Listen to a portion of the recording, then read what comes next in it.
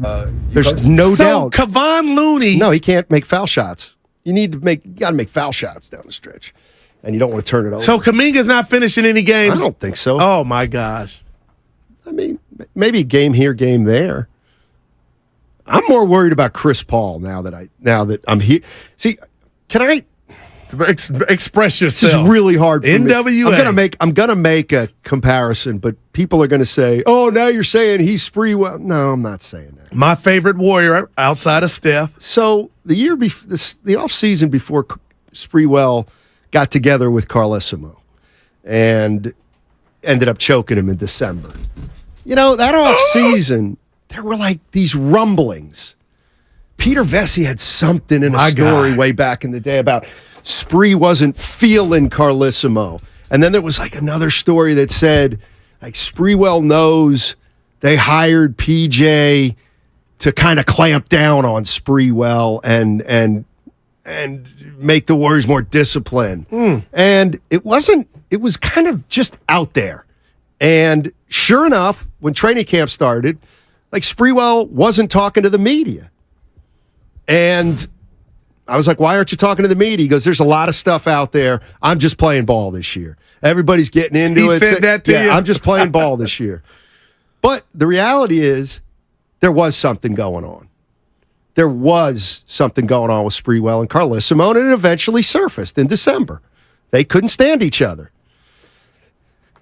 I think there's something going on with Chris Paul and him either not wanting to be, something's not right. There's no the fit is not right. Too many people, and I thought he would be a fit here, but that was thinking he might want to come off the bench. There's too many people saying it doesn't seem like he wants to come off the bench.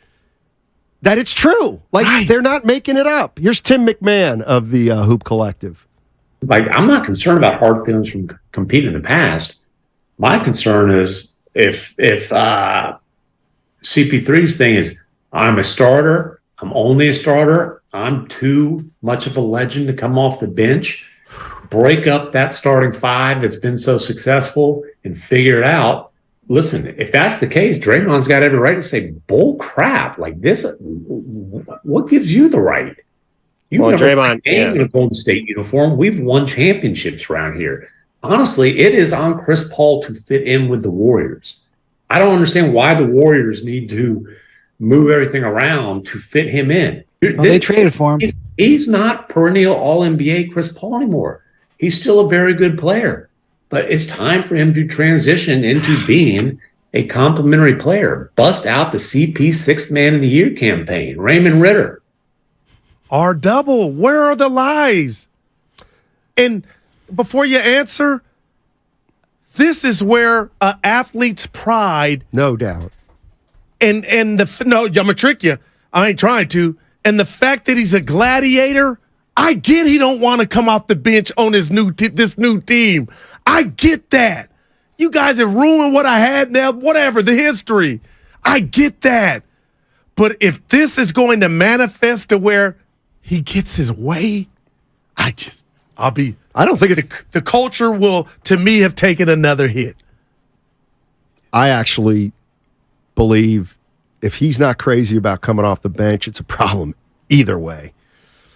Whether they decide to start him or they decide to bring him off the bench, neither's going to work. And there's old Jonathan Kuminga talking to his friends and mom and dad. I might not be finishing games. But why, son? I think there is a comparison to be made between Damian Lillard and Chris Paul. The fact that Damian Lillard said a couple days ago that he would rather never win a championship than go to Golden State. I think and some of that was one. towards Chris. I just sprinkled. So why would Chris Paul be any different? No, man. Why would Chris Paul be any different? Well, because he's here. Right. Now he could have caused a stink on day one. He might not want to be here, and then it would have never. You got to this point. Now you're closer to the wedding popping off. If it hadn't popped off already, because you're practicing with your teammate Dre. Dude, this man. The fact that he's practicing with Draymond Green doesn't move the needle. Well, aren't you going to talk? Yeah, and Draymond probably is like, Chris Paul's probably like, I didn't even know. I never saw this coming. And Draymond's like, they never ran it by us three. Oh, man. I think the one thing, can we acknowledge, are we ready to say, and I'll ask Warrior fans this, that Dunleavy and Lacob, maybe they made that move without a lot of consultation. Oh, no doubt. Okay. And you coaching let us know. The man said, you coaching? That boy. I'm not laughing because it's funny. I'm laughing like I thought we got, like, this ain't Jordan Poole v. Green, but it's something. Well, the other thing, too, is it ain't unified. Chris Paul knows he's not getting paid next year. Warriors aren't going to pay Chris Paul. So he's basically now in a contract year. And you want coming off the bench. Oh, man. Coming off the bench. Yeah, we'll see. John's in Berkeley. Hey, John, what's going on? I just think that there's a controversy being created out of nothing. I think that the very first game, opening night, Chris Paul is going to start. And then game 2, they'll honor his streak, and then he'll take his spot on the bench. It's all about finishing games, and he wants to get a ring. He's a team player. Kerr will talk to him. Draymond will talk to him. But also, it's a long season. There'll be stretches where Clay needs to take a break and not start or not play as much, and I'm not worried about it. These guys are pros. They all know that it's all about one stat. That's about scoreboard, about championships. I'm not worried about Chris Paul. Let me ask you this. Why do you say one game will suffice? Why do you think he'll start one game, then after that he'll be okay with going to the bench? Because they want to honor him. It's an impressive streak. It really is an impressive streak. They want to honor him and give him his due, which he deserves. What? And but he's going to come in and he's going to be a great person to help finish games, depending on if they're going small or if people are in foul trouble, etc. I just think that Chris Paul is he's got a chance to get a title. That's the last thing kind of missing from his career, and he understands that it's about who finishes the game and about the final result, not about who starts. Appreciate the call, John. Can I ask you a question, Stoney? Sounds pie in the sky. Yeah, it's a cake in the sky. So Draymond Green now, with the addition of CP3, will have the ball less in his hands when he plays with Chris Paul. Yeah. Wow! So the Warrior way was get it, let's run. Now CP3 walking it up or trying to keep up. It's a good question. Or does Draymond say, "Well, I used to push. Here you go." OMG, Becky. Who's Becky? Well, that's in the song. What song? What's the song out there? Oh my God, Becky. Who sings it? It's we'll get to the bottom of it, but OMG, Becky. I feel like I'm onto something here. No, you were on. Something's you were in your fishy. bag yesterday. You and Chris Paul, something's fishy with this. Oh my God, OMG, Becky. Who's Becky? What's her last name? What'd she do? Well, she's a person. Yeah. But anyway, they'll help me out. The Steiny, man. Boy. So let's put another right on the table, Okay. Evan. We're all at media day. I'm talking about national media. They asking CP3, you starting? Will this be worked out? He's probably not going to talk to the media this year. What? Now stop. What? He used to be the president of the Players Association. Well, if he's not, I'm not. He's talking, Stoney. Come on. I know, but Baby got back. Sir Mix-a-Lot. Remember that? what does that do with Becky? That's where that's from. That song. Oh my God. Baby got back. Yeah. So well, that's Becky? Sir Mix-a-Lot. They got a girl on the song that says that. Oh my God. Yeah. But who's Becky? I told them, Sterling. Is Becky? She's a figure. In the video? No, she's talking to her friend. So the Is girl there comes. any lyric with Becky in it? Not by Sir Mix-a-Lot. Fair the enough. girl on Yeah. the song says, "Oh my God." You know what? Got you. No, yeah. I got you. I just told you what went down, man, and I found the song. Yeah, no, the song's legit. Yeah. But the girl saying Becky it is a total disconnect from that song. No, there is nothing. Sterling knew what it was, and so did Evan. Evan has no clue. Well, he probably wasn't born with. He's got a big butt. Yeah. Oh my God, Steinmetz said Sir Mix. Yes, I got it, baby. Yeah. Baby, I get it. At Baby the beginning has of the back. song, the girl says, Becky "Oh my doesn't. God, Becky." Does he? She says it. He doesn't Yeah, say she's it. talking to her friend about another girl's. Oh my God, Becky. Okay, so when I said, "Is there a lyric with Becky in it?" How come you said no? I feel like you're not taking the L. No, I will take I the said L. Sir didn't say Becky. The girl on her part of the song said, "Oh my Okay, God, Becky." And so then Becky is a lyric in the song. The word Becky is in the words. if you want to call what the I'll girl take an L, said, then. I'll take It's an like L a on that. prelude. it's a thank you, Evan. Oh, well, now that's different. It's a It's a staple part of the song. Yeah. Huh. Take the L, Steiner. You I were was in your ready to bag take yesterday. the L, but then Evan said prelude. Look at everyone. Look around you. The computer. Everybody knows it. You know what? You got me thinking about CP3 and the Draymond He's aspect. miserable. Would you be? Malcontent. I wouldn't be happy. No, I wouldn't be. I'm not 18 trying to years start in the nothing. No league, and doubt. now they sent me to the team and my streak is about to come to. Not so fast.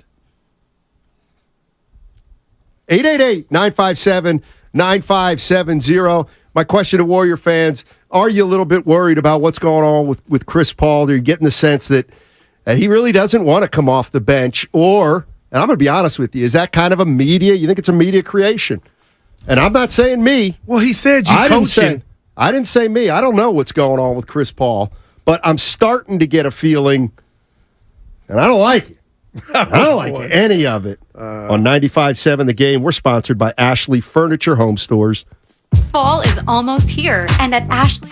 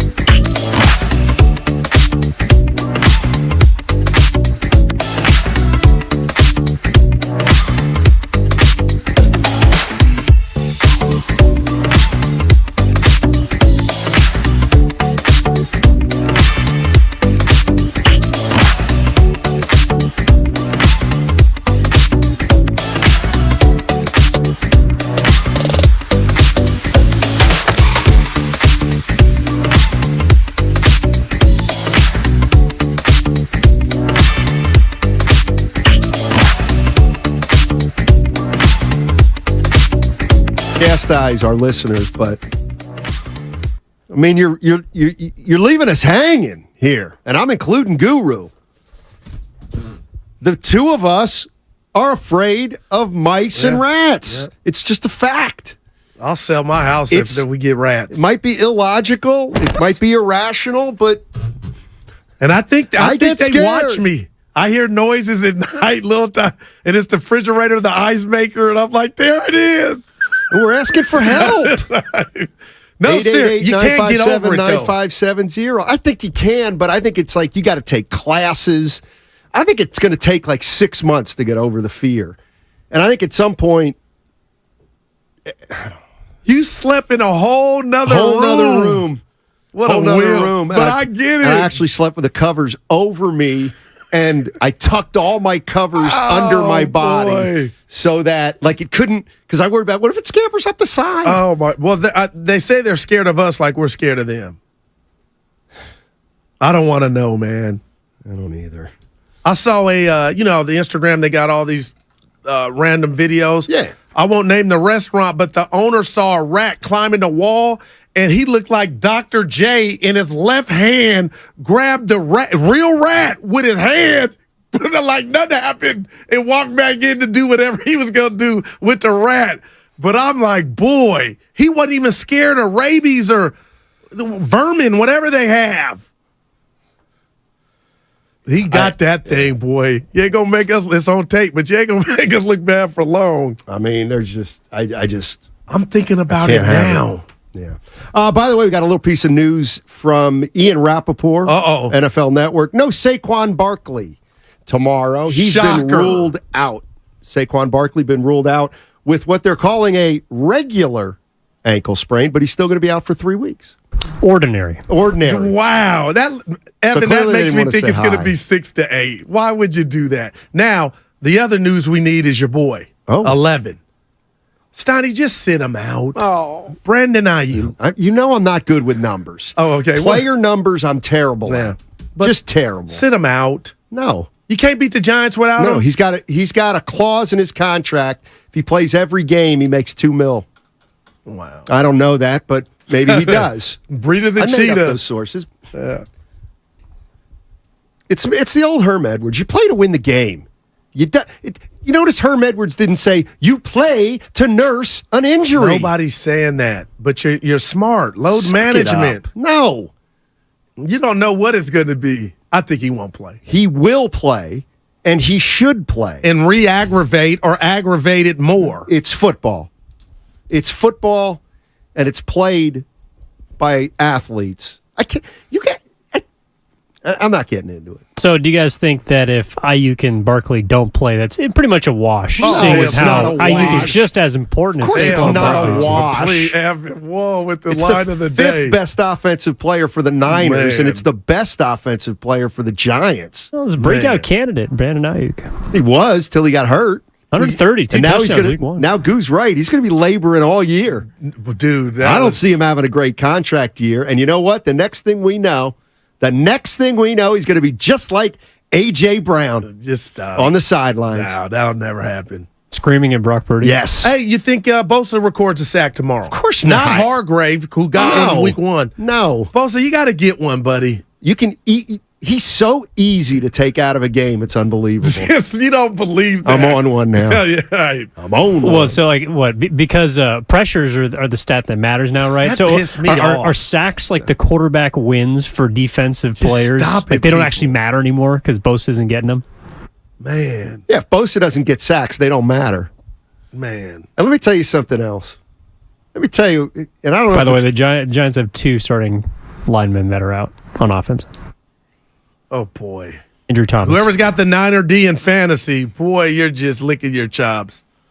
40 burger. Dan, I just noticed, what did I notice? Something about Thursday's game that broke. Niners supposedly wearing their red throwbacks. Yeah, boy. What's the difference between... Okay. Say it, though, because I really think you want an answer. So are you telling me they have regular red uniforms and then there's red throwbacks? Please tell me the difference. I want to run through that glass. Why? I'm asking a question. Because think about your question. Trucker 23. Yeah. The shirts he got us, what are those? Traditional red. Okay, so those The aren't pretty the red. throwback. Nah. Okay, so you're telling me the throwbacks are a different color. And a different scheme. Yeah.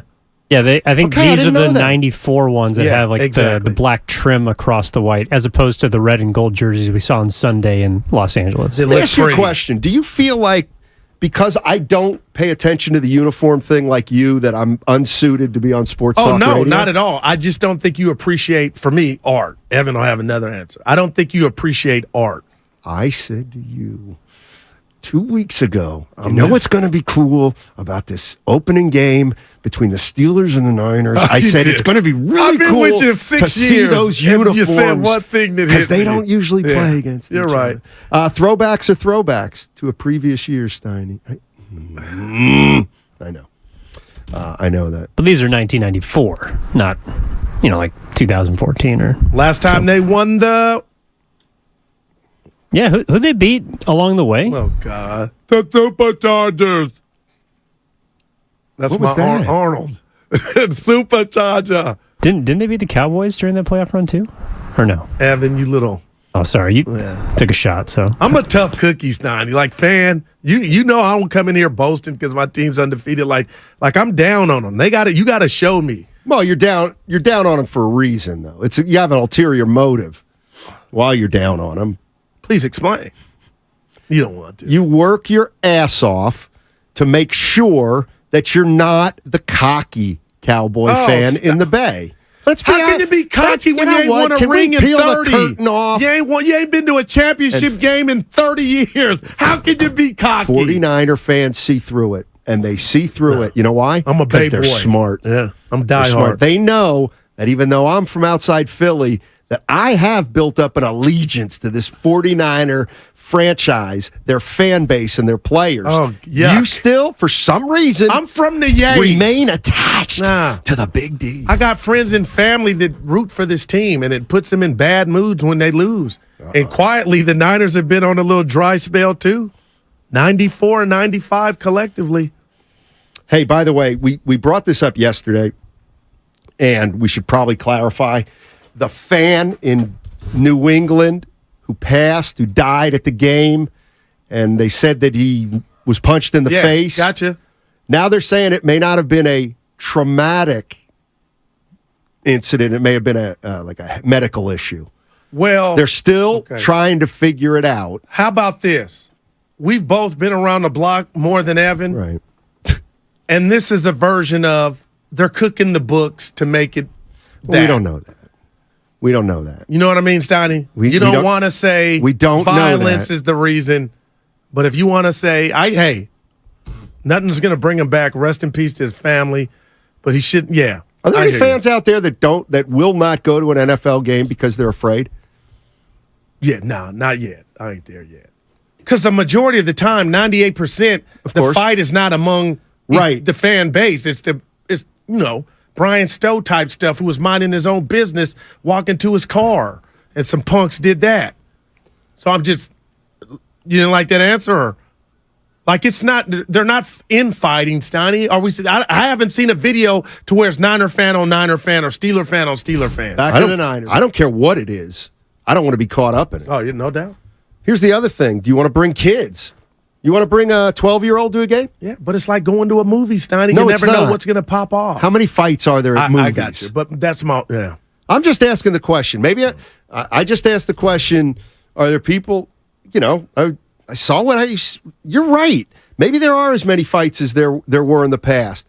Well, But that's what damn it, Dibbs was saying yesterday. we're seeing way more of it. And some of these fights that I see at games, hey, man, you can just be in the wrong place at the wrong time. Or try to be a good Samaritan and break it up, and then you get the two-piece.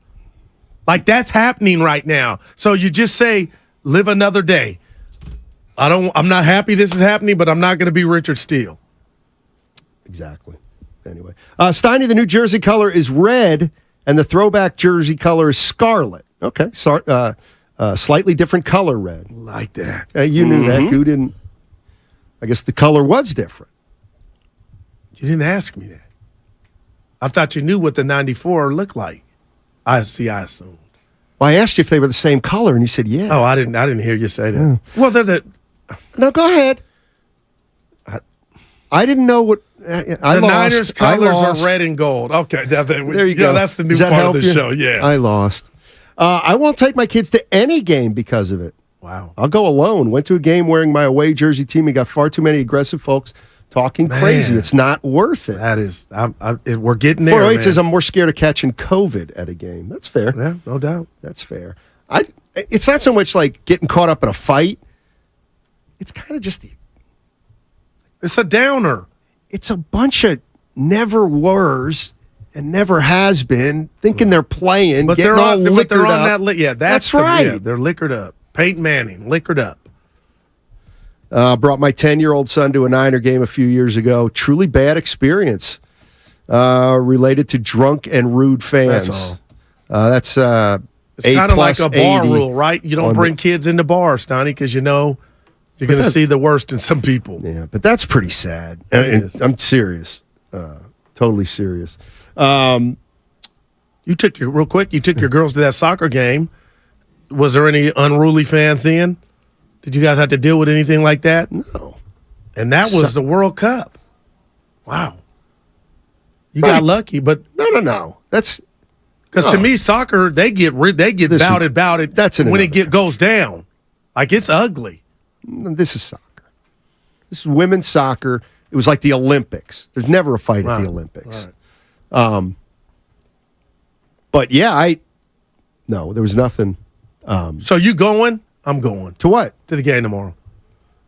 49 Frankie has a ticket for me. I'm gonna go. Oh, does he? Yeah. He paying?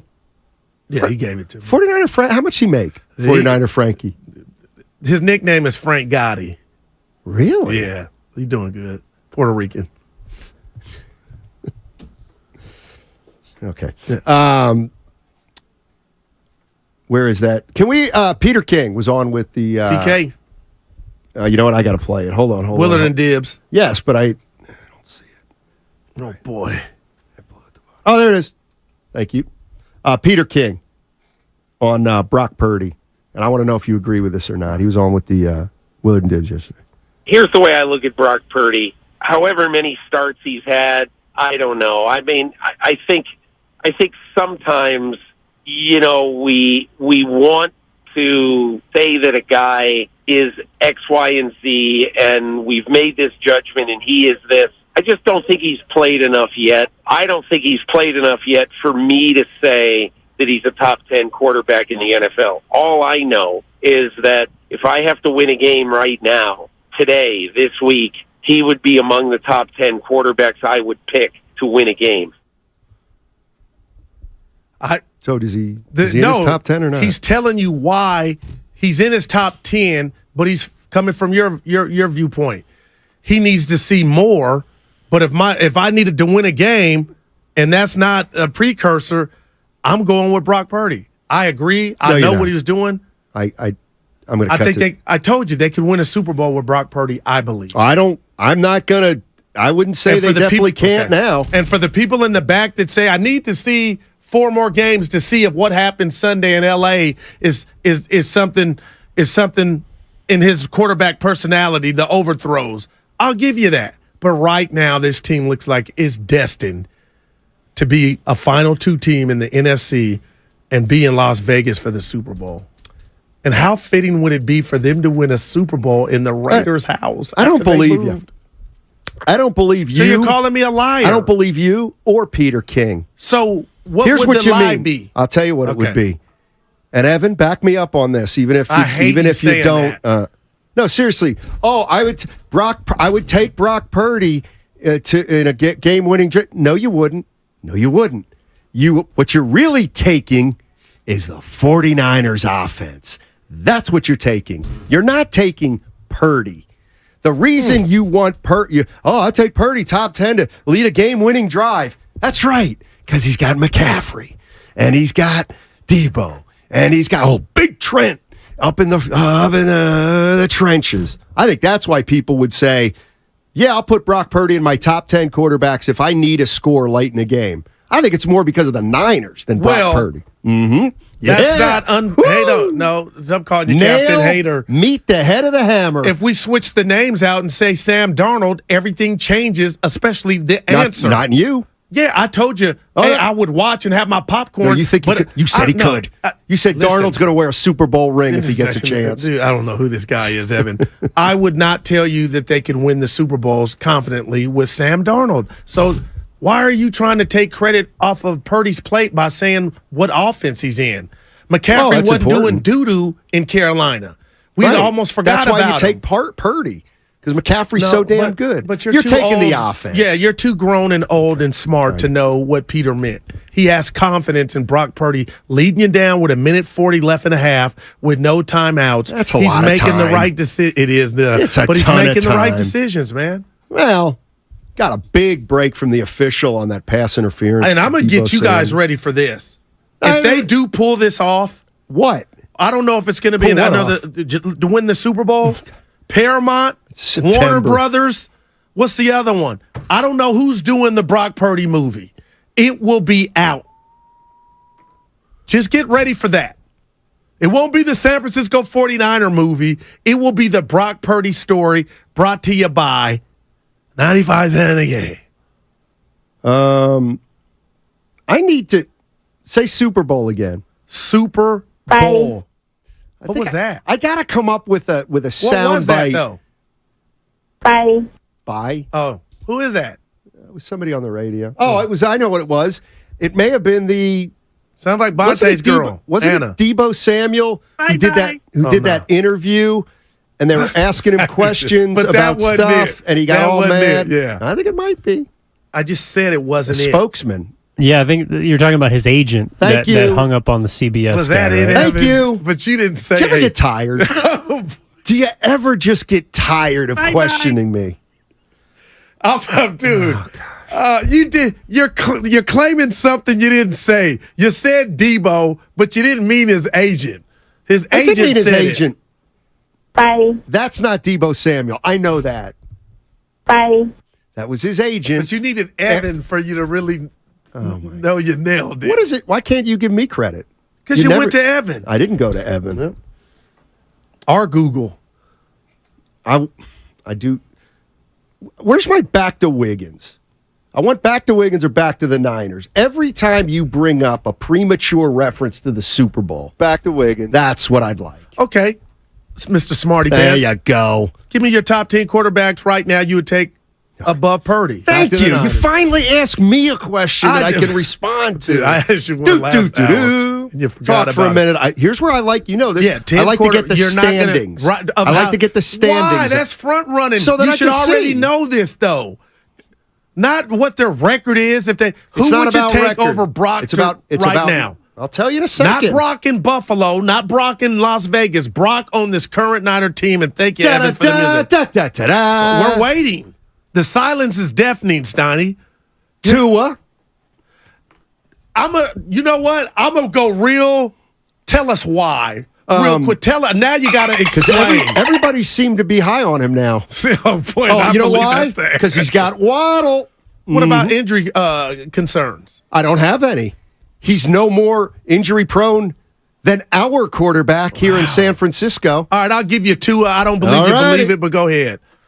Aaron Rodgers. We're going to be here to two. Well, he's out. I'll give you Aaron. How about I'll give you Aaron. Josh Allen? Do you believe that? Yes. How they're currently playing now.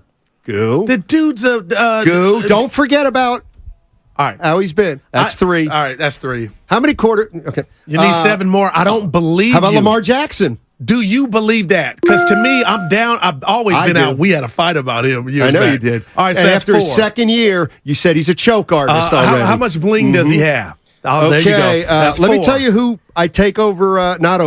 Take Purdy over Pickett. Okay, you need six more. Let me tell you who else I take Purdy over. Deshaun Watson. I'm dead serious. Right. Well, we're doing this in reverse. We need the ones you take. All right, that's five. Nobody mad at you. I'm probably going to take Trevor Lawrence. I ain't mad at you there. That's it for that division. What about Dak? Hold on, I'm not there yet. Okay. Mahomes. 7. Herbert. not Dak. No, hey, break down Herbert. I'm sorry, Evan. Because he's got all. Better quarterback. Thank you. Come on now. I don't think that Kyle Shanahan would kick Herbert to the curb if he had him as his quarterback. All right. Two more. Jalen Hurts. I want to fight you. Nah. Let me tell you, he's That's definitely. nine. You need I'll last tell you, one. he's definitely shown to be more dynamic. I'm not going to have Jordan Love. I'm not going to put him on the list though. But boy, whoo! You I need know you're one going to more. think I'm trolling, but No. I'd rather have Kirk Cousins. One more. No, How many? you had to just ruin it with that. One more, Steiny. Stafford. I ain't mad at you. There you go. But See, I believe 4 of your answers when you I don't make- believe. I believe Kirk Cousins. When I just for now, I just need to see Purdy do it for another. You know, do it for the, Well, how let many me see games are we Purdy. at now for his full season? What, 5 more games for all the people that say? No, he's got to get 16. Yeah. He's got to see. He's got to play a full season. Now, listen. If this is who Purdy is, and the 49ers have a good season, I don't know if they win. Of course, then he's going to be put up there. Because that's all Peter King was saying. The reason he won't is he just needs to see more. I get it. But the compliment in what he said was, if I needed to win a damn game, he's in there. The 49ers. But it's Brock Purdy. It's not really though. So you think if we put Brock in Dallas or Philly, Well, okay. and it's a real Is question. there a better situation for Brock Purdy than the 49ers? The answer is not no, hell nah. Right. I agree. But that doesn't. But you know what? That's hell nah. And I mean that. But that's like we can't hold that against Purdy. But you either. think Kirk Cousins, all the guys you mentioned, could come run this Niner offense in their sleep? What I'm saying is, you said right now, Stein, you can take Cousins or Purdy. I'd take Purdy because of the age. Kirk Cousins, 36. If we got to win, if we have all things being equal, and we got a 2-minute drive, I am going to take Cousins over Purdy. Well, Purdy doesn't have any failure on him yet. On games that he started and finished. Yeah. Well, Kirk Cousins has one thing at this point over Purdy, and it has nothing to do. Kirk Cousins is durable. He doesn't get hurt. Well, the Sion Cousins He jersey is for doesn't choker. Get hurt. That's an important aspect of quarterbacking. I'll give you that. And Eli Brock Manning was Purdy the best has at it. not proven he can stay But healthy. Eli Manning yet. parlayed that into 2 Super Bowl victories. Your boy, he stays upright, but he ain't won nothing. That's because he's never been the quarterback for a team that's good enough to win the Super Bowl. You tell me when Kirk Cousins has been on the best team in football. That's why Purdy's got to get it done, because we all acknowledge this is the best team. Pound for pound, man for man. Yes. Well, to Goo's point, Eli Manning never played on the best team either. Thank you, Evan. Please. That's my.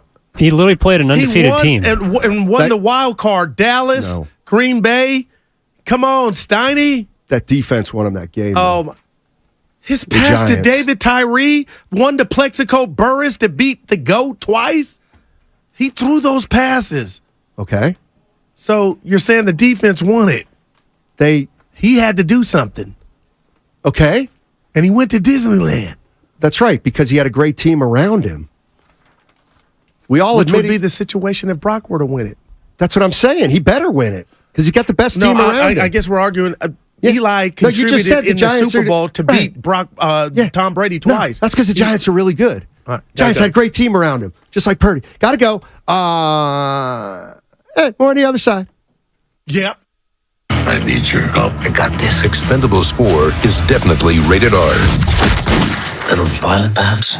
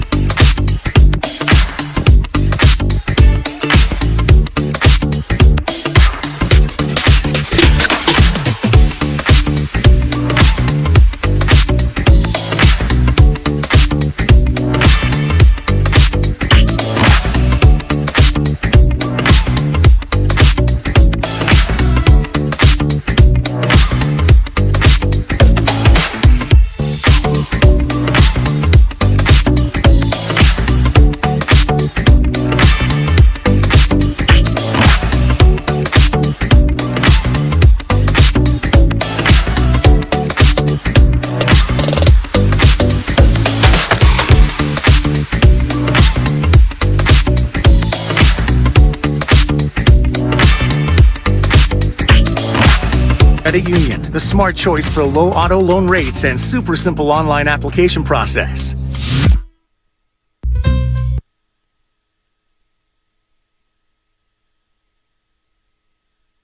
Now, back to Steiny and Guru on 95.7 The Game. What's up, guys? How you doing? You know who this is? Wu-Tang. Oh, yeah. Wu-Tang Clan. Right? Just ODB. Sure. Who?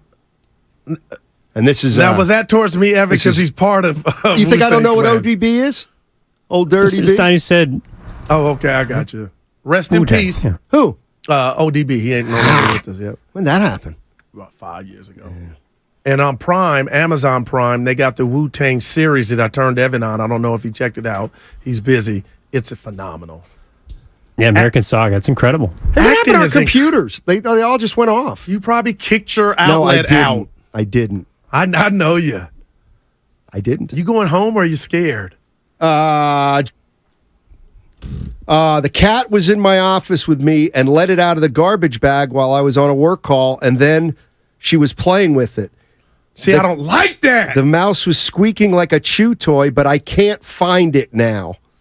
I don't know where it went or if the cat has it in a corner somewhere. Or in your bed. You got to check everywhere. Why are you playing with it? Hey, by the way, I got to tell you something. Yeah. This is serious. Oh, real? If I've been a little bit crusty today, if I haven't been myself, the last month, I've been a little bit, if I've been a little bit on edge or jumpy or if I'm jumping down your throat a little bit, I apologize. My daughter's leaving today to go back to London. Oh, she's been home for 5 weeks, and now she's going back to school. You driving her? I'm not. I had to say goodbye before. Oh, no. Yeah, because she's probably leaving for the airport in an hour. So I got thug tears. No, I got real tears. No, that's real. I get it. So she's out. It's so hard being a parent, man. People don't get it. So was she emotional, or she's like, I can't wait? She was in bed. So she was like kind of laying in bed. I gave her a big hug. And how did Mousegate affect her?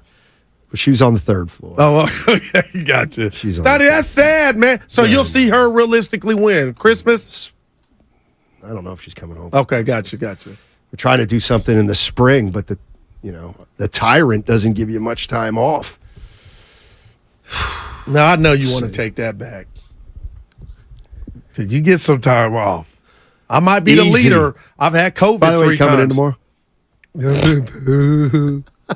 Are we wearing our red jerseys? You know what that was? What? That was like the Jordan Poole face when he made it at that ref.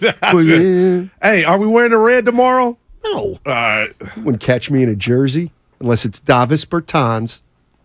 What's that about? I don't know. I just got it. It's the Olympiacos. You seen Zion's body? Oh, my God. I got something from Willard and Diaz when they come in. What? Over under games played for Zion. Okay, set the number. Why can't you do it with me? See, it's better if all 3 of us get a crack at it, but I'm putting it at 50. Oh, boy. How many? He missed 46 last year, so that made it. He played how many? 82. He played 36. Yeah, boy. Yeah. I'll take the over. I think he's healthy. Looks like Evan wants to joke. In 4 seasons, he has not played more than 29 games. Once. Or sorry, he's done it once. Can you just run down his game total? That's just Rookie bad. season, 24 games. Sophomore season, all-star, 61 starts. Did not play in 2021-22 due to the foot injury. And last season, he played and started 29 games. He has a 61, Evan, on his ledger. Wow. 1 of 4, yeah. And then didn't play. And what did you say? Yeah, show me that new body in training camp. Last to training camp. Exactly. Man. But he's spectacular when he plays. Speaking of nice-looking bodies, the Giants will be without one, of course, as you guys know, because in their backfield, Saquon Barkley was officially ruled out for tomorrow's game. Yep. Thank you very much. Brian Daboll in it. I want to hear this. Now, This is dated, but this is one of the, it's a pet peeve of mine. I don't know if Brian Daboll did it, but let's see if he did. I wouldn't count on that, Dan. Not just yet. Okay, I mean, safe to say he'll be out on Thursday night? I'm not saying that he's out yet. He's a quick healer. I'm not saying he's in, he's out. We're going to take it all the way up with him to Thursday, but he feels a lot better today. I just talked to him. So we'll see where we're at. I'll let you. That's my pet peeve. I'm not saying he's in and out, but I'm joking your chain. You know what it is. He's out. I'm not going to. He's a quick healer. I'm not going to make a judgment about Brian Dable, but you going meathead? I don't like him. Yeah, he got some meathead to him. That's what.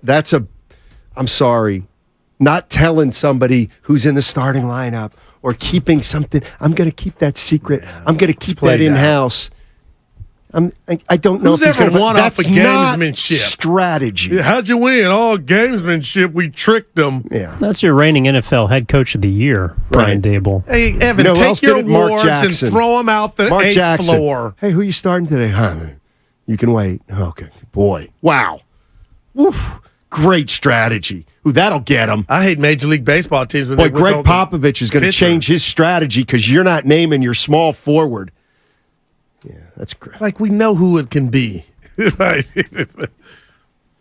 Just anyway, back to the Niners on Brock Purdy. I'll tell you who thinks he's really good. J.J. Watt. Take a listen. I want to talk about Brock because of what he's able to bring to the 49ers in terms of skill, but also ability to create a team around him. Is obviously you're going to see right here. He's poised in the pocket. He makes incredible throws, and he can really handle that Kyle Shanahan offense well. But what it means in this league when you have a quarterback who can play at the level Brock's playing at for $870,000 this season, you're allowed to build a team around him that is absolutely dominant, which is what the 49ers have done. They've got Trent Williams, they got George Kittle, they got Ayuk, they got Debo, they got CMC, they got Fred Warner, they got Greenlaw, which I think is probably the best inside linebacker duo in the entire NFL. You got Bosa, you got all these guys. That's all because you have a quarterback that's making $870,000 this year, and that's unbelievable what they built up there. Yeah, so that was J.J. Watt on the Pat McAfee show. Also coming up at 1 o'clock in 20 minutes, we got Keith McPherson. He's a host on our sister Odyssey station at WFAN 660, getting into the New York Giants. Can you help me out? Not sure. Like JJ. It felt like he was saying the biggest attribute of Brock Purdy is his contract, and I think we're seeing that. It is being dispelled. No, it's not. It's a big aspect. It's his ability to Huge read, aspect. Get rid of the ball, and always keep his eyes downfield. That's what makes him special, man. It's not, and the contract is a bonus. I get it. Oh, it's but more they than a didn't bonus. build this team knowing we're going to have the they couldn't have the wherewithal. Exactly. That's right. They couldn't have built this bully without having Brock Purdy on that deal. No, I'm saying they didn't see Brock Purdy even taking over being the captain of the ship. Right. Because if they would have had Trey Lance, they wouldn't have been able to put the team around him. No, it was already around him. If Trey Lance is balling out, he's a starter, and everybody's at his disposal. I get what he's saying, though. At some point, they're not going to, and I know Brock Purdy's not going to get paid for a couple years. And that's a big couple years. Like, they may be holding 2 rings by then. And you're going to have to back the Brink truck up. He keeps playing like this, Scotty. He's getting paid. Those are facts. Guru just said we're going to now the 49ers are winning multiple. No, I said you could. I said you could. Number 2. Thank you, Evan. I'm just saying. Don't crown him early. You have a tendency to do that sometimes. Give me the last team I've done that. I damn sure didn't do it for the San Francisco Giants. A wild card berth? You said they have a system and it's unstoppable. They could plug any. Now your nose is growing. Get it out. I never put unstoppable. I said Willard looked in that direction and said it feels like something magical's happening. That I did. How'd that work out? It's doo-doo now. There was no magic. Gosh. I'll tell you what. I'd love to be a door-to-door salesman and knock on your door. I could sell you anything. Invite you in. I could sell you anything. You'll buy anything. Not Kirk Cousins is the top-tier quarterback. How about that? But you'll buy like the Giants got something special going. I could sell you a set of encyclopedias. I read and react, Jack. No Saquon Barkley tomorrow night. Game starts at 5:15, Levi Stadium. Home opener on a Thursday. What do you think of that? I don't like it. No, well, you be consistent. Oh, That's right. MG Becky? No. Kyle Shanahan. Take a listen to this. We got to talk about this because this is everything that's wrong with the NFL. Take a listen to Kyle. Feel extremely rushed. Short week. You know, I saw the players a few hours ago, and it was the first time I saw them. I told them it was Wednesday morning, and by the end of our first meeting, it was Thursday. That's kind of how we explained it. And tomorrow morning is Friday, but by 10 o'clock, it's the day before the game. So it's weird. We're throwing 4 days into 2 days. As coach and staff, we throw 2 days into 1 day. So it's kind of a lost for words when I can't swear up here. It's a something show as we do it, but then it's about retaining it when it slows down. Like, we got to put them all through it, the players, so we just throw it all at them. We go on and walk through it twice. We go watch it. It's just, and then it'll slow down tonight when they leave, but that's usually about sleeping and catching up. And then tomorrow, kind of when you get to the hotel, it's like, all right, now it's normal, even though it's not. But now it's Saturday night, and slow it down a little bit. I always love Thursdays or night games because I think it's important on the day of the game to kind of review your whole week, which is the day before. On all the stuff that came in, so you don't hesitate in the game. No, you can't hesitate in the game, Kyle. You ruin so many stuff that's sacred to me, like Thursday night football. He But hates you it. are right. No, you too. Just listening to him, the NFL is hypocritical. We're all about concussions and player safety. And what do you say, Stoney? What do they say? An NFL game is the equivalent of a car crash from 25 to 45 miles an hour. And here these guys are getting robbed of rest. They just played the game 4 days ago. Exactly. That does. I'm a watch. They can't prepare. Easy for me to watch, but that is your organs, your body. Exactly. But the Niners are going to still kick their ass. I don't know. We'll see. It's the NFL. I mean, they're favored. They're going to be favored to win that game. Gosh. By the way, can we fact check something from 420 Savage on the YouTube chat? He says the 49ers have not started out 3-0 in 25 years. That's a lie. That's wrong. They went 8-0. You're wrong, The year they Savage. went to the Super Bowl. Savage. Get your facts your straight. eye to make you say that ain't right. Because I that's wanted an to easy call him. one. It's like 19. everybody on the text line, you want to stick it to us when we get something wrong. well, but here's you. 420 Savage, and that was bad. Yeah, really bad, really bad. But that's okay. We like our listeners. What were we just talking about? NFL 4 days short day rest. Right hypocrisy. I mean, nobody there's not any coach or player that likes it.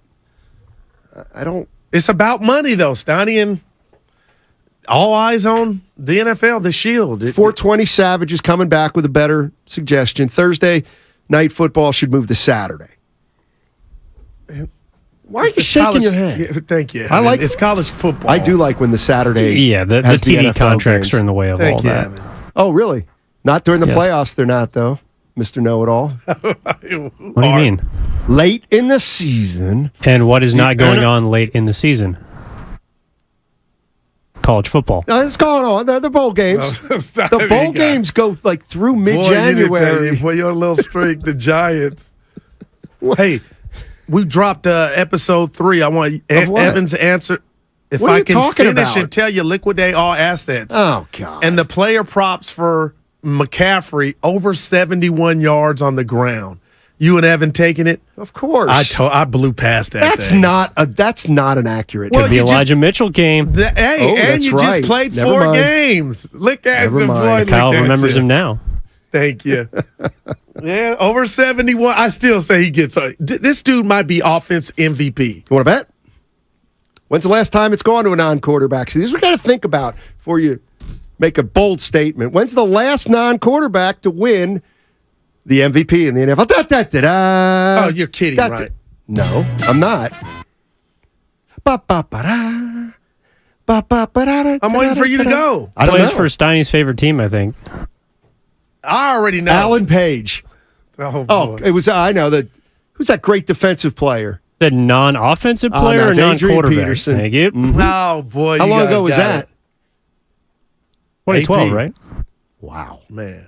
He was a And then bad before boy. that, I wonder how far you have to go back to get another running back. Well, 2006. Okay, so there's been one running back in the last. But the voters have 18 changed. Yeah, like they 18 years. poisoned the pot. Like they're doing it on purpose, I believe. Yeah, now. that's why they're not. That's why he's not going to get it. It's going to be quick. But dude, he's cutting up. Who? McCaffrey. We're only 2 games in. But it don't Long matter. season. He keeps this up. He's getting it. Justin Jefferson online too, but yeah. Well, he'll be on a 17-0 team, so I'll bet he's going to be the MVP if you do that. I'm talking about McCaffrey is what I'm talking about. We can talk about you being upset that the Warriors aren't going to sign Dwight Howard. So now you come. I was just going there, but you think Apparently, that's oh no. Kendra Andrews of ESPN said he's just coming in for a workout. It's not like a serious free agent on the verge of signing. I heard JTA was doing that too. I thought he was getting the spot. Remember, I got duped on Twitter a couple weeks ago, thinking that last spot went to Toscano Anderson. Right. They like to. I got to look at their roster. I don't even know if they have 13 or 14 right now. Training camp starting in less than 2 weeks, Goo, and we'll be out there on Monday, October 2nd. By the way, 510. I bought my house fading the goo. Please. No, that's funny to you. I feel like you're sitting. I could be Check nice my and say, record. yeah, it's a. Before we get to what you It's want, a little bungalow. I It's want not this like you from bought you a and Evan. high-rise. Which 0-2 team concerns you the most? Arizona 0-2, Carolina 0-2, Bears 0-2, and I'll give you my answer. Broncos 0-2, Evans Chargers 0-2, and the Texans 0-2, Cincinnati 0-2, and the Pats 0-2. Out of all those teams, not 8 of them were supposed to be 0-2. It's the Bengals. They got a Monday night date, and if they don't win and What was they your go question? to 0-3, which 0-2 team concerns you the most? Concerns me? Yeah, like which Like are losing sleep over? No, one that where the season might be Saran. You mean for the expected contenders, right? Because like the Texans aren't expected to The contend. Vikings are on too. And that's why I just kind of said the 0-2 teams that are supposed to be 0-2. Like Denver, the Chargers, Patriots. Well, it's funny. I mean, just because I'm Bengals. the horses behind that I am. When you say most concerned, I'm actually least concerned about the Bengals because I think they're the best team that's 0-2. So I think they have the best chance to get back Even into with it. the calf with Burrow. Yeah. Okay, they got a hard game this week. I And know. what if you go 0-3? Still riding them. A lot of time. All right. Until there's not. Lot of time. Goo, the equivalent in the NBA right now would be if a team had played 9 games. See what I'm saying? That's how early it is. It'd be like if the Warriors were 5-4. I just, You in love my that, don't world, you? Yeah. that is toilet paper. Oh. Because even the game itself is so finesse compared to what these football players go through. Okay. Basketball is a physical sport. It's taxing. I don't dare compare it to the NFL where you can get rolled up on, concussed, lacerated liver, kidney, all that stuff. So that's not even a match. What isn't? There's equivalent to NBA games being played. What? No. No, I mean, I'm just using that's how far they are through the season. What? 9 games. I'm telling you, I'm panicked for Cincinnati. 3. I'm panicked Let me for do the this real Pats. quick. 3 divided by 17 equals 17.176 times 82 equals. It would be, so after the Niners play. Okay. Or let's say after the Bengals play on Sunday. Okay. Let's say they're 0-3. That would be the equivalent of, a team starting out 4-10 in the NBA. It's the equivalent to 14. See, I don't buy of that. 80. You could say that and make the What do you math mean you say- don't buy it? Nah, it's later That's than that. a fact. Well, nothing is more crucial than 0-2 teams since they now take away the 17-game schedule. When you were 0-2 in the 16-game season, That's it was the point. almost a death blow. That's the point. It's a 17-game season. But 4-10, that's nothing in the NBA. And neither's 0-3 in the NFL. Yeah, I'll It's the have same something for amount. you on It's the the same side. percentage. But it's a different game. Yeah, but there's 17 at the end of week 3. Teams will be 17.6 and less done with their opportunity season. because there's only 14 more games. No doubt. And there's only one game a week. Same as opposed percentage. to your scenario to where 14, there's 68 more games left. Right. And it works both ways. So I don't like it. I love it. I love it. You know why? You know why you don't like it? Because you want to count teams out early. You want to be the first to count a team out, and now I'm just telling you, Cincinnati, and you say, oh, you're being soft and wussy with Brandon Ayuk, sit him down. But that calf injury is obviously not healed. Right. And you're going to sell your soul to the Devils when that thing pops or he's out, then you're done. Like, give him 3 weeks. Wait. And like, man, do something.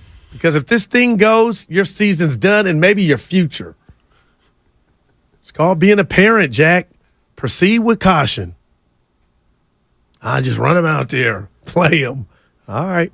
We'll see where that gets the Bengals. Who's Cincinnati's head trainer?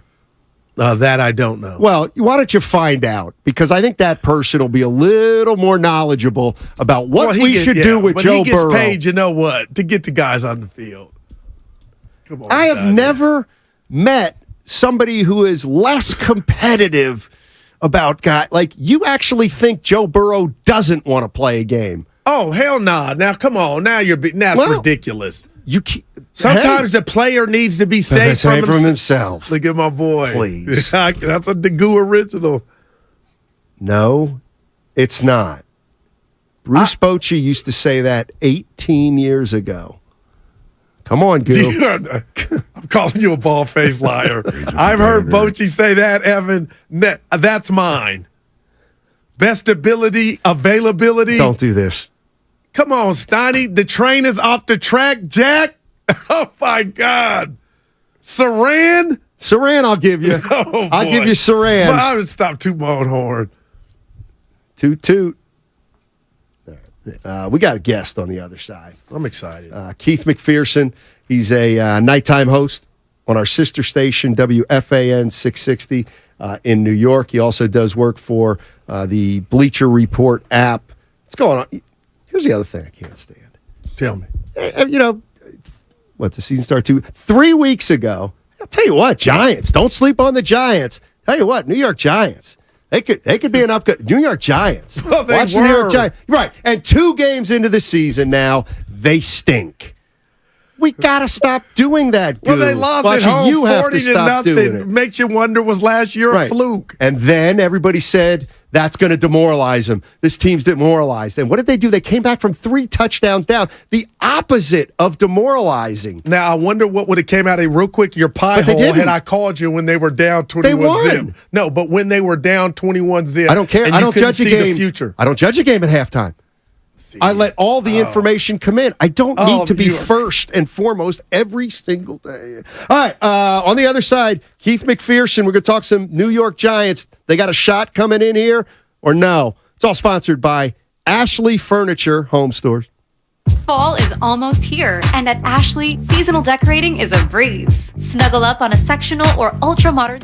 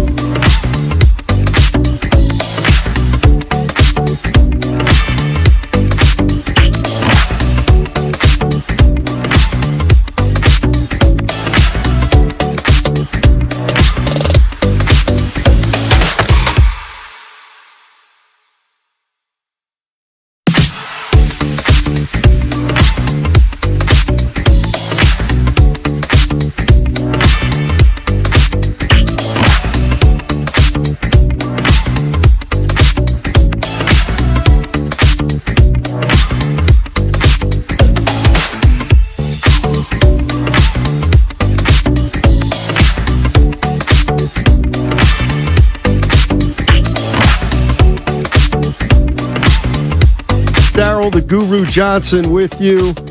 And the San Francisco 49ers take on the New York Giants tomorrow. Levi Stadium, 5:15 start. And let's get some info on the Giants and head out and talk to Keith McPherson. He's a nighttime host on our sister Odyssey station, WFAN 660. He also is a live host on Bleacher Report, their app. Hey, what's going on, Keith? What's happening? Hey, thanks for having me, guys. Not too much happening. We're getting ready for Thursday Night Football on Amazon Prime. Yeah. There you go. How much more difficult did this game get now that Saquon Barkley's been ruled out? It's been difficult, and I have to share my position. I'm a Dallas Cowboys fan in New York City, so everyone hates me. But I grew up a Cowboys fan. I picked the Cowboys when I picked the Yankees. They were winning World Series and Super Bowls in the 90s. Nobody was there to tell me to not root for the teams that were on the screen, and I've been loyal to those teams ever since. So I have an interesting position because I went to the Week 1 game where the Cowboys put up 40 on the Giants, and then they had a do-or-die Week 2. Like, if you lose that game, your season is over, and they go down 21 points in the first half. This is a team that gave up 68 points in the first 2 weeks, and now they don't have their two best players, Saquon Barkley and Andrew Thomas. Andrew Thomas didn't play last week, but they were thinking that he would come back for this week. And we all know about the San Francisco 49ers defensive line. It's going to be a challenge regardless. It's going to be a hard week. The home opener for San Francisco, I've been telling everybody on WFAN every night because I'm not a homer, because I'm not a Giants fan. I'm like, listen, this is not going to be a walk in the park. You guys can talk yourselves into Daniel Jones played his best 2 quarters of football, and we found the Giants team with all these weapons and Darren Waller and Jalen Hyatt and Paris Campbell, but the 49ers are a juggernaut. Yeah, I agree with you. And I want to ask you, since you're in New York, just this whole emergence of Brock Purdy, their loss in the NFC Championship game, the one he got injured, he comes back, and now, I'm a Cowboy fan too. I need your number. I'll get it before you get out of here. But I got to tell you, I think they're ready. But what do you think about Brock Purdy? Is he for real? Yeah, every single time I say his name on WFAN now, I say I'm putting respect on this young man's name because in the offseason, leading up, I kept just saying, I don't know. He's got to prove it. He's got to show me again. The kid had the surgery on his elbow. He's got to prove it again. Last year he had the winning streak, but he was the third-string guy. It's kind of easy to be the guy that nobody's expecting anything from, no pressure. He's got to show me. And also, Kenny Pickett went to my high school, so I'm a big Kenny Pickett guy. And Kenny Pickett was the first quarterback taken, and obviously Purdy was the last quarterback taken 2 years ago in the draft. And they faced off Week 1, and I was all in on Kenny Pickett and the Steelers. And the 49ers came out there, and they silenced every critic or anyone thinking that the Steelers could actually play with them. And Brock Purdy is what we thought he was. Hey, Keith. And by the way, we're being joined by Keith McPherson, nighttime host on our sister Odyssey station, WFAN 660. Who are the Giants? I mean, they made the playoffs last year. They won a playoff game. It seemed like coming into the season, there was optimism that they could build on it. Are they better than last year, or is it way too early to try to figure that out? The thing about the Giants is that they're in year 2 of a rebuild. Year 2 of their new GM, year 2 of their new head coach. And last year, they were way ahead of schedule. Last year, they surprised a lot of teams. They went to London and beat Aaron Rodgers and the Packers. They beat Lamar Jackson and the Ravens. They stole some games in the fourth quarter. They won close games. They were a team that didn't have the talent on the roster that I feel like a lot of teams played down to the competition with them, and then they found themselves in a tight game late where Saquon could, will himself into the end zone, or Graham Gano could kick a field goal. So they were able to win 10 games. And then they go into Minnesota, and everybody knows the Vikings are frauds, and they're able to beat the Vikings in the playoffs. That's over. That was last year. Last year doesn't roll over into this year. Yes, they did add Darren Waller at tight end. Yes, they did add Paris Campbell at receiver. They drafted Jalen Hyatt. They also have some new pieces on defense and some rookies that are starting for them. But I keep reminding folks that this is year 2 of a rebuild. They're still finding their identity. They paid Daniel Jones $40 million. So everything runs through him. He's got to throw it, he's got to run it, and will them to victory. But they're still a team finding their identity, finding who they are, and they don't know themselves yet. That's why they got caught the first 6 quarters they played this season looking inept with false starts and penalties and Daniel Jones throwing interceptions and just not being able to run their offense or not being able to stop anyone on defense. Let me ask you this, because we both know the Niners are loaded on both sides of the ball. What concerns you most? The Giants' offense going up against that Niner defense led by Bosa and the company, or your defense trying to stop all the weaponry in Brock Purdy, as we just mentioned? The Giants didn't even want to tackle James Conner and Josh Dobbs. So how are you going to tackle Christian McCaffrey, Deebo Samuel, George Kittle? Like, I've been talking to the fans of the Giants, and they've been trying to talk themselves into it's Thursday Night Football. It's a short week. Daniel Jones played like Superman last week. That's going to carry over. Brian Dable is going to call the plays. Any given Sunday, really any given Thursday, anything can happen. Maybe the Niners, they struggle with the Rams, but there's no Puka Nacua on the Giants. There's nobody out there for them that is going to make the plays like that. It's all on Daniel Jones. So I really think it's going to be more of a challenge for the Giants defense with 2 rookie corners and guys like Xavier McKinney, who got trucked by Josh Dobbs. Like, if you don't actively want to bring your helmet, shoulder pads, wrap your arms, and tackle, it's going to be a long day for you with the 49ers offense. Keith McPherson joining us on 95.7 The Game. He's a nighttime host on our sister Odyssey station, WFAN 660.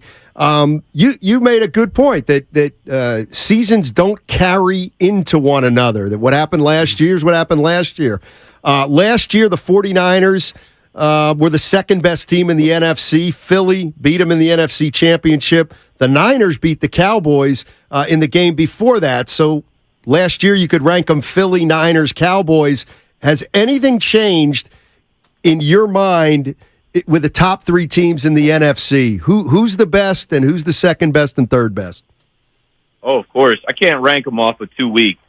But the Eagles, I think, they're going to have some issues. They have different offensive coordinator, different defensive coordinator. You saw A.J. Brown in a win getting at his quarterback, Jalen Hurts. He wants the ball. And, they have a few guys they got to feed. Hurts has his carries. Devontae Smith needs his targets. And now, the rich get richer. They get DeAndre Swift after losing Miles Sanders. He goes crazy. They got to give him the ball. A.J. Brown wants the ball, too. So I think they might run into some issues this year on offense with the play calling and keeping everybody happy. They also have some issues on defense. They lost a few guys on their defense. One, Javon Hargrave, who's with the 49ers, they're able to replace with Jalen Carter. I can't believe the NFL let that kid fall to number 10 where they got him. But Nakobe Dean was starting at linebacker for them. He's banged up. I think they have some issues at linebacker and safety. Avonte Maddox is down for the Eagles. So I think the Eagles take a step back. I don't expect them to get to the Super Bowl this year. I think it's really between the Niners and the Dallas Cowboys, and the Cowboys are stronger. They add Stephon Gilmore on the opposite corner from Trayvon Diggs.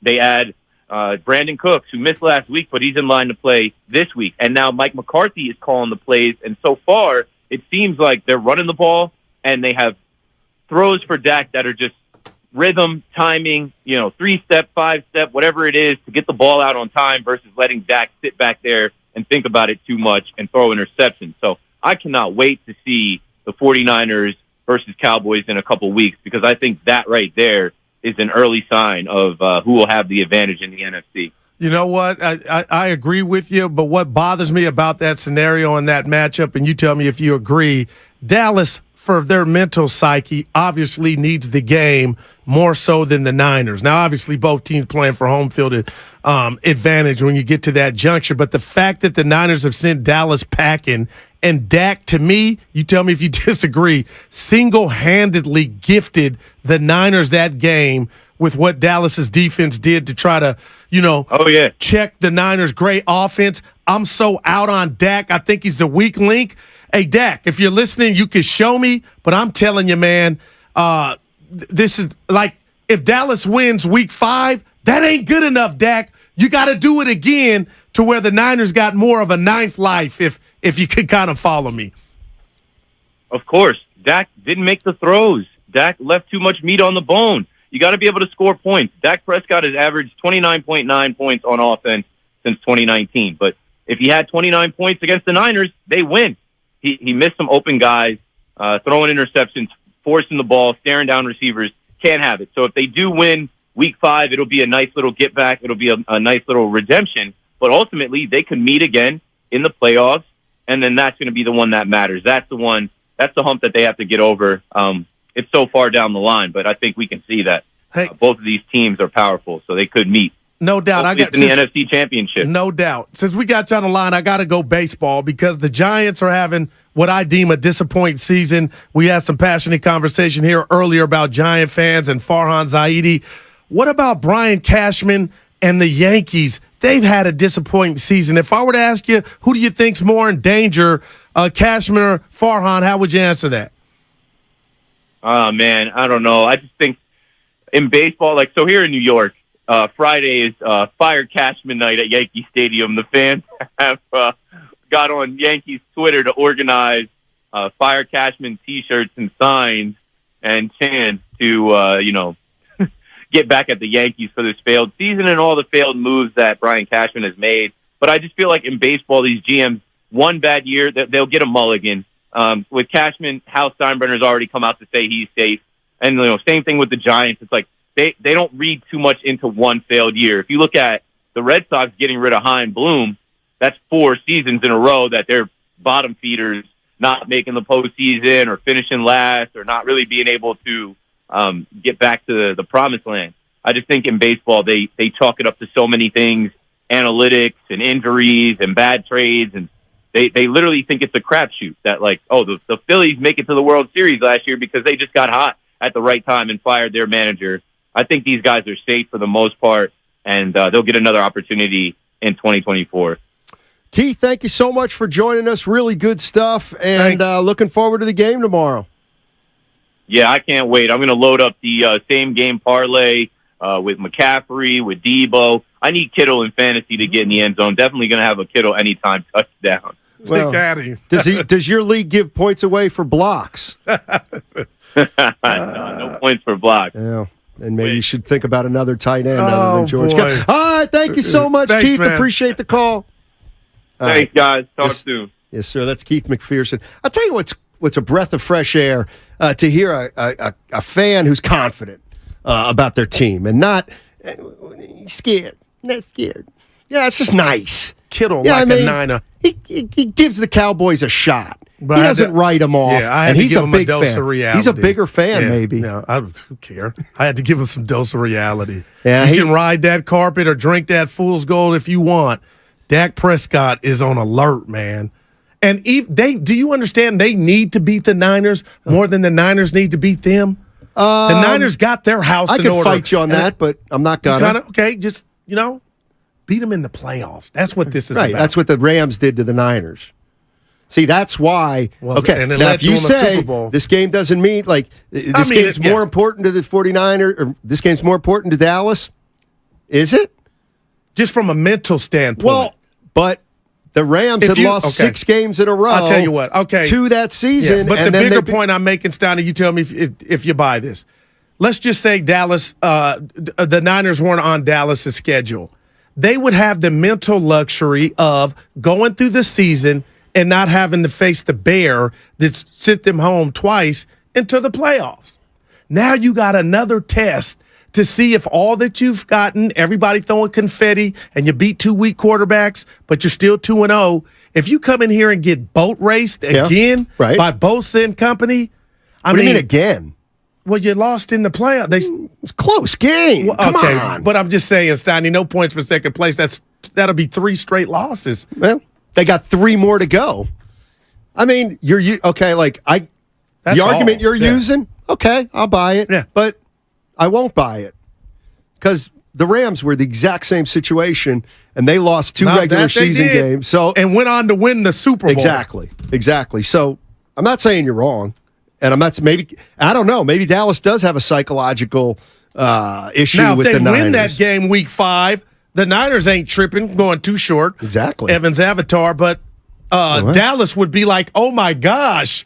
What? It's really, there's a reason to be excited. But then you got to go do it again because you're probably going to face them again. Dude, life is all about psychology. Actually. It is, man. It's not. That's a Goo original. I hated he said he was a Cowboy fan. A real one. Now, take that back. He doesn't do this reverse devil tongue. Stop. Our team it's my favorite team, but I kind of root against it. I'm going to actually follow him on Twitter. Yeah, E. Oh, Keith is also not that much, but slightly younger than Guru. So Guru's seen a lot more disappointment probably from the Dallas Cowboys than someone like Keith. Dude, I hate getting old. Why did you have to add that? So it's slight. Yeah. Anyway, what about he's 35, you're 40. Evan, both of you. What about Farhan? I hate that both these regimes, Cashman, have got the vote of confidence. What do you care about Brian Cashman? No, I'm just saying they failed, and they're coming back. He just hasn't succeeded. This has been. They've had injuries. This is who, the Giants or the Yankees? Yankees are having fire. What if the Giants had fire Farhan night? About 6 people would come. Well, that's what's coming anyway. But, dude, that's how serious it is on the East Coast. You would be on radio out there like, why are you guys doing this? And they're like, hell with that guy. That's how fired up they are. Get them out of there. Who? Yankee fans. And I would say to them, who are you hiring? I hear there's a guy about to get fired out in San Francisco. Let's bring him in here to the Big Apple. Oh, boy. It's a guy who can really spot that third-level talent. Oh, boy. Yes? You know, Chaim Bloom, the guy who just got fired from Boston, That's very right. similar resume to one Farhan Zaidi. Man. How do you say his first name? Chaim? Yeah, I'm out. You don't like it? It's Irish, right? Nevertheless. Scottish, sorry. I'll bet he went to an Ivy League school. He just has the making. I'll bet he went to Harvard. Yale. Same thing. Look and at I you didn't know guys. that. You're, Ivy League. Let me tell you, you didn't go. You didn't go to the Pennsylvania State Athletic Conference, if that's your name. Let's put it that way. Wow. So, but anyway, it was. He was good. Keith McPherson was pretty good. Pretty good. He's not. He got me thinking the Giants are in disarray. Like, I thought the Rams were going to get boat raced, Donnie. The spread is 10. You expect much of a game? Yes. They're without. He just told you 2 of their best players. Okay. But you know what? Darren Waller's healthy. He ain't actually been And been he's on actually fire. a tight end who catches balls. Well, I got him on my fantasy. Not a lot. More than Kittle. It ain't his fault. Why you take shots at Kittle? Because it's all fun. pro, man. Not last year he wasn't. But it's on his resume. Well, and he's being a team player. He's blocking. You know what else is on somebody's resume? Kurt Rambis. Chris Paul, starter. That's on his resume. Mm-hmm. Well, he's using that. Yeah. It seems like it. And Kittle's not a complainer, just a winner, man. Kittle's living in the past. You guys are living in the past with Kittle. Yeah. If we ever go to comedy night, you can get up there with that Kittle stuff. Yeah. Kittle's gonna have his good games this year. They're just gonna be spread out. That's what I think. Yeah. There's something I kind of want to get into, but I didn't tell you about. Like, I forgot and I'd written it down, but I didn't tell you what it was so you could check it out. So maybe we'll do that on the other side. One of my best attributes. What? Is to think quick. I don't know if I'd put you. This is a tough one. I love you, man. I really do. No, I don't. You don't care if I bring it up. It's not. Hell yeah. It's not complicated. It's just. I'm a man. I'm 40, Steiny. Nothing bothers. No, Come on, see, man. I okay. talk about all subjects, even the uncomfortable ones. No, I know, but it's like it's nuanced, and I may have to rush it. It's nothing against you. We got the short segment. Okay. I'm down on Lincoln Riley. Not hard to do. And I can't wait till I see Lucas Alexander, because Lincoln He's kind Riley, of been hiding. Lincoln Riley is a tool of the highest order. That's what I think I know where you're out. going. So there's a newspaper down there that covers the USC Trojans, the Orange County Register, and they have a beat writer. And the beat writer wrote a story. And USC didn't like the story, so they suspended him for 2 weeks. And here's what happened. Here's what happened. They were in the USC media facility, the facility where they have press conferences, okay? And apparently USC has some kind of draconian rule, which is a joke, that the only thing they say, USC says, the only thing that is on the record in this building is when they're sitting at the table doing a press conference. Oh, my goodness. In other words, everything else is off the record. So it was before a press conference, and there were two USC players talking adjacent to where the media table was a few minutes before. Oh, where you going? A reporter was around these two players, and they were talking about how they didn't really look forward to talking to the media. They got a little nervous sometimes, and they were younger players. And the reporter overheard the two players saying, yeah, it's a little nerve-wracking doing these interviews, but we'll do them, and we get better. Okay. So the reporter uses that, okay, and writes a story. Not only did he write a story on it, he called the player's dad for the story also. And he said, hey, look, I'm writing a story on your son. And, it was before a press conference, and he was telling his buddy or his teammate that he doesn't like doing media, and he's kind of a little scared of the media. The dad laughed at it and said, yeah, that sounds like my son. He doesn't really like to talk to the media, and da-da-da-da-da. USC suspended the reporter for 2 weeks, saying he broke the code and wrote something that was off the record because it didn't happen at the press conference. Oh, man. That's ridiculous. I don't want to lose my job. What is wrong with some of these college coaches? That's sad. They think they're God. We know what it is. It was a nice story. Man. It was a nice story.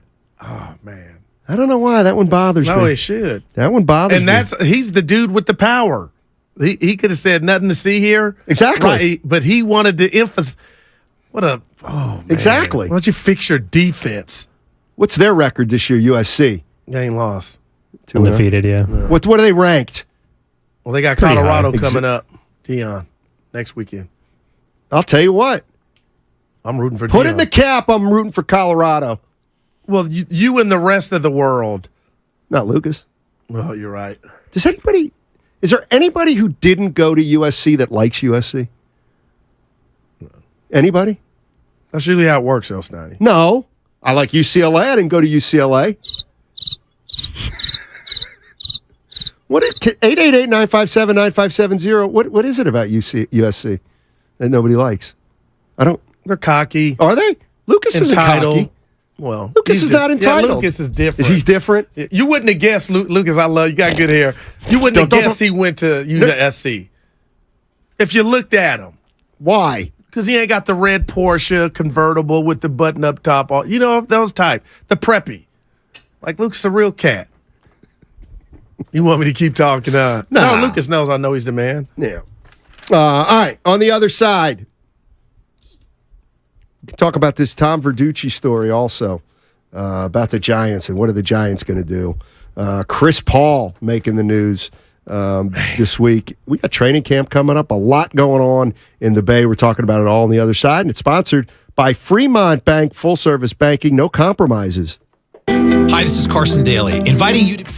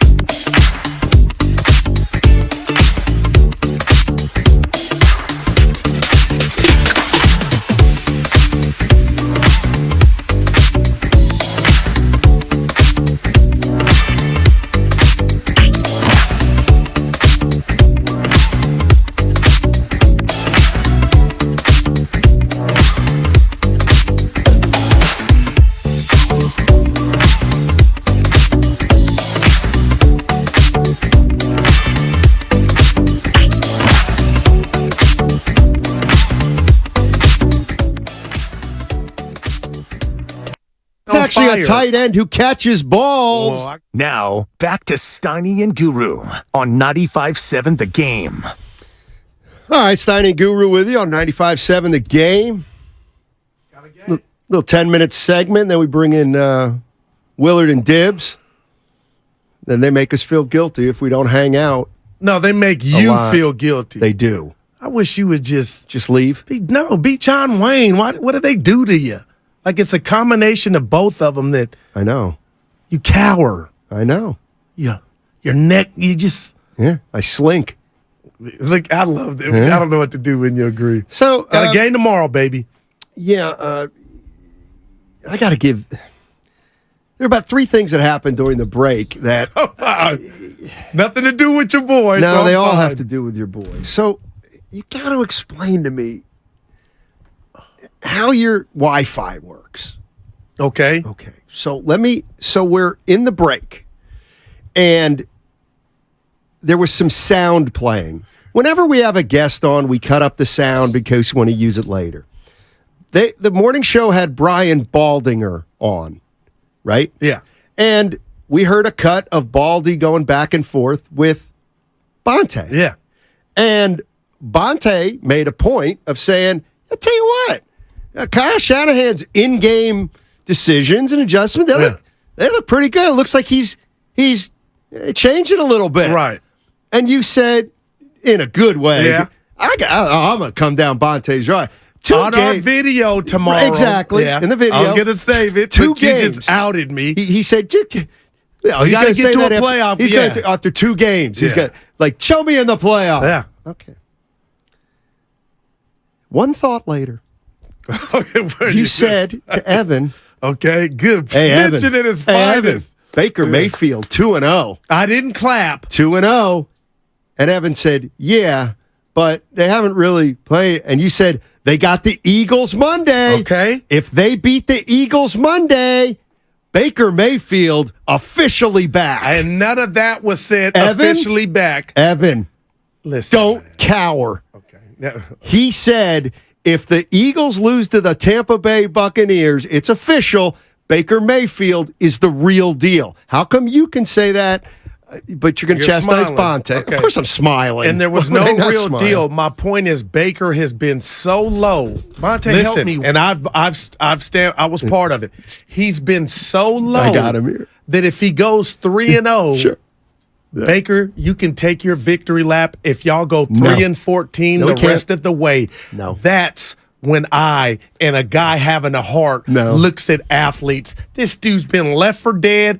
And if you get to 3-0 Baker and beat Philly, getting there, I'm gonna give you some flowers. Okay. Now the Bucks may not make the playoff, but the fact that Baker can get to 3-0, I'm gonna give it to him. Don't do that, Goof. Don't. And Bonte, I was saying about. And then are they going to be the Super Bowl favorites? No, none of that. What will happen on Tuesday when you're going to just go You nuts? are the Inquirer. You really are. I was a reporter. I know, but you're making up words and themes about the Bonte conversation with Baldy that I was listening to and my conversation with Evan. Because Evan knew what time it was, and he knew his boy knew what time it was. This dude has been a laughing stock. So I know he now, hasn't. Hold on. I like him. He's got Ryan Leaf in him. He's got a little bit Johnny of Manziel. Oh, boy, you're taking all my stuff. All the failures, and I'm rooting for Baker. So if he can get somehow to 3-0, let him. He can do the double bird Kyrie's to a lot of people for 6 days. But Kyle and Bonte, that's my guy. We talk about Kyle all the time. Yeah. The 2019 Super Bowl. Bonte and I chat. So we know where we hold Kyle at in the situational game call. I was shocked to see that from Bonte, that he was kind of given credit for only 2 games worth. Right. And I was like, what did I say? Playoffs. And I was going to ambush him tomorrow with it. Right. But I'm sure this will get back to him. So did you just acknowledge a double standard that you employ? Please explain. You can make Roxy a definitive Bernstein. statement after 2 games about a player, but Bonte can't about Played a the coach. 5th. No, Huh? Evan, no need. I mean, Trying to corner you. Evan, I live this, and I've slayed the dragon. Sometimes I lose it on purpose just to prop him up. You can't compare the two. Oh, yes, you can. One dude is a Don and the other is a laughingstock. No, he's not. Yeah, but everything in your world is a parallel. Sometimes it can't. It's like a jigsaw puzzle. Then don't make Some pieces don't fit. I could make a definitive statement about two different things, and they don't have to correlate. Yes, they do. And they don't have to correlate because they don't match. Why can you make a judgment? Do they fit? You're like my Why dad. can you make a judgment after 2 games on Kyle, or not on Kyle after 2 games, but you can on Baker Mayfield? Because one is at the top Yes. and one is at the bottom. That's right. And that's why That's if you why want to you use don't what you give said, the guy at the bottom flowers when he's just played 3 games in a row. No. Baker's on his 9th life. This might be his 11th. I'm happy that he's winning. And He's not winning. He won his first 2 games. But that's tiny. That's big. For who? Him. We'll see. Yeah. Like, you don't feel sorry for him. No. Why? Because you don't have a heart. No. I feel sorry for cancer victims. Well, now you're stealing my stuff. Don't turn it on me. This is sports strictly. Come on, you feel bad for Baker, but get to the No, other I two don't stuff. feel bad for Baker. Steiny, I can't talk around you during break. Well, just stay consistent. Evan, he's snitching. Somebody else snitched and they didn't like it yesterday. That's what he Willard does. Willard snitched. Oh yeah, I got a text message. They didn't like it when he pointed to the usher and told him to get the guy. But listen, you got to stop doing that, bud. I got to leave you. I'm gonna take a walk now on breaks. What do you mean? JD, Allen, Evan would never do that to me. Larry, you don't go public with my stuff during break. And Why? you're laughing. Why? 'Cause I've been doing a damn good job from you getting to me, and you know it. So now you had to do that. Steiny, oh boy. He took what do you got? off-air stuff. Well, yeah. That's not I got off-air. dinner tonight, my anniversary. Oh, that's right. Ponte said I'm going to, you're not going to laugh at this. You're probably, Applebee's. He goes, wait, on film, he said it on camera. I'm not laughing. I found it kind of funny. Hey, E, grab one after work? No. Evan has been you got to give the youngster credit. Why? He's outgrowing you. He's going to the gym, and he ain't giving in to peer pressure. Dude, it's like a sideshow I watch every day. I hear you say, Evan, and then Evan is like, I can't do it, sir. I actually have to go see my parents tonight. Tonight? Yeah, in Oakland. But I'm not What gonna time? I'm not going to show up half in the bag. No, But don't beg. What time? I got to go see him. You guys. You're just holding on like Van Gundy to Morning's ankle. Listen. What time? He's telling you Such he's a shame out. that you guys equate socializing with getting drunk. I just want some more camaraderie. I went and Talk had about lunch the with show. you the other day. We had a and good you lunch. stiffed me yesterday. And that's right. I got to text Norm to see if you made that up or not. I'm going to. Now, I gotta be honest. Guru, I'm leaving the thing. And Guru goes, oh, hey, hold on. Hey, I got to miss you today. Norm's got some stuff. I got to do. The old me would tell Oh. Evan, hey, send me a pic with you and the parents. Because I'm thinking you're just trying to shake Steiny. Hey, I'm Norm, trying to did you feel see your bad. son yesterday? Oh, he saw me. Norm, did you need your son for anything yesterday? Boy, lay off. Yeah. All right. Coming up on the other side, we got Willard and Dibbs, and they're going to be in here. Dib's And, looking young. Cut the beard, shade of head. And it's all sponsored by Ashley Furniture. Fall is almost here, and at Ashley, seasonal decorating is a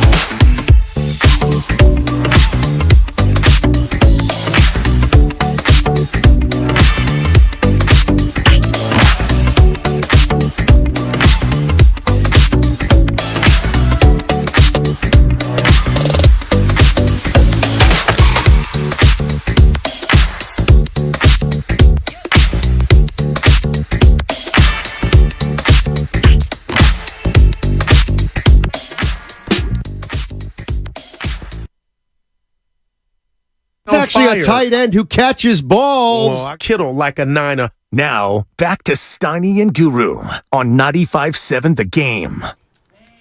Steiny and Guru. Oh, boy. So, 148. Dibs, who used to do that? It's Let's see if he 148 gets on a it. Wednesday He's a P1, afternoon. but he may know who it is. Oh, man. Who was that? Give it to him again, Steiny. What time is it? Chad Doing. Oh, my God, dude. Flight 95.7. There you Yeah. go. Hey, real quick, I'm going to jump in. Willard and Dibs, you guys got a relationship. You've worked with other radio partners.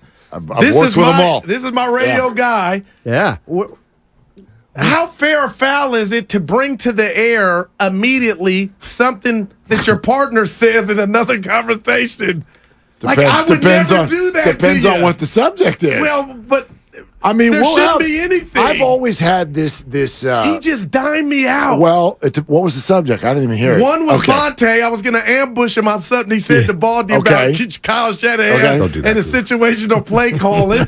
He just threw me under the bus. And another thing with what was the other one?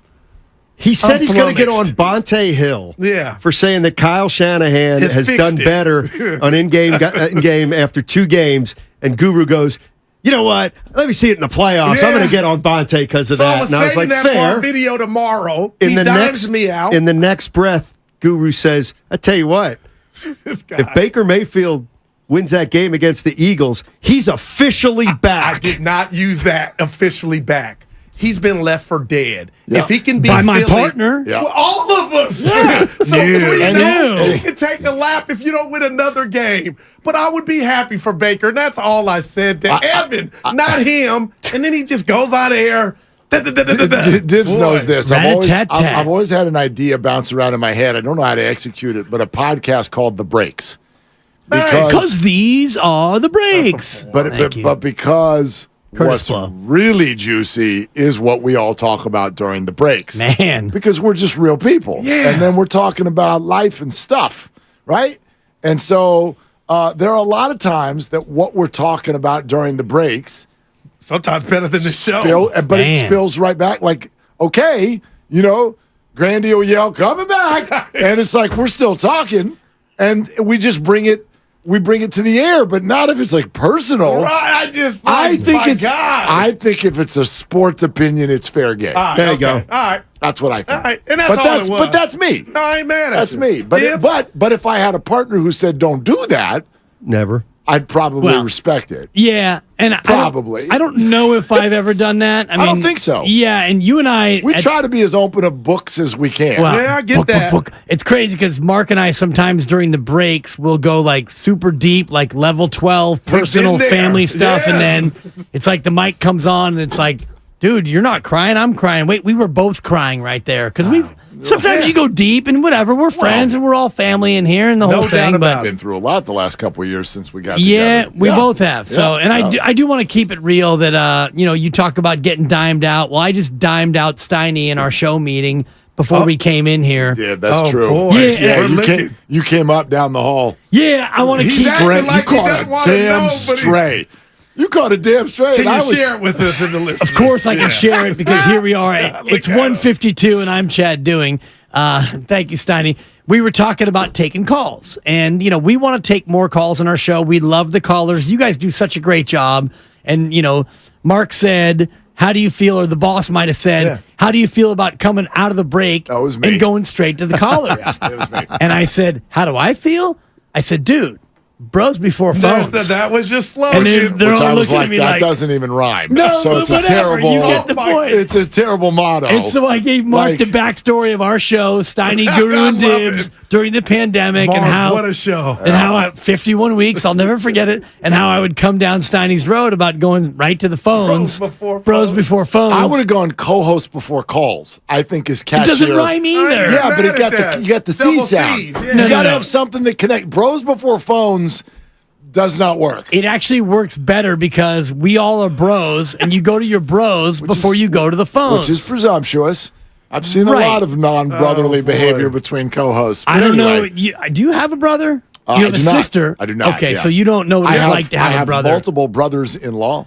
I I you're have the two, only. I huh? have two Yeah. brothers. Yeah. Not only, I have a sister. My two brothers have, and I actually announced the first fight in Petaluma, 1978. They went toe to toe for about 12 rounds, and then an hour later, they were hugging it out, and they shared a room, and it was all good. Yeah, that's what brothers do. Sure. That's what we do on this program. Oh, no doubt. Like, I mean, I've been to war with all three. Well, of you. but I mean, well, that's not even just bros. That's friends. No, but I mean, family. John Bloom. Now, by the way, I can announce openly the new voice of the Phoenix Suns. okay, R.I.P. Yes. Rest in Phoenix. There you go. Very good. But Al McCoy, their voice for 117 years, has finally retired. And John is now the voice of the Suns. Big. Wow. He's my best friend at San Mateo High School. He's my best friend in life. I have kicked that man out of my house. I threw him physically the F out my house. Wow. And then What but he's do my you do? I don't even remember. Didn't wipe his feet I on the don't doormat. remember. Alcohol involved or No, no? Blame it. I like Willard Owens. Jamie You know what Foxx. I mean? He's my boy, and I didn't like it. Yeah. So get the hell out my house. Yeah. And you then- came back from Of that is a course. sign of a strong. Our program. This guy, I'm never mad at him. Well, sometimes. Well, that's a lie. I mean, Turn the page. 3 weeks ago, I was on the phone. Is that Bob Seger? Turn the page, Steiny? Yes, it is. Yeah, thank you, little Yes, Bob it is. Seger. Anyway, Bros Before Phones, you came up, Steiny, and I wanted to keep it, because Mark knows, I keep it real. I wanted you to know that I did definitely mention you in our show meeting about that very axiom that I believe in. So Interesting. anyway. The boss doesn't mind it. What? Apparently. Me rat-a-tat-tatting you No, at me going 138? right to the phone. Oh, he wasn't saying he had I a minded problem with it. Yeah. I was the one who had a problem with Right. it. And it's a me problem. Right, the boss apparently. doesn't. No, it's a me problem. Oh, okay. And I mean, I'm going to put my name on it. You're I'm Dan Westbrook. Dibley, and You I have want a your problem with shots. it. Yeah. I just want to. I I know, mean, I'm playing. I want you to throw me the ball before I give it back to you, All right, James okay. Harden, and then you go ahead and dribble, and I'm standing on the weak side. So anyway, because of this conversation, Anyway. I'm going full Kobe today. Kobe? And, Look at yeah, him. like I'm either not going to pass at all, or I'm only going to pass. I'll But you never got to tune forgive in him to for find out. Right. And if Yeah. you pass, I hope you pass to the phones because I am already 2 feet in Santa Clara. I'm actually heading down the peninsula tonight. Are you going down wow. tonight? I'm going down tonight. Look at Willard. I'll be staying at a 2-star motel to be named later. Okay. I'll be waking up early tomorrow. Hello, friends. What the hell was that? I don't know. Someone playing piano in the other room? Lucille. Yeah. It's going to be a wake and rake tomorrow as I'll be raking the bunker early morning at Oh. Baylands. Hello, friends. Oh, I love Baylands. Not a wake and bake, Look not at- a look wake at and take. Dibs It's going to be living. a wake and rake tomorrow. Hello, friends. one And then of- I will see you at Santa Clara. Let's go to Dibs, half in the bag. I'm having a really hard time trying to make this not sound like a big old flex, but Well, I mean, come on. Well, what'd you- Everything you say is, I well, know, John I Bloom know. and I, whoop, whoop, whoop. oh, this is way better than that. Flex, no. flex, flex, flex, No, flex. that's a special. I'll just put it that way. That's a special place to me. Is this Me the and golf Brian round? Bumgarner Is this the golf round with Wes Parker? No. with Charlie Parker. Prior to it being Baylands, when it was just Palo Alto Muni, yeah, home to one of my 3 career holes in one. Oh, yeah. Okay. That's okay. Did you buy the drink He's got for everybody? 3. The round for everybody? Well, I was playing with my dad, and then and like Shout my out son. Tom. Oh wait, no, that one was with my buddies. T-Dub. Yeah, I probably did. All right. I probably did. Although I still contend that is the worst rule in sports. It's the stupidest thing of all kind. Why do you have to spend on something? A lunar eclipse. You achieve something amazing, and you have to buy everybody who sees you. That like they could be in your group. Other people start glomming on from other groups. When you have a kid, like they ridiculous. give you cigars. You don't pass Well, them out. especially since if we're talking about a party of 8, what would it cost all of them to buy you the drink? It would cost them 75 I'll cents a never person. understand that rule. I don't get it either. It's Well, a lame rule. It's actually. I tried to explain it to Yes. you what the history shows, but I guess Thank you. you didn't And listen. if you go to Japan, Okay. you're going to be out 5 figures if Yeah. you get a hole in one. which is absurd. And You're I buying know- people like gifts and bracelets and necklaces. But and the whole why? thing. but Does I the understand- person that had the good fortune Karma happen to goo. him? You believe in karma. He does it. Yeah, he's- but I I understand. heard that. I understand history. I also understand that we arrive at times in our society where it's time to change history. Hook a brother up. Yeah. I just hit a Man. hole in one. Buy me a Man. Manhattan on the rocks, Man. sucker. I'm the one who hit the But- shot. I mean, geez, what does a What do you- parakeet are you- say? What are you thankful for? Are you thankful for anything? It's a 4. Yeah. What? Life. Okay. My family. You can't be thankful for hitting a hole-in-one, which is one of the hardest things to do in life. It's you're thankful. So thank the golf gods by buying a drink for the other people who play golf so you can share your good fortune with them. So I'm blown away. So there are golf gods, but not football, baseball, and basketball gods. Yeah, it doesn't work with anything else. I'm just I don't believe it, but it's the history. I'm Are thankful holes in for one it. like children where because you have 2, Steiny. I got 3 of each. And you just let me do the build-up for once. Good God, you self-serving Mother Teresa. Thank you. You've got 3. He's got 2. I've played probably more golf than both of you, although Steiny's probably knocking on my door. I think I've played 700 rounds registered, and I have 0. Count these? I never. You post. You don't post? Yeah, but I mean, at times in my history, I haven't. So you're a virgin. Last year. Easy with that. No, okay, I got 3 kids and a bunch of problems. All right, and a reverse vasectomy on the books. Wow. There's one thing I'm not. It's a virgin. But are holes in one like your children, or do you have one that's more of a favorite than the others? And I ask you to, knowing that I am, in fact, a virgin. Thank you, Guru. That's a good question. Yeah, count that. Favorite. Only one, the one at Palo Alto Muni, is the only one. With whom were you playing? Because you were about to flex it. High school buddies. That's the only one that actually came on what's considered a full 18 par 72. Oh, the other ones were in like 9-hole courses. No, those don't count. Yeah, they do. Those don't count. Of course they do. Emily Littell, that's very different. Not like 60-yard holes, Is but that one or they were three, full-length guys? par 3s. Like how long? I don't know, 100 and something. Yeah. What course? By the way, I could tell you. Total booth review. The first hole in one. I've actually done shows on this, and most people will say they count. It's the people who don't have any that say they don't count. This guy's got 2, and he's questioning you. Because I have 2. Anyway, Yeah, you got 2 real ones. The first hole in one I ever hit was literally like my 3rd round of golf in my life. And where? Laguna Lakes Golf Course, San Luis Obispo. I was in college. Executive course? Yeah, par 3, 71 yards. No. It was I still know. It was a 120-yard hole. That counts. And it was with a 7-iron. Oh God! Because I didn't know how to play golf, and I Yeah. just did that stiff swing thing, and it landed on the front of the green and whacked into the flag. Straight into the hole. Got my name in the paper. You're listening to 95.7 The Game, KGMZ FM and HD1 San Francisco. Always live on the free Odyssey app. Twitch and YouTube powered by First NorCal Credit Union. The second one for me was my favorite. I saw that one go in. First one I didn't. And where were your 2? Like one was way back east, one right? was in Shoregate, New Jersey. Very difficult course. I remember that one. It was elevated, and you never saw it go in. Yep. And I love the story. Peacock Gap.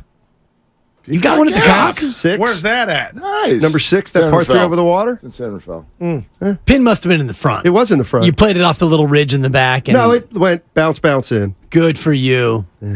So I've got When that 2 pin's official. up top, it's a forget brutal. It's a 3-putt hole. But when the pin's in the front, I'm not saying it's a gimme because I don't have a hole in one. I'm not going to try and denigrate your ace, but it's a nice little ace there. Thank you. Thank you. Yeah. Thank you very much. Did you already do the ID? He just did. Okay, He just did. sorry, Yeah. I dialed out. We for a talked second. about Peter King's quotes to you guys yesterday about he can't put Brock Purdy in the top 10, but if he needed to pick somebody to win a game for him, Brock's in the top 10. So if So I was Peter's like, listening, so are you he's in the top 10? Yeah. Well, Damn, No, man, I thought it was a great way to say it, but it was also a little bit of a cop out. Did you right? feel like he was splitting the baby? Yeah, no doubt about it. And he's like a lot of people. I need to see more, but more is getting to a point to where it's about to evaporate because you're going to have that. It looks like. I just I don't know the whole need to see more party. The only part of that that's real is obvious. Like he does not have a career-long resume to talk about. He doesn't. However, for me, and I said this last week, like the sample size argument is left town. We're done here. Like you don't. It's been 10 football games, and we make all kinds of judgments about people in 10 football games. Do you feel like Deshaun Watson is a disappointment with the Cleveland Browns? Thus far, yes. Well, you can say thus far. I would say they regret the contract already, and that's been 8 games. It's been 8 football games. So this is now stretching over 2 seasons. He has shown you who he is. I don't think that this 2 is playoff games. Right? That's the other thing. If you're going to play, what about resume? Okay, where does that stop? Because we can go to much more accomplished quarterbacks, supposedly, who already don't have as many playoff wins as he does. So I don't know, man. Well, I don't know. I get it. It's been short relatively. It's also been very firmly stated. Here's what I think he meant. And I think this is what most people mean is, okay, he's not a top 10 quarterback, but if we have to win a game and engineer a drive, he'd be in my top 10. No, he wouldn't. Wait a minute. The Niners are the reason he's in your top 10. That's exactly where I've been this whole time, Steiny, and he pushes back on this. I completely push back, and so did Steve Weiss with you guys yesterday. Brock Purdy's talent would travel. That does not mean, no doubt. That does not mean that all the other teams, if you were to join them, would look like the Niners. But what I think is borderline, what's the word? Unfair? I don't want to say, yes, that's Slander. a good one. I don't want to say disrespectful, but borderline unfair to Brock Purdy is the suggestion that he is a production of the 49er team. Can I give this? To me, is unfair. Line 1, Phil Jackson wouldn't have his rings if he didn't coach Shaq or coach. Sure. Or Mike. Yeah, your surroundings always matter. Do we know how many Bill Belichick rings? How many has he got without Brady? That's a whole nother thing, man. You know what I mean? Like, you get credit for what you're a part of, but you also contribute to it in a major, major way. So is that haterade when you say or do the math of it's what he's around? A little bit. Because you're taking away. A little bit. Well, then we got to quit saying that they're the most talented team in football. Why? Yeah, they're the most talented team in football because of Brock Purdy. Well, because why can't it be both? Something to the table. It can be both. It can be both. But if I say they have the best talent, they have the best roster in football, you'll be like, well, you're not giving Brock enough credit. Like, you can't have it both ways. Roster. Right, he's got the best. He's best playmaking teammates we in said the quarterback league. Heaven. Right, we called it that. Right, but we still can watch him perform and say he's bringing something to the table. Would you say, Brock? All things being equal, forget the Niners. Just a team, any team. Would you want Brock? Is Brock Purdy a top 10 quarterback to any team? Just a team, nondescript team. Well, top 10 quarter. Well, that's all I'm saying. Well, I'm saying is he with Kyle Shanahan or not? That's how I would. He's another reason. I mean, this is no shade at Purdy, but Peter King's taking Purdy because he's got the Niners team around him and he's got Kyle Shanahan. I don't know if he did mean it that way. Like, we were in that conversation. I didn't. He didn't say I want the 49ers to win a game this weekend. That would be obvious. There's only 2 or 3 teams you would take in the NFL. He said he's one of the first guys I would take to win a game this weekend. Sort of like, with a generic... In a vacuum, yeah. With a generic roster around him. I think it's very, very easy to give credit to both. You obviously cannot take away what the 49er roster is, but has been proven through Kyle Shanahan's time, you can't just put a quarterback back there and have it work. If we also agree with the statement, have the 49ers found their quarterback? I believe so. Okay. Yeah, for now. Well, then that's 2 different answers. You can make an argument. Now, you're going to think I'm trolling here, but I'm not. I'm not sure. Like, he may be just good enough to not sign him to a big contract in a couple years. Well, I mean, there's obviously a lot of factors that have to play out, starting with health over those 2 years. I understand where you're coming from. What if I put it in a different light? Jeff Kent won the National League MVP in year 2000. Does he get credit for it? Yeah. Okay. What do you think was the main reason?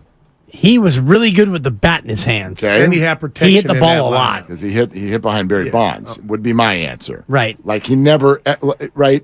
But you're not diminishing his MVP. Well, you are if you're saying that's why he won it. That's why it's important to say that's a part of it. Right. It's a part of it. It's a big, big part of it. But I'm with you. I would never say it's the only reason. I'm not going to take the MVP away from Jeff Kent. There's a Hall of Fame conversation to have there, for sure. But you said something a second ago, Willard. I don't want to cape for Jimmy Garoppolo, and Steiny says it all the time.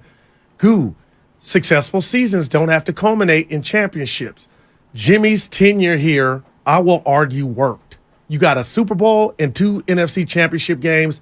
Other teams would give their arms for that. So when you say it didn't work, it did work with Jimmy. Okay, there were some bumps and bruises, and we had to move on, but it worked. Whole lot of winning under Jimmy Garoppolo. My point to say there has been a lot of quarterbacks to come through the exact same system where it didn't work. Okay, the 49ers we've watched. I mean, look at what the Trey Lance experience.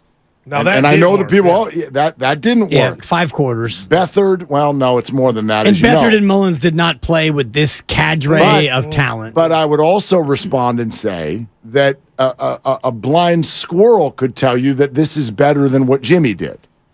And no, I don't believe that's just because of Christian McCaffrey. It was coming out. You can't again. I don't know that in the NFL you cannot look historically at a time where great quarterback play at an undefeated level ever happened in spite of the quarterback. Produced by teammates. I don't think that exists. Yeah, Trent Dilfer would be. No, that was a season, and it wasn't even a good numerical. It was half a season, and it wasn't even a good numerical season. But I think it was a winning season. Garoppolo, you know, whether it was fair or not. For sure. Yeah. For sure, but this is better than that. This is so clearly better than that. I won't argue with that. You know what I mean? I'm just saying when you get to a Super Bowl and a couple NFC title games with average, it's working. If that's what you want to call Jimmy. No. I'm not saying that it didn't work. I'm saying it has the argument. It sounds like it doesn't matter. It would work no matter who's back there. I don't believe that because we've seen it. It doesn't. I like the one thing about Purdy that, like, when people say, I don't know why people need to see more, it would be like, well, Jimmy Garoppolo's resume is better than Brock Purdy. So Brock Purdy's got to get a resume like Jimmy Garoppolo. It doesn't mean he's not good right now, but his resume's not as good as Jimmy's right now. It's no fault of his. So I can understand why people want to see the 49ers have success with him at quarterback. Of course. You can only build a resume like that after you've had the time to build a resume like that. I'd also argue you have to tell me which page of the resume are you reading, because Jimmy never averaged over 30 points a game for 10 straight games. Team success. But again, team success. Okay, which portion of what paragraph are we reading? There are things that Brock has done that Jimmy has never done. And I want to put he hasn't been in a Super Bowl yet. Correct. Well, that's big. Yeah. If it's Super Bowl or bust. There are paragraphs for both, is what I'm saying. Right. Yeah, there are certain items where Brock's resume is better. There are many items where Jimmy's resume is better. I'm going to say something that people are thinking but won't say it. For the people like Peter King that need to see more from Brock Purdy, you can laugh and scoff at those overthrows. But if we're all sitting up here saying, and I'm one of them, I need to see more, those are things that you put in the file, nothing to be alarmed about. But if this dude's going to somehow come back to earth and continue all of a sudden he can't hit the deep ball, that's what people are waiting for. Because what are you waiting on if you say you need to see more? Oh, he's got a wart. What's the wart? His accuracy downfield when receivers are running wide open. No, I look at seeing more as, is he going to be down a couple scores in a playoff game and stay as poised as he has been? Because he was down 7 in the first half. Against who? The Rams. Yeah. Well, I'm just saying, you're playing. No. Like he was down 24 to the Eagles, and he refused to throw the ball. But if they were to win a Super Bowl with Brock Purdy, a cheap shot. We have not seen his signature moments yet. Sure. That's what we got to see or not see. Yeah. We can pick this up. We won't see you tomorrow, but we'll come by if I come to the game. Yeah, come through. Oh, that's right. You're still an if? You're still if? You're still figuring it out? Yeah, so Come on. Come on. All right, we'll talk. Come to the game. The 957 game. Come to They're longtime friends. Let me tell you something real quick about Dibs that I'm sure not everybody knows. And first-time partners. Hang in there, big guy. There'll be brighter days ahead. Now, these two homegrown Bay Area boys finally come together to take over sports talk. Get the hell off of my doorstep. Major League Baseball, you stink. It's Willard and Dibs on 95.7 The Game. Wait, what'd you say? You hate who? You See, know, I just hate- did to you what Guru said Steiny did to him. I just took Sure. an off-air conversation to on. Yes. Who you mad at? Thank you, Lucas. Not Lucas. I love Lucas. He brought me my chair. Where He's a did all good the guy. Stuff go? Where did the stuff? What did Steiny do to the computer? What are we doing over here? What is this? What do we got? What are we doing Where's here, all kid? the stuff? Yeah, it's No, all who do gone. no, say it out loud. Who do you hate? Who are you mad at? I can't say. Why? I'm mad at the Giants, Mark. You're mad at the Giants. I bet the Giants on the money line and they're losing. Well, it's early. They have 2 hits and an error. They suck. It's actually not early. It's middle. It's middle. Again, Yeah. I'm not trying to divert our content. No. It's Guru and I do liquidate all assets. Go to the Odyssey app and like, follow, subscribe, download, do whatever you have to do. We gave out baseball picks. We got Thursday night locks. We have Niner props for tomorrow. We've got college picks for tomorrow. We've got a lot of content on there, but one of the things that we talked about was this game, and he's on the under, and I didn't want to follow him, so I said, you know what? This team's not ready to quit. They haven't quit on their skipper yet. They're going to show up. They're going to win this game. Goo? Yeah. How's that working out Well, for me? here's what I'd say. Here's what I'd say. No, but none of that baseball stuff matters. Grandy, whatever. Arsenal. No, but that's not what this is about. That's not what this whole conversation in the Bay Area is about right now. Did you hear Kyle Shanahan talk about Deion Sanders the other day? I did. Okay. He was raving about him. Of course. He used to wear Deion's jersey when Kyle was a kid. Well, we don't have to recap it. We can just play it for everybody right now. Do it. It's been fun to watch. It's been really cool. You never know how it's going to work out with them just going there and the whole transfer rules and stuff, which I don't even understand. Hopefully I won't ever have to. You don't know how it's going to work, but he's just fun to watch. Just everyone being such a fan of him growing up and then how cool he is now. But really what made it real was just watching their first game. We didn't have, that was a week before we started, and I was actually just hanging out at a house, and I got to watch them versus TCU. And to watch how their team played was the coolest thing. I mean, everyone knows how cool Deion is, but we always talk about the silent tape and how a team looks. And to watch those dudes come out and battle and how hard they played and the confidence they had, that was what made it so fun to watch. And I'm from Colorado, so my wife went there. Best man at my wedding went there. I'm not a big fan of there. I'm a Longhorn, but they're actually making some of us like CU right now. Even we got a lot of CSU guys in our office, and last week they even admitted that CU is pretty cool right now. And then last week we finished. It was a night game, so when we were done with our meetings, I got to see the fourth quarter in my hotel room, which their backs were against the wall, and they stepped it up and got it done. So it's been cool to watch and fun for sports, and probably got the most hype team going on right now. So can't get mad about that. I wonder if people understand that what's going on with the San Francisco Giants is not it's not a baseball problem. Exclusively. Well, sure, there are baseball problems. Yes. There's no doubt about it. There's also baseball stuff that's gone well over the last 5 years. Is there not? Oh, there is. Right. Okay. Major. Yeah. Major. But this is way bigger than that. Agreed. Way bigger than that. And they have put their PR people in a bad spot. They have put their marketing people in a bad spot.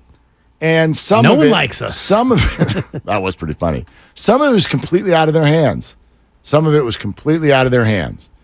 I wonder, and this is the difficulty of where they sit right now.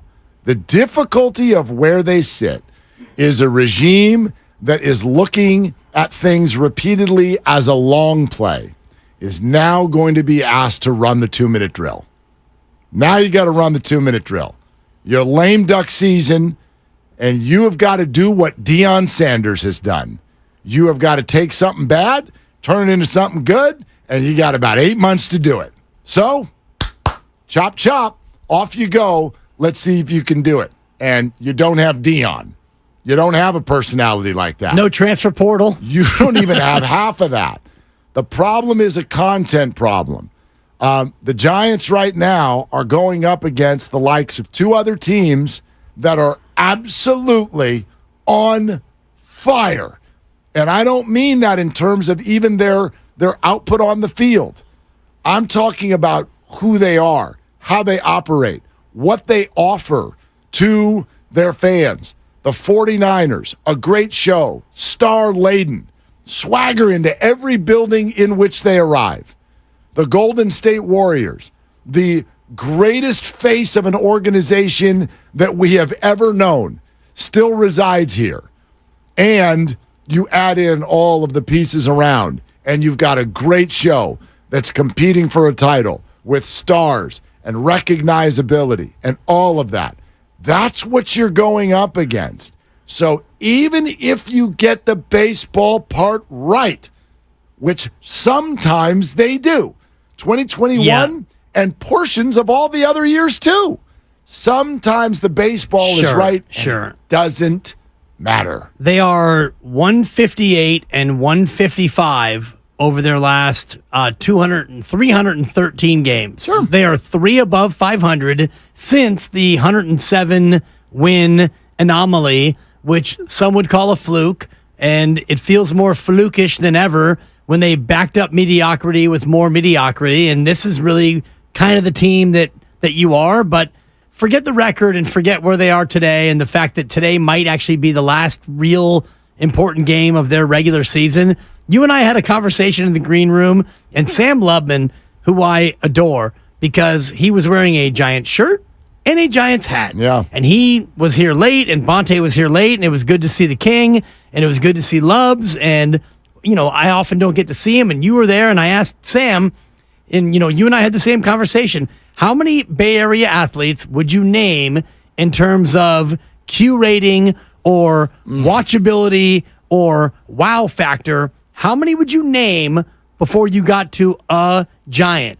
And you and I I answered my own question right when you did, and my answer was 11, and you said 17. Yeah, I mean, that was, and I just threw a number out. I was gobsmacked by your 17, and I was like, oh my God, Mark, you must be in a really bad place with your Giants. But then as we went through it, let me get a pen. Your 17 actually turns out to be pretty damn close to accurate. Okay, I'm not going to write all these out. It'll take too long. I'm just going to Steph Clay Dre. Wiggins CP3. I'm going to say Kuminga. I mean, this is only Looney? players. These are only players. Right. Looney, okay, it depends on how you ask the question.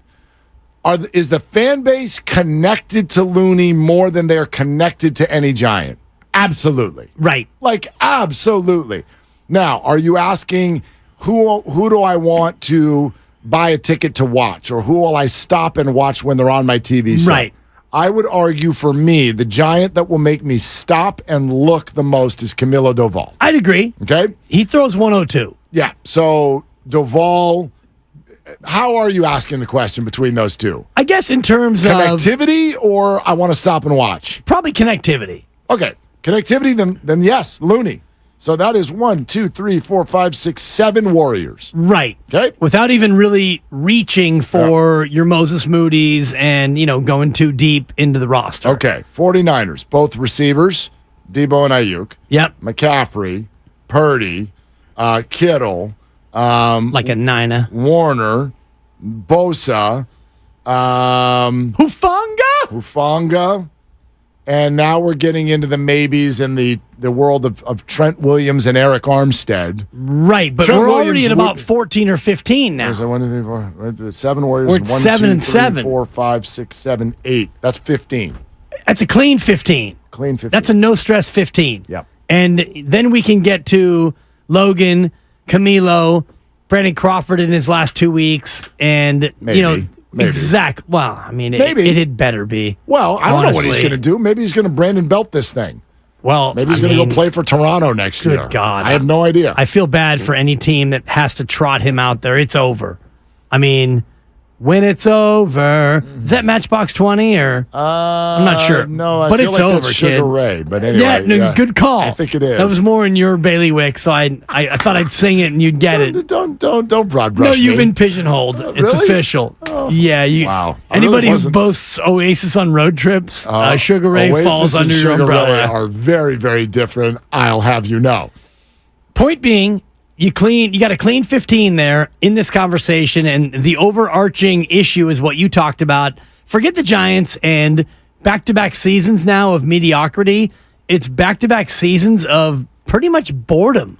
There's nobody on this team that you have to absolutely watch when they're at bat or when they pitch. Yes, Doval, if you happen to come across a Giants game and he's throwing, you're going to watch it because he's throwing 102. And that's really cool. Well, and that brings us to tomorrow night for a second, okay? Because this is something else we're thinking about.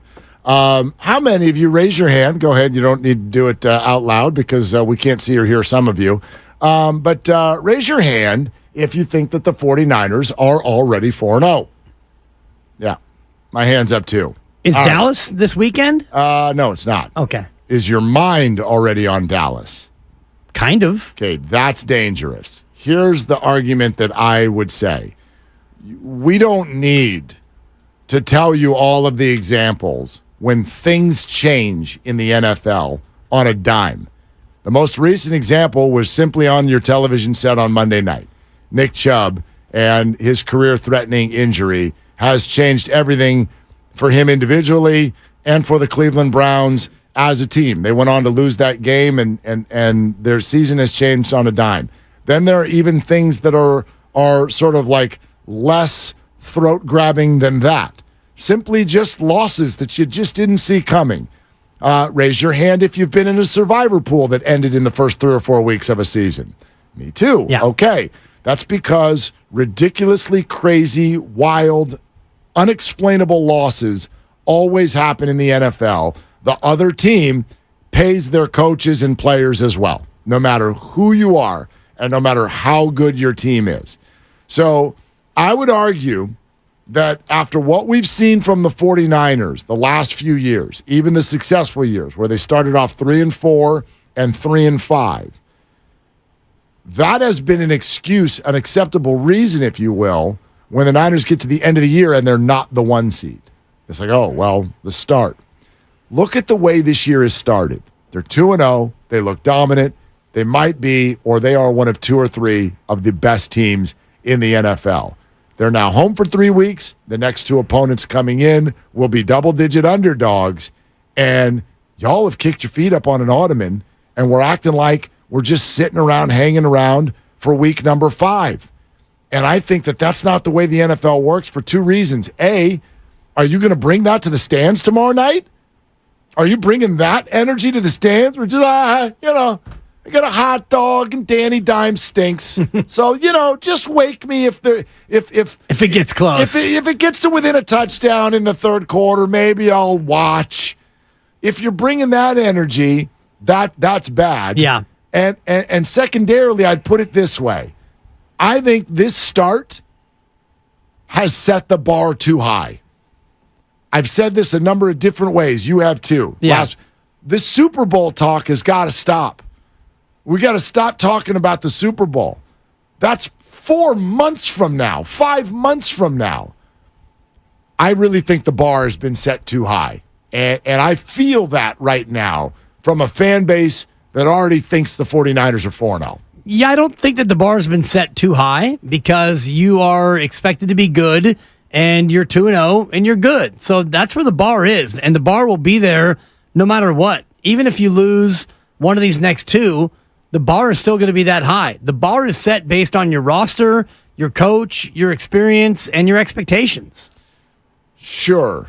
I'm not saying that no one's thinking Super Bowl with the team. Or bust. I'm just saying, how about if you throw that thought down the road? There's a game tomorrow night, and it's not a given. Nothing is. It's not a given. It's a layup tomorrow. Should be, but better be. I'm going to go, and I'm going to yell. Of course. And I'm going to scream. I'll be in the press box, so I won't do any of that. Well, I won't, so I will. We're sponsored by, I may come see you. We're sponsored by Lucky California. Is the bar for the 49ers set too high? 888-957-9570. We would love to take your calls. We'd love to read your texts. Xfinity Mobile text line. We'd love to look at the chat. Twitch, YouTube, powered by First NorCal Credit Union. Good afternoon to all of you who are here. Let's do this. It's Willard and Dibs.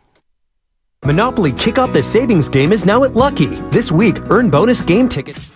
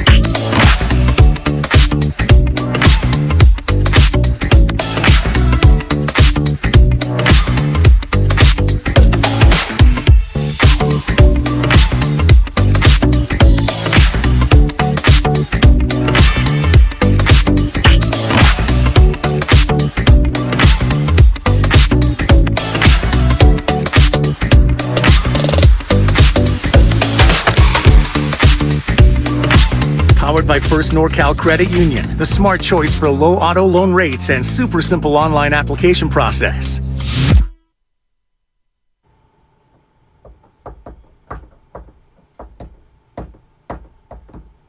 Now, back to Willard and Dibbs on 95.7 The Game. I mean, it's funny that we're sitting here talking about how quickly things can change. I'm looking at a YouTube chat where everyone's talking about who they picked up on the Tuesday night waiver priority in their fantasy leagues. Yeah. I saw that you picked up Kareem Hunt. Thank you. Good for you. One man's trash is another man's treasure. Good little third-string running back that you picked up there. Oh, he's starting this week. He ain't starting this week. He is for Cleveland, and he is for me. Jerome Ford will start.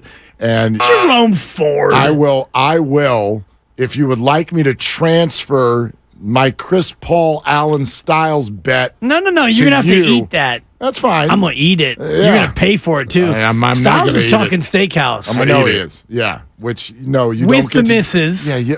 Of course it's with the misses. You don't just go to the most expensive restaurant in town. You don't get to try to lowball him into I'm not some, sending him to In-N-Out greasy either. spoon. Yeah, no, it's all good. We set parameters. I think there was a financial cap on it. I was off that day, but he and I were talking offline. It was like $100, $150. It was something like that. I'm a big fan of Styles, and so he and I have become not close, but we become friendly off the air. And he's like, "Yeah, Dibbs, I know you're back, and we got this bet on CP3 starting." And I'm like, "Dude, you're gonna win that." He's a big favorite. There's a long way to go, and a lot of healthy legs need to be in place for that bet to play. Look at you wishing injury on people. Not wishing at all. Unlike you. No, it's not like that at all. He can go wherever he wants, but he's getting about $150. If he wants to go to a $300 dinner, it'll only cost him about $150. He was talking steakhouse, is all I know. Great. Go get a steak. You're getting $150. Man. If you win.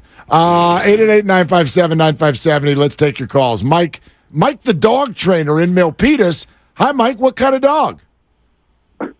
I train any dogs, and your dog needs training, so I never got a call from you guys. How do you know my dog needs training? Because you said it a while back, months ago, and I gave you my phone number off the air, and you never called me. You gave me... That's awkward. No one gave me... You gave me...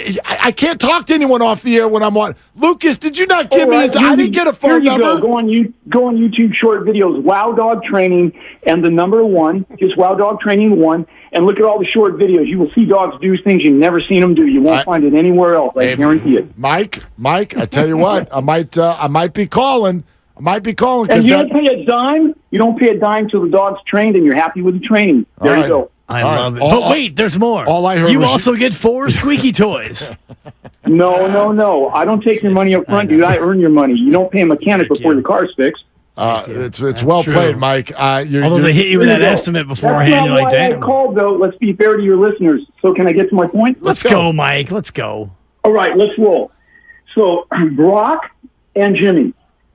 Brock not only prepped differently than Jimmy, Brock had very little preparation to take a starting role and do as he's done with the Niners so far. Jimmy was behind the greatest quarterback of all time and one of the greatest coaches of all time, and he had years of preparation, and Jimmy's Jimmy. You have Brock taking a losing team that never won before he was in that college, and they haven't won since. So he carried a team on his shoulders, at least at college. Jimmy's never carried a team on his shoulder. The other thing is Brock and Jimmy different. Brock never changes his game, whether his back's to the curtain or whether he's in the middle of the field or he's in the red zone. You'll notice you can't tell the difference in how he runs the ball or throws the ball or reads.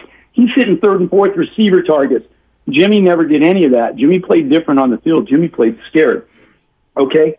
So how good would Brock be if he could sit for 2 years and watch Tom Brady and learn from Tom Brady? How good would Brock be? He'd be no different. You know why? Because the record shows that when the starting lineman begged him to play cards with them on a Wednesday night, he said, "I can't, guys. I got to study." And the story is in the newspapers, and you know this is true, the starting lineman laughed at him and said, "Dude, you're 3rd string. You're not going to play." And he says, "I got to be prepared."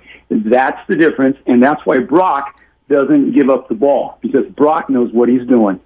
I'll take my whatever you guys want to do off the air and give me a call, 408. Thank you, Mike. I appreciate it. That's about enough of you, Mike. No. don't say it's about enough That's of him. about enough of him Why? getting free advertising Hey. for his fly-by-night dog He training. is contributing to our show, and he can do whatever he wants. Untrue. He doesn't get to give his phone number after giving out his website. Why That's called not? free advertisement. Yeah. I'm not here for that. What's the thing that the morning show does on the Fridays? What do they do? Where Shameless everybody, shout-outs? Yeah, everybody just shouts out. I was like, yeah, call me. It's call not my message phone. Friday, and it's not 8 in the morning. Yeah, might as well be. We got a game tomorrow. Yeah. Feels kind of like a Friday. Mike got his website out there. It's all good. It's all TV. good. I ain't worried about and he that. got run. That's fine. Yeah. But he also had a really good point. However, here's what I would say about the whole Brock versus Jimmy thing, which I don't know if people are struggling with this or not. All the years that I defended Jimmy Garoppolo was never to say that Jimmy Garoppolo was a top 5 or top 10 quarterback in the NFL. It was to say that he was a lot better than what things sounded like around him. And I would argue that even with the call that Mike just made. Like, we're not going to sit here and turn Brock Purdy into a Jimmy Stunk fest, because he didn't. No. By the way, he still doesn't. I got a little number for you here in a second. Yeah. That'll be fun. But anyway. Hope it has to do with his week 2 performance. Oh, but here's the other side to this. If you can't see how different this is versus that, I don't really know what to say anymore. There's very, very little that's the same with Jimmy Garoppolo and Brock Purdy. You don't really need to go further than simply output. That's it. Just output, just the number of points that are on the board. And yes, please do factor in what I think might be the most under-discussed part of the entire Brock Purdy story, which is that at 23 with no reps, he got hucked into the middle of a playoff race and crushed it. Yeah. And people will act somehow that still got translated to he's a product of his environment. How? He got thrown in to week 13 of a playoff race at age 23 out of the 7th round with no practice reps. And that performance is diminished. Well, a lot of practice reps against the best defense in football. No reps when you're the third stringer. Well, reps and very against few. the best defense, because you're running the scout team. You're running the scout team offense, so those are reps. But not reps to prepare not you for the reps actual of game. running your offense, but exactly. reps against a good defense. So give the guy something on that. I give him plenty, Mark. And I think that you sometimes latch on to the haters too much, because the majority of people give Brock Purdy all the credit that he deserves for exactly what you're laying out there, because the dog trainer guy talking about Jimmy G sitting behind Tom Brady for a couple of years, yes, that's a big advantage when you can watch the GOAT and watch what he does and how he prepares and learn from the best coach in modern football. Those are all great bonuses. Brock Purdy had somewhat of a similar ability to watch Kyle Shanahan and to watch Jimmy Garoppolo, who learned from Tom Brady. It's not quite the same, but it's not like Brock Purdy was found under a rock and thrown in like, hey, you're now a quarterback. No, he did have a couple of 2.5 months of watching and learning as a rookie. Interesting. And that does matter. It sure does. Yes. I never, ever, and I'm not talking about just you, I never, ever heard people talk about that with Trey Lance. All I ever heard people say was 4 games. In fact, a half hour ago you did it. He's only had 5 quarters. Oh, but Brock, we're going to say that part of Brock's reason for being good is because he got to watch Jimmy and he got to be around Kyle. Yeah, and I said 5 quarters as we were talking about sample size. Right, but again, then we have to do that with Brock as well. And we have to say, if he got thrown in as a 7th round rookie, by the way, because by the way, he's had a lot less time than Trey did to be around Jimmy and watch Kyle. He had a full season less than Trey did. All I'm saying is that is under discussed. He got thrown in when he was not getting practice reps like any starter, and for a good portion of the time, not even a second stringer would. He got thrown in and he crushed it right away. And when you say I acknowledge the haters too much, yeah, there's the haters, but even the lovers, to me, or acknowledgers, if you will, to me, it doesn't go far enough. To me, if you still think that Brock Purdy is a product, is only good because he's a Niner, I don't know. That's just my opinion. I think you're not there yet. I think you're not there yet on how good the guy is. I wonder what percentage of fans think that very thing, that he's only good, and those are your words, he's only good because he's a Niner. I think that's probably less than 5% of the Niner fans. Oh, I think it's way more than that. Yeah, I don't. And I'm not only talking to the fans. This can be a fan of any team. Sure, national people. We talk about quarterbacks. We talk about Jalen Hurts and how convinced we are of him. We talk about Justin Herbert and how convinced we are of him. Right. Yet does not have the resume items that Brock Purdy does. That's all I'm saying. That's all. I think there are a lot of people, whenever I need to see more. Do you really? You really need to see more? In order to believe, I don't know why you would need to see more. He's won every single game that he's ever quarterbacked that he started and finished. And, he came in against Miami. They were trailing, and they won the game. And he quarterbacked against Philadelphia. They were trailing, and he got knocked out, and they lost the game. But every other game that he started and he finished, they've won. And the majority of those games haven't been that close. He was down against the Raiders, and he led them back against an overmatched team. But he gets credit for that because they were trailing on the road, down 10, and he got the win. 888-957-957. Skills and Vallejo with Willard and Dibbs. Hey, Skills, what are you doing? Hey, what's up, Willard? What's up, Dibbs? I just ate a giant pork chop, and I'm hurting right now. But oh, my goodness. Call it anyway and just make a couple points about the Niners. Okay, let's do it.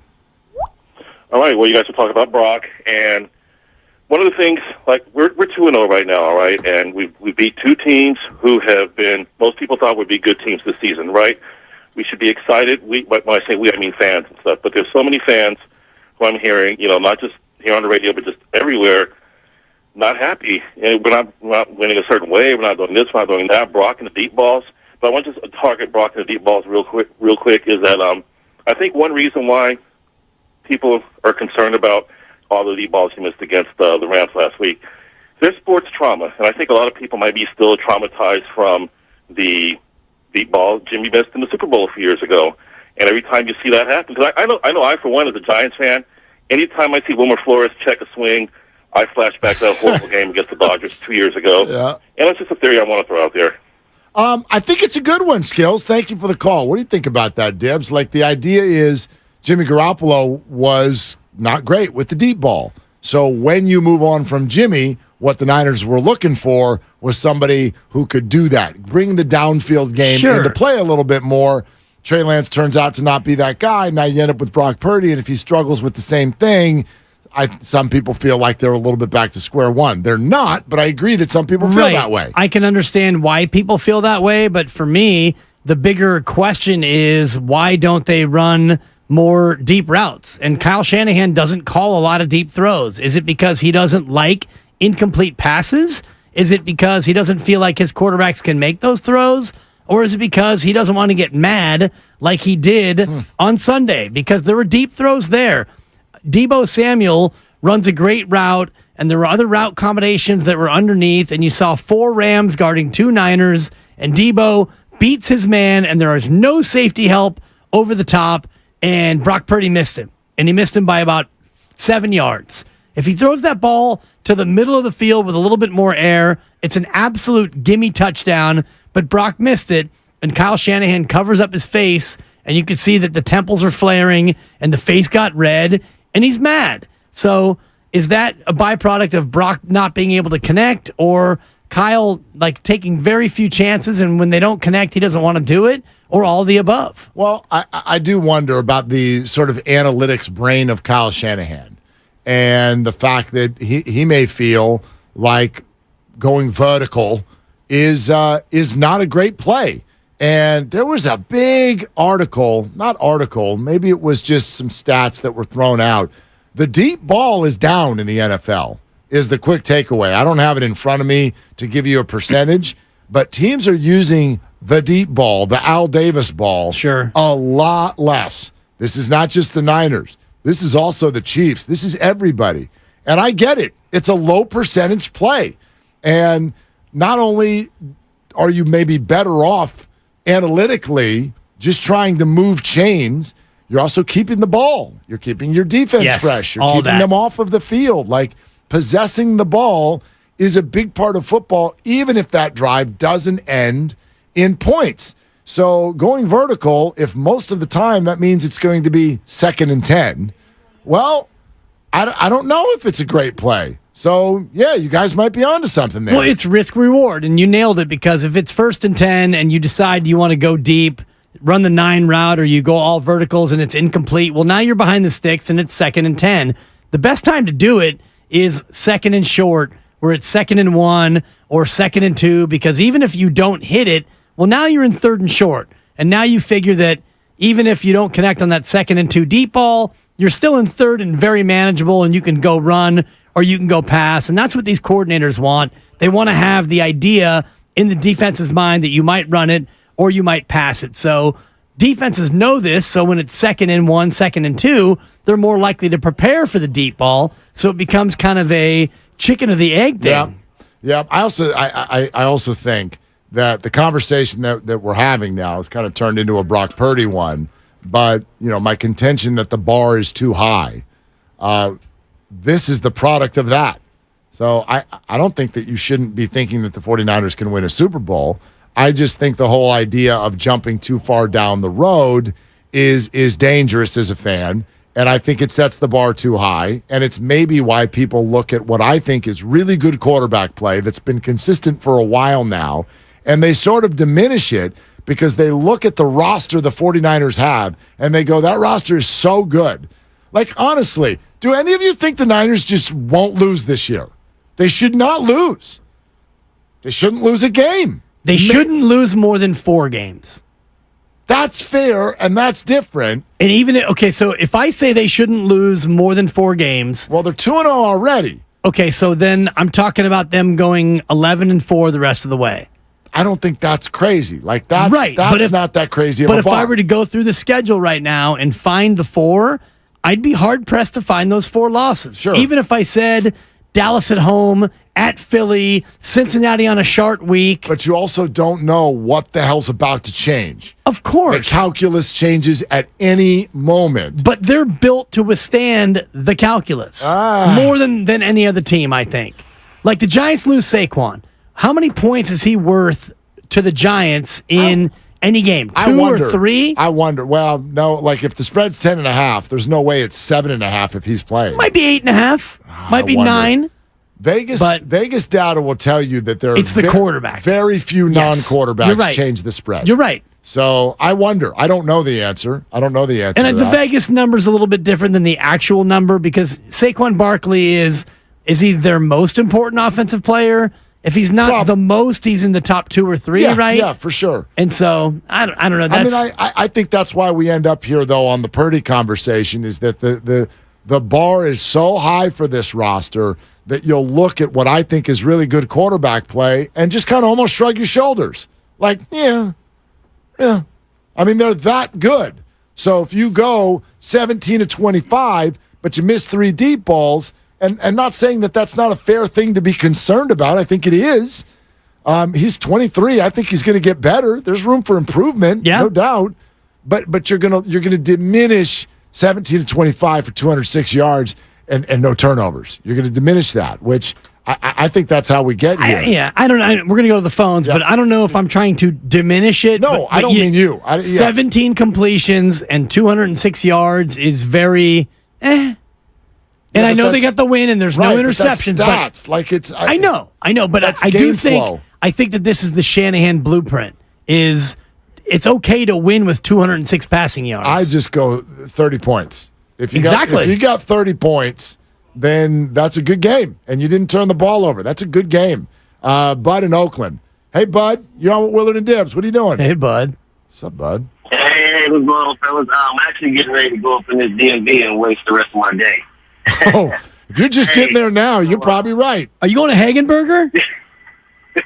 No. I'm over in Redwood City. I decided to go ahead and stay away from the Oakland area. Yeah, smart. I want to do a 2-hour documentary on the Hagenberger DMV, but go ahead, bud. Place is fascinating. So listen, as I like to say, I'm not a fan, but I love sports. I just have to talk sports. With you guys' question about Shanahan, you just were talking about. I'm gonna just make a couple of points here. Shanahan is a little bit of a perfectionist, so it's not that he doesn't want to throw the deep ball. He just wants his offense to be very efficient, and he's found it more efficient by doing the things he's done. Now, the deep ball keeps teams honest, and he's had trouble with his quarterbacks in recent history that just can't deliver right on time. And that, like you said, this guy's only 23. He's going to get better in time, just like a bottle of wine. So, with that being said, man, Brock Purdy is good. He is good. I mean, they found this guy in the 7th round. Who gets found in the 7th round and gets thrown into it? And I understand everybody's saying the team around them. And, of course, you need a good defense. Of course, you need a great defense. And if that's going to carry the guy like they carry Jimmy, although, you still got to play, you got to have some quarterback play, but it's nothing wrong with that. But this guy is good looking at where they found him and how they were able to just put him in with the team, and he's balling. I mean, and I understand the Tom Brady comparisons. Tom Brady was either the 6th round or the 7th itself. And granted, he did play at Michigan. He did do a lot at Michigan. He did ball. But I can understand the comparisons there. And this guy is showing you that he can ball. And that's all that matters at the end of the day, man. Well, no doubt, Bud. Bud, thank you very much. We got to cook and want to take more calls, which we'll do coming up next, 888-957-9570. But also coming up next, got to tell you, or actually play for you, a bunch of sound from around the league so that you can, I think, get a better sense of what people inside football think about the play of this 49er offense and where the quarterback fits into the conversation. We're presented by Fremont Bank, full service banking, no compromises. It's Willard and Dibbs. Hi, this is Carson Daly.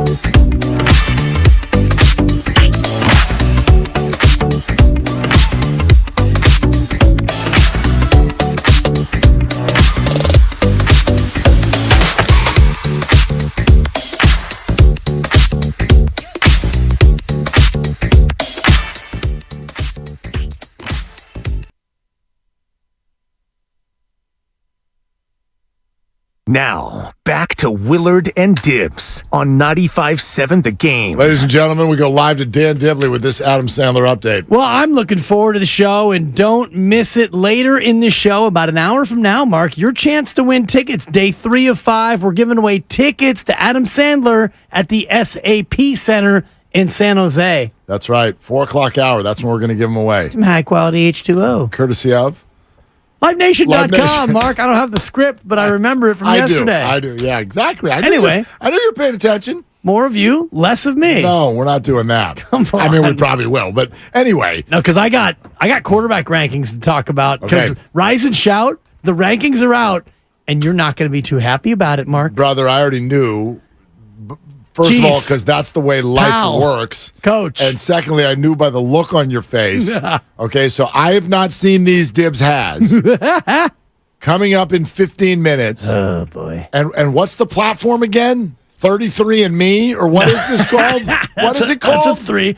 It's the 33rd, or the 33rd team. The 33rd team. Yes. Now, this is the ranking outfit that had Brock Purdy 32nd. False. No. 2 weeks ago. Oh, he was 23rd last week. Yes. 32nd the week before that. What is he this week? And you just said, I'm not going to be happy, which means he's not first or second. Thank you. He should be number 0. Am I right? He's the best ever. All right. He's the GOAT. He's the GAMOT. So don't tell me, and I won't go look it up. 33andme.com and their quarterback rankings coming up in 15 minutes. Okay? All right. Willard and Dibbs. Glad you're with us. 888-957-9570. Niners Thursday night football home opener. Tomorrow night, New York Giants. Niners by 80, right? Right? Niners by 80. Yo, the bar is a little hot. That's all I'm saying. I want to go to the game tomorrow night and feel the fire. I don't want ottomans in front of all of the seats tomorrow night. Don't put your feet up. This is still the NFL. Okay, this is still a football game. They paid Danny Dimes a lot of money, and this is the league. They paid them too. I don't know what's going to happen. Of course, the 49ers should beat the tar out of the New York Giants. They should, but I don't want to jump ahead. I prefer beat the snot because I don't think that they have tar, but I know that they have snot. We all have snot. Not to be get too bogged down. I mean, Mad Bum does. The faithful tomorrow, they're not going to show up with their feet up. They're going to be ramped up and fired up. Who already has them at 4-0 in the Dallas game? Oh, I do. So do I. But it doesn't mean that when you go to the game, and I will be out in the seat, so look for your boy Dibber Claus. Oh, I thought you were going to be up in the box. For the first quarter. Who's in the box? In the box till halftime, then I got some people to see. Oh. I got some I know how you're playing. I got some clients to I know how you're playing. I got a couple of clients to touch base You're with. Stay up there till halftime.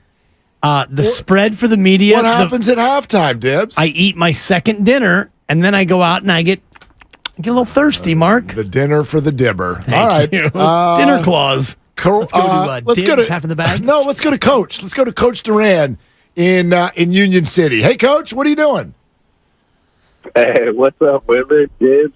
Hey, I just got to give a bold prediction for tomorrow night's game. I think Niners jump on them. I'll go 38-14. I think they roll right in there, lay it to smack it down on the little Giants. It's going to be a terrific and outstanding game, and I'm working tomorrow. I'll be there, 12:45. You're working where? Where exactly? They're going to send me to a place. I'm a security guy, but I got to check in tomorrow at 12:45 p.m. Okay, so it should be an awesome football game. Yeah, you don't have your assignment yet. Okay, well, look for us. We'll look for you. And the only thing I'd say, Coach, and thank you for the call, is that you said you're about to make a bold prediction, and I didn't find that very bold at all. I found that to be a prediction, but it's similar to the one that many of us are saying. Bold in its aggressive score prediction, yeah, I think. He's got the Niners winning this one by 22. That's an easy cover. I get that. Actually, was it 22 or 24? Is it 38-14? Okay, 24. Anyway, point being is that's kind of what I'm getting at. I'm not even saying that the bar being set this high is irrational. I don't think that it is. I'm trying to sort of make this point without telling any of you that you should stop hoping for a Super Bowl. I just don't think we should talk about the Super Bowl yet. And in fact, I don't even think that should be the goal right now. You want to know what the goal should be? I like this, and you mentioned it in our pre-show meeting. Look. Listen to Willard. He's got a good point. The goal right now should be the 1 seed. The 1. That's what you should be thinking about. Number 1. Not the Super Bowl. The 49ers, in fact, play head-to-head this year against the two teams you supposedly think you're going to be battling for the 1 seed. Therefore, those games, as you put it, are more like 2. Yes. Because last year, when it was down the stretch, Eagles, Vikings, Niners, there was not head-to-head games to determine the tiebreakers. You're going to conference record, division record, etc. This year, it will be direct head-to-head. You would think. If those 3 teams stay healthy, if they stay the top of the conference, then head-to-head is going to determine who has those tiebreakers. Yeah. So those games are huge, but they're down the road. You've got to take care of business, and the NFL can change and it does change every Sunday. But if you win those 2 games, and I know those 2 games aren't the game that comes up in 26 hours, but if you do win those games, it is like a cure for the hiccups. Because if you do have a hiccup, but you beat Dallas, and if you have another hiccup and you beat Philly, and you wind up 13-4, and Philly and Dallas are 13-4, and they split their 2 games between each other, but you beat them both, you get the 1 seed. So it's kind of the cure for hiccups. I don't know what your cure is. Mine is to draw in as much breath as I humanly possibly can and hold it until I'm about to pass out. I don't do the pass out thing. I hold the breath and then drink water while holding breath. That's crazy, bro. Yeah, bro. You should try it. I mean, how do you do that when your mouth is closed? It's a trip. No, you just you hold your breath and then It was crazy. Thank you, Kelly Stafford. Tilt your head back and drink some water. Okay. And then you come out of it and you're like, oh, and then it's like, did it work? Did it work? You have to wait like 3, 30 seconds. 2, Exactly. 1. Damn it! Try it again. That's kind of how it usually goes. No, it's totally that way. The second time, maybe it'll work. Beating Dallas and Philly is like holding your breath heck along and drinking a glass of water. It helps. I don't know what the hell that was. But it definitely helps cure a hiccup. If you have a hiccup against the Rams in the last week of the year, or whenever the hiccup comes. It's already odd enough that we here in the Bay Area have just coined and then held the word hella. I thought it was weird when we adopted hecka. That was weird. Like, just go with hella. It's not a cuss word. Too racy. It's okay even for middle schoolers. Okay, even you got a 4th grader, 5th grader. It's all right. Hey man, that was hella cool. You put in a 3-point. You don't have to change it to hecka. As a guy who doesn't like to swear, I prefer to go to hecka. I don't see hell as a swear word. And the fact that I just said it on the radio sort of supports that. I guess. But let's go to Rizzo, South City. We hope for a heck of a good call out of you, Rizzo. What are you doing? Hey, what's up, Willard and Dibs? Thanks for having me on.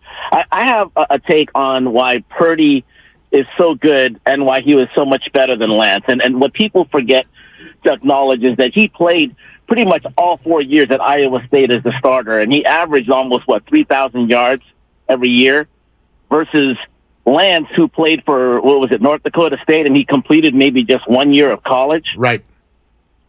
I mean, if you want to see, you guys were discussing earlier what made him great. Was it Shanahan? Was it the system? No, I think it's basically he got the reps, and if anyone took the time to watch any tape of him at Iowa State, they would see why he's so good right now. Well, okay, Rizzo, I totally get that, and it's clearly a factor. I guess what's hard for me is when we say that, it removes all of these other things that are also in play. Like, when people say that, it makes it sound like anyone who plays 4 years of college should hit the ground running in the NFL. Or, as you just said, boy, if they just watched the tape at Iowa State, you would have seen this coming. Well, if that's the case, then he would have been drafted in the first round. Yeah. No one saw this coming. I don't even know if Brock saw this coming. But when you reverse engineer it from now looking backward, you can see certain things that everybody missed that hopefully GMs won't miss again. That I agree with. Yeah, absolutely. We're sponsored by Bay Area Fast Track. overdue tolls. Vehicles with overdue unpaid tolls may not be able to renew their DMV registration until outstanding balances are paid. Payment assistance is available. Visit BayAreaFastTrack.org/assistance today. Let's unveil the 33andMe quarterback rankings and continue to take your calls at 888-957-9570. Coming up next on Willard and Dibs. Made to Shine. Real stories from Shane Company customers. I was 20 years old.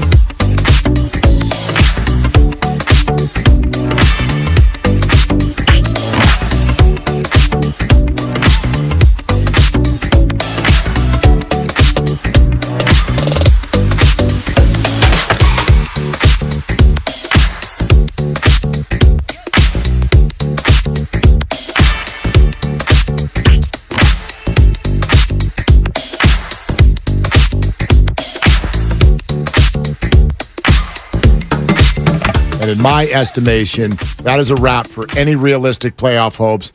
Actually, I won't even use the word realistic. That's a wrap for your playoff hopes. 3.5 back with 10 to go. They're not going to the playoffs. Behind two teams. Behind more Behind than that, three right? teams, actually. I'm sorry. Yeah. The Cubs are the third wild card. Marlins a halfback. Reds a game and a half back.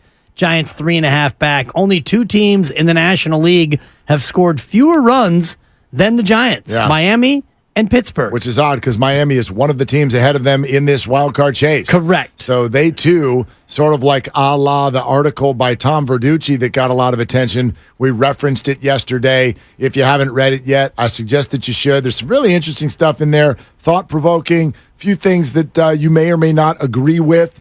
But Verducci writing an article basically saying if this is the future of baseball, I'm out. The Giants are among the most boring teams in all of baseball in terms of their process. It's true. It's just funny that he chose the Giants because the Marlins are maybe, that's not as big of a deal, kind of a franchise. But the Marlins are a similar example and have scored even fewer runs and have an even better record. So, listen, I get it. But because this just went down and because the Giants have been swept in Arizona and went on a key 6-game roadie, it wasn't because they're still on the road to L.A. now, but the 6 games of this road trip to Colorado, to Arizona that were so important, they're 1-5, and that's a wrap. And because that has just gone down, we wanted to open it up to you, 888-957-9570, on what should happen next. What do you think? What do they do? I think that what should they do? What will they do? What do fans want them to do? I do think that these are 3 different questions, and I'll take them in any possible order. What should they do? They should be outraged, and they should look to make wholesale changes. What will they do? They're going to run it back, which means Farhan's back, Gabe is back, and they're going to let him have one more crack. They're going to let Farhan have one more crack at land a free agent that people actually care about, make a team that is actually good enough to compete with the Dodgers. Your young players have been good. I mean, that's an interesting way to say it. I mean, your young core, you have some really good, you have some I'm not sure, and you have some, oh boy, I'm not sure if you're actually going to be good enough. And so who would that be? Casey Schmidt to me is, I think okay. that, I mean there were questions about him as an offensive player before he even got. He to me has whiffs of being a 4A player. Joey Bart, they didn't draft, but he's a younger player, and I think he's on his way out. I think Logan and Camilo and Patrick Bailey, you're rock solid. You're major leaguers. You're here next year, and you're a part of our future. And Matos he's good. Yep, I think he's in that category. You would add him in the core, but yep. I don't think that he's popped the way you want him to pop. Yeah. Luciano, we still don't know. And Kyle Harrison, it was a little bit of a head scratcher. Did they rush him? Is he not ready? I think he's good enough. He got called back up today, and I'm really frustrated by the way the Giants played that. Exactly. I said it last week when they sent him back down. If you're going to send him down, then in favor of Ross Stripling, then that better mean that Ross Stripling is ready to pitch like Ross Stripling used to pitch and come help you get a playoff spot. Instead, what Ross Stripling did was he came in Colorado, gave up a handful of runs, and then took a passive-aggressive shot, I thought, at the organization by, after a key loss in the locker room, saying, well, yeah, it was, you're getting the rust off, and so today was productive, as if he's moving towards something, and Sure. I'm like, you're not moving towards something. This is an incredibly key game that you guys just lost. That's a May statement. Yeah, that's not okay. So I thought was just completely misplayed, and now Kyle Harrison is back, and I largely think a lot of those names you just said, it's too early to make any real judgments. Sure. Bailey's been there long enough to be like, that's a dude. Yes. So we can move on with that. But as far as the rest of the guys, Matos, I think that's encouraging. There are some encouraging signs with the others as well. But these guys are all 21, 2, and 3 years old. And so you come up and give them a month or two, or in Harrison's case, like 4 starts? 5 starts, whatever it is, that's not enough, I think, to make any real judgments. I think there are some players there. The problem I see it is this.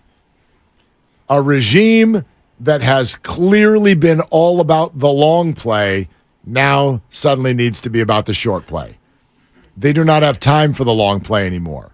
If this regime is going to be brought back for another year, and I agree with you, they probably will. I'm not in the 100% camp, but I think they probably will. The problem for them now is they need to almost adjust the way they think. And they have to be good next year. They have to be interesting next year. Not just good. If you bore us to 85 wins next year, nope, not going to do it. The Giants are one of 5 teams. This is what this was put really well in the article by Verducci. They're one of 5 teams in all of baseball to not get an attendance bump.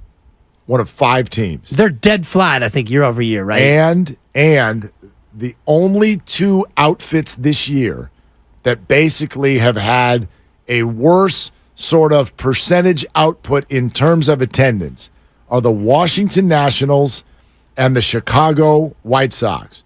The Nationals are 68 and 85. The White Sox are 58 and 95. These are 2 of the worst teams in baseball. Yeah. And that's your company when it comes to attendance. That has to speak louder than any stat, than any platoon, than any righty-lefty matchup or any opener. And the A's are down there too, right? In terms of like one of the teams that didn't get an attendance bump. Yes. I mean, because I think the Tigers are the other one too. It's all really, really bad teams. The terrible teams. Yeah. And the markets where you're either a bad organization or you are an organization in major transition. And I look at the one area where you were hoping that they would be better, and that would be the defense, and you led baseball by a long shot in errors. And they committed another one today, and defensive runs saved and all the other defensive metrics, you're bottom 5 across the board. So you have a ballpark that makes it hard on hitters, so you don't attract a lot of hitters. Home run-wise, you were middle of the pack, and defensively, you were supposed to be better this year. And I think yesterday, Mark, crystallized it for a lot of fans, that double stolen base, double throwing error, 2 runs scored, Little League debacle. That, to me, was the low point of this entire season. Here, I've now got Verducci's article in front of me. Okay. And here's the way he wrote it. The Giants are one of only 5 teams to not get an attendance increase this year. Only the Nationals and White Sox have seen a bigger drop. The Giants have lost 26% of their paying customers since 2016, their last winning team before COVID restrictions. 26%. Right. Yeah. That is massive. And if you're running a business, that's why I keep saying this. We can talk about the baseball problems all we want. And there are plenty, okay? There are plenty. I have been this regime's biggest supporter, I would imagine, in this town. In this building, certainly for sure. In this building. Yep. And I still think that we do sweep under the rug a lot of the good they've done. They have been, in one form or another, a contender for 4 years. They do have a 107-win season under their belt. The farm system is way better than it used to be. These are all facts. Also fact, it hasn't worked. It hasn't worked, and whatever baseball conversation you want to have, to me, takes a backseat to the customer conversation. The fact that you're uninteresting, you are, from a PR standpoint, you're putting your PR people in a really bad spot, your marketing people in a really bad spot. You have found a way to be uninteresting. And that, in 2023, as a content creator, as an entertainment entity, is what you flat out cannot do. And so from a reason by reason situation, you can make sense. You can explain why Judge and Correa aren't on the team, and I think we get it. Yeah, yeah. But there, at a certain point, comes the bottom line, which is that people are leaving your building, and if you're trying to entertain people, that's going to make bosses stand up and do something. Whether you're in the right or the wrong, or it's bad luck or good luck or anything. 25% or 26% attendance drop since 2016, and that is dramatic, especially when you've got a crown jewel of a ballpark and you've got a wonderful city that, even everybody talking about the death spiral of San Francisco, you've seen a nice bounce back in many ways, in many corridors. People are actually coming back to the city. I know it because I try and drive across the Bay Bridge every afternoon, and traffic is back in the afternoons. People are here. People would love to go to that ballpark, but the product is not exciting. It's very cost prohibitive. And even in a year, as you mentioned, where baseball is better than ever. Games are shorter, which means there's more action per minute. The APM is up across baseball. Attendance is up. Action's up. And baseball's doing a better job of marketing its product on social media. More fans are interested in baseball than ever before. Yet this team, that's been good, Mark. They've been competitive all year long. They're not drawing people, and there are a number of reasons why. Giants swept in Arizona. They are 76-76. We are calling the season right now. We are calling it. It's a wrap. May it rest in peace. Taps. Dearly beloved. It's gone. So what should happen next is the question. Chris in Austin, Texas with Willard and Dibbs. Hey, Chris, thanks for calling. What's up? Yeah, thanks for having me, guys. I mean, this has kind of been the nail in the coffin last 2 days. It really feels like it. So, I mean, I'm kind of curious what your guys' thoughts are. Obviously, ownership has come out and said that Farhan and Kapler are going to be back in 2024. I also don't think we should rule out the fact that if this collapsed the rest of the series and I guess the games against the Dodgers and whoever else we have, like if it doesn't get continuously ugly, what makes us think that they couldn't be out the door this year? And we've had a couple of people in our pitching staff and coaches that have already been announced that they've left in the last 24 hours too, which they're going to have to backfill. So I don't know. It seems like the writing's kind of on the wall. Maybe Donnie Ecker was onto something last year and then got out before it got ugly. So that's kind of my thoughts. It's interesting, Chris. I do think there is a little bit of an exodus with staffers on the Giants. I think that there are some underlying reasons to that. I think that's all true. The larger question you're asking is basically why not now with this regime? I don't know for sure that now isn't when it's going to happen. I don't think it will. I know that they've been given the vote of confidence. The dreaded vote of confidence. I keep reminding people how not in cement that is when someone gets a vote of confidence. Dude, I've been there. I mean, hello. Mike Dunleavy Jr., Jordan Poole's under contract. He's going to be here. 2 days later is a wizard. So, Dunleavy wasn't lying. He was here after he got done with that sentence. Yeah, it was. For another 48 hours or so. Eddie Murphy. Like when they say, hey, they're back next year, it does not mean they're back next year. I think they will be.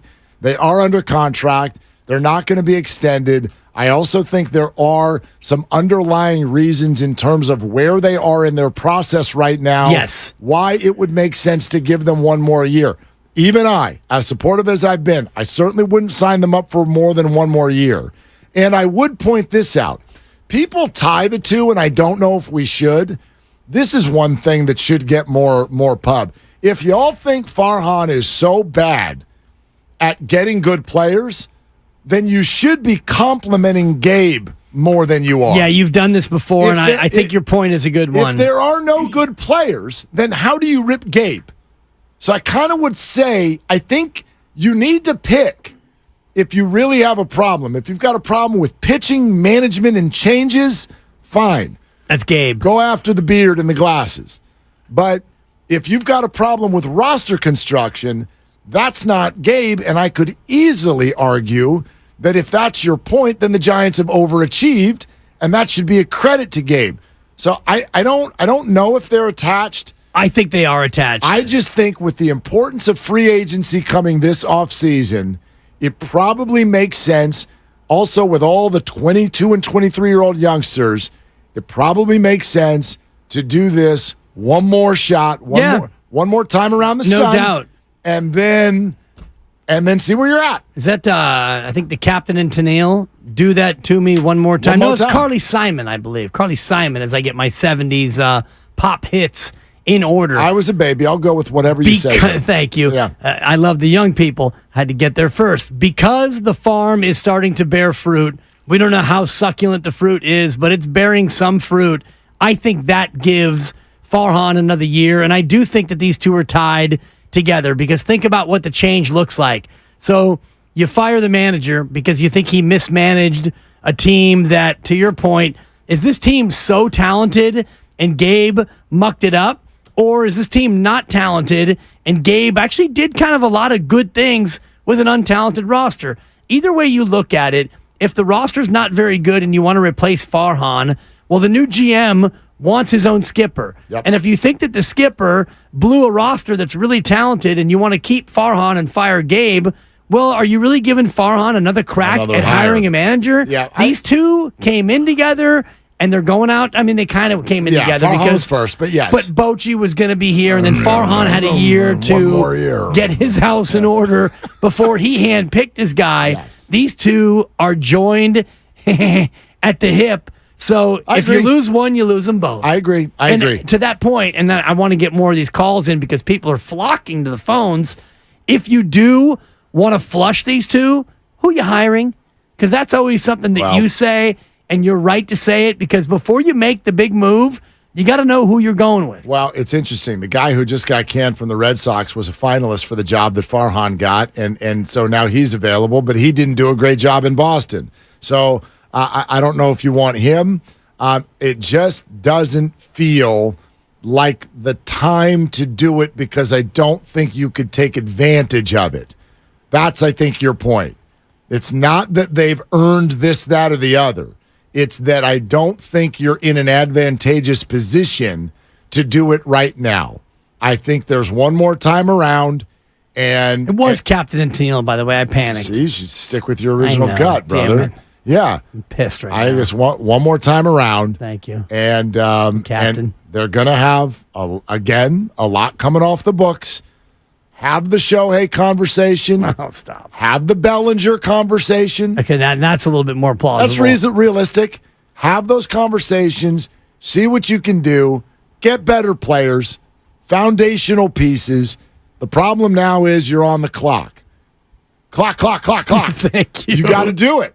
You got to do it. And that's the unfortunate part. You could all see it, though, can't you? Couldn't you see Luciano coming up next year and Harrison getting with Logan Webb and a healthy Alex Cobb, and all of a sudden you're like, whoa!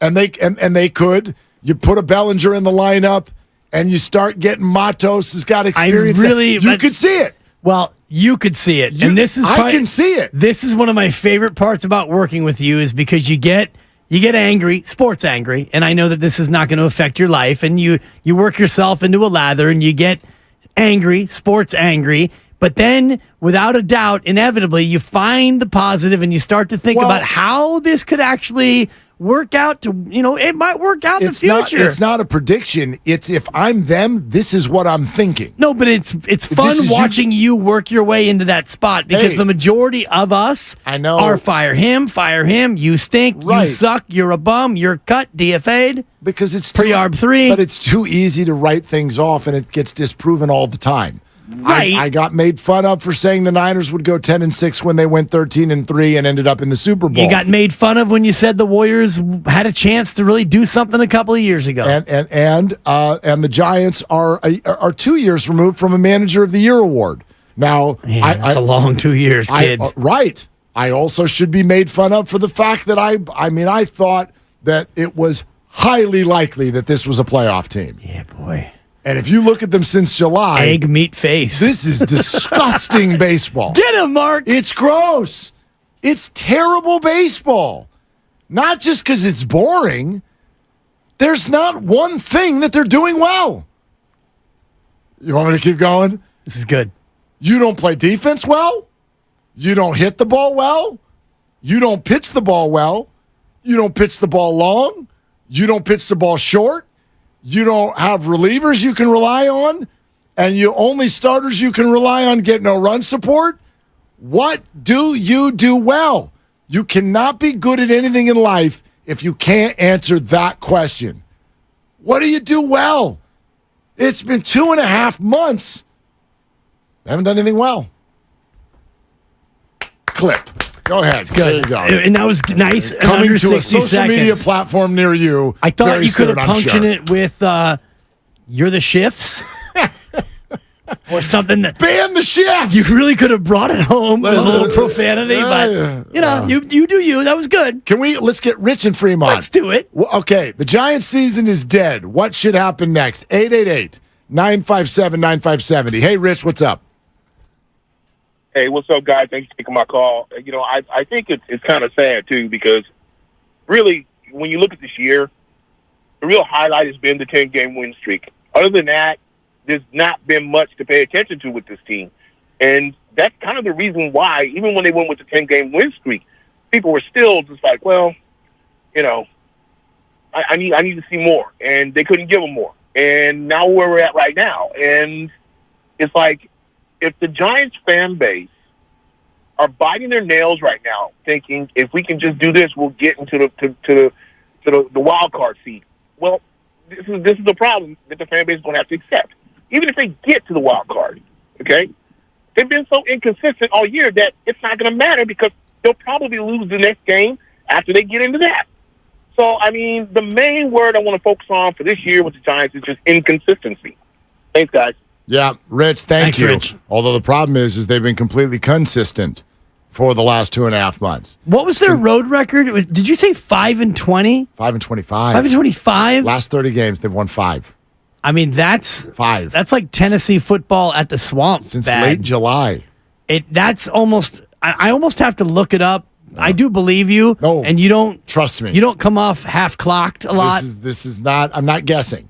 They are 5-25 in their last 30 road games with a -76 run differential. I'm going to look at the other team in the Bay and see if they have a better road record over their last 30. Oh, I'd be shocked if they didn't. I know they've got a better run differential because the Giants one is the worst. I mean, the my worst God. In baseball. All right. So what do the Giants do in this moment? Because the season, we're done with it. The season's over, and we might be. I know some of you were at the party 2 months ago. But from a number standpoint, that's rest in peace. The Giants season is over.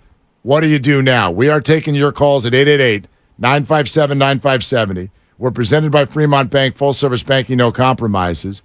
And coming up next, I want to let you know how this is maybe an even more complex problem than simply getting a couple players and winning some baseball games. It's even bigger than that.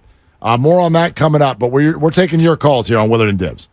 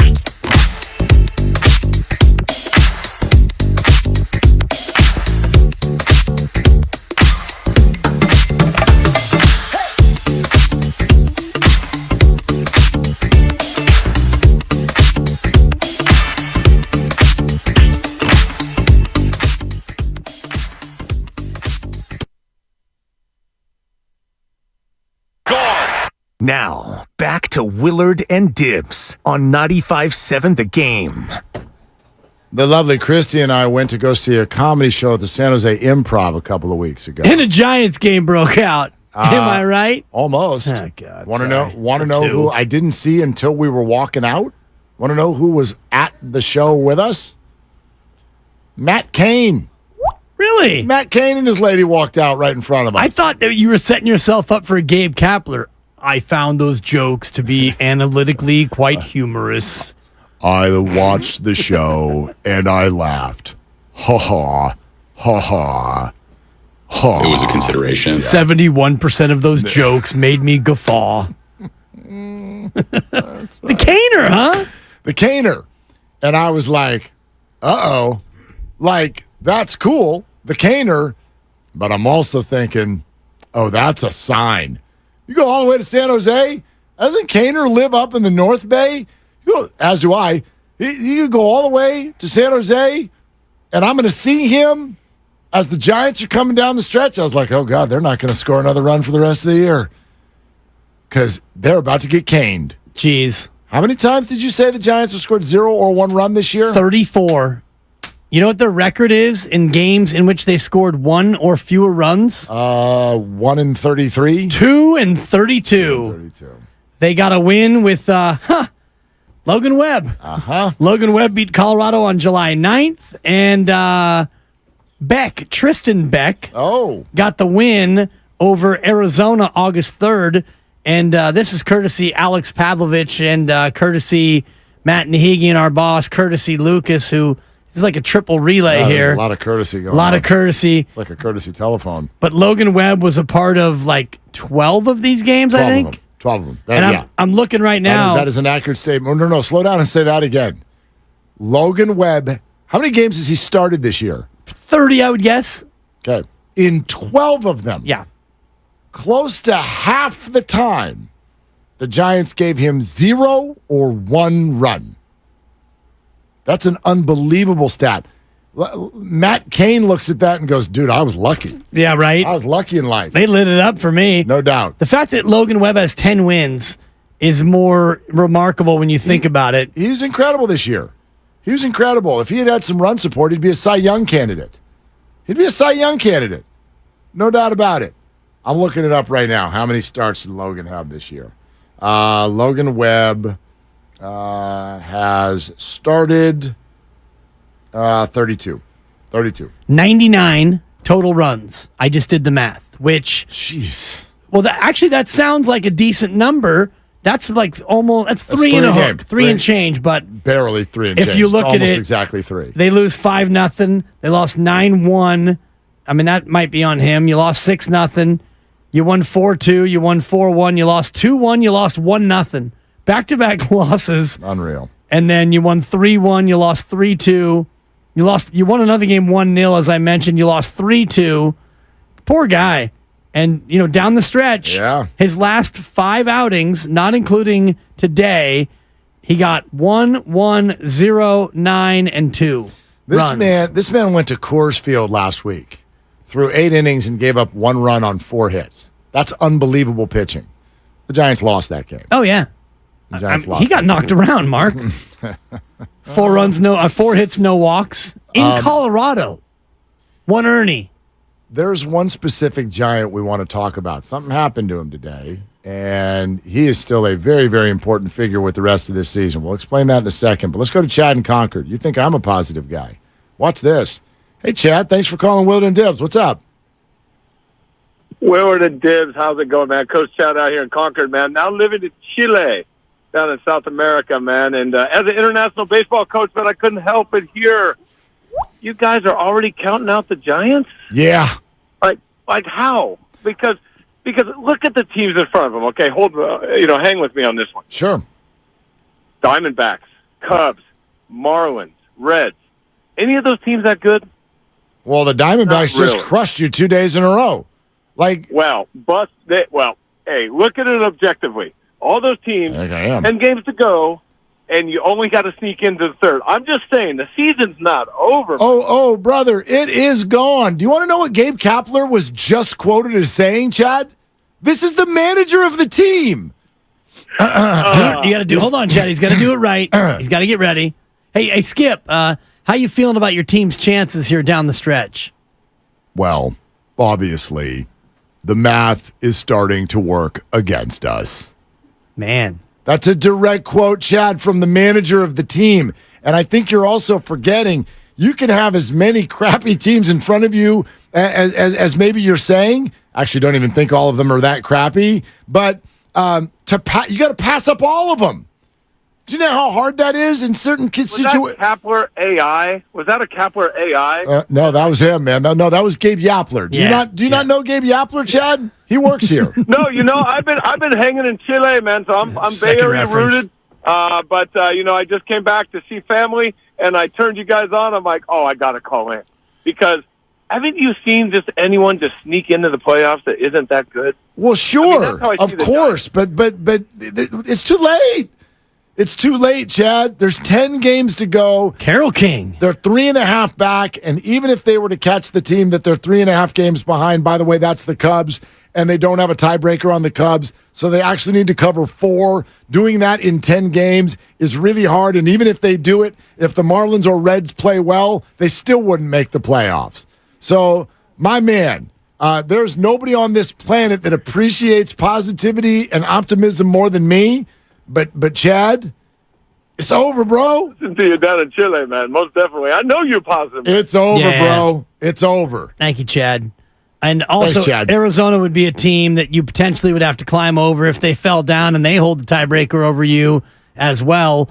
If the Giants were to get to 85 wins, that would be them winning 9 of their final 10. Yeah, they got to go 9-1, which is already and you have that's the ridiculous. Dodgers 7 times or Correct. 6 times, and 7. 4 of them on the road where they win 1 out of every 6 games. Go ahead. 5-25 in their last 30. Yep. So even if you want to play out the Chad, and I understand he lives in Chile now. I can't confirm that. Chile. Whatever. Third reference, and I loved it. I'm just a little bit of South American envy going on right now. There you go.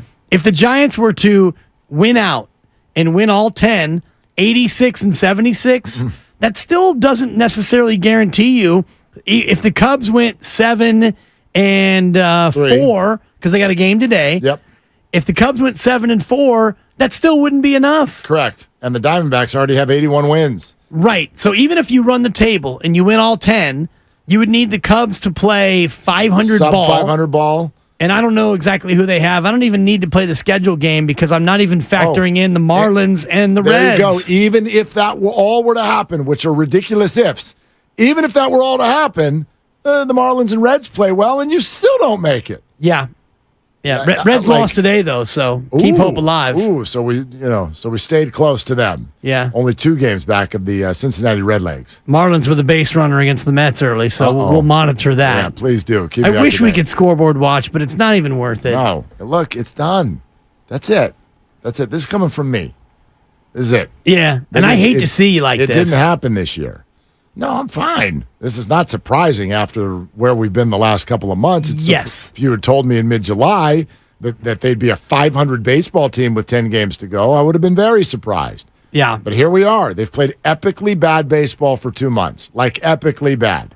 And yes, I am someone who tries to keep in mind big picture. I like to go situation by situation. I think that you can look at how the Giants got here if you really want to. Some of you don't want to, and that's fine. As a fan, you don't have to. You can just be mad and have mustard on your cheek. That's fine. You want to that's totally fair. You're a paying customer. If you hate this and you want everyone gone, I understand. I really, really do.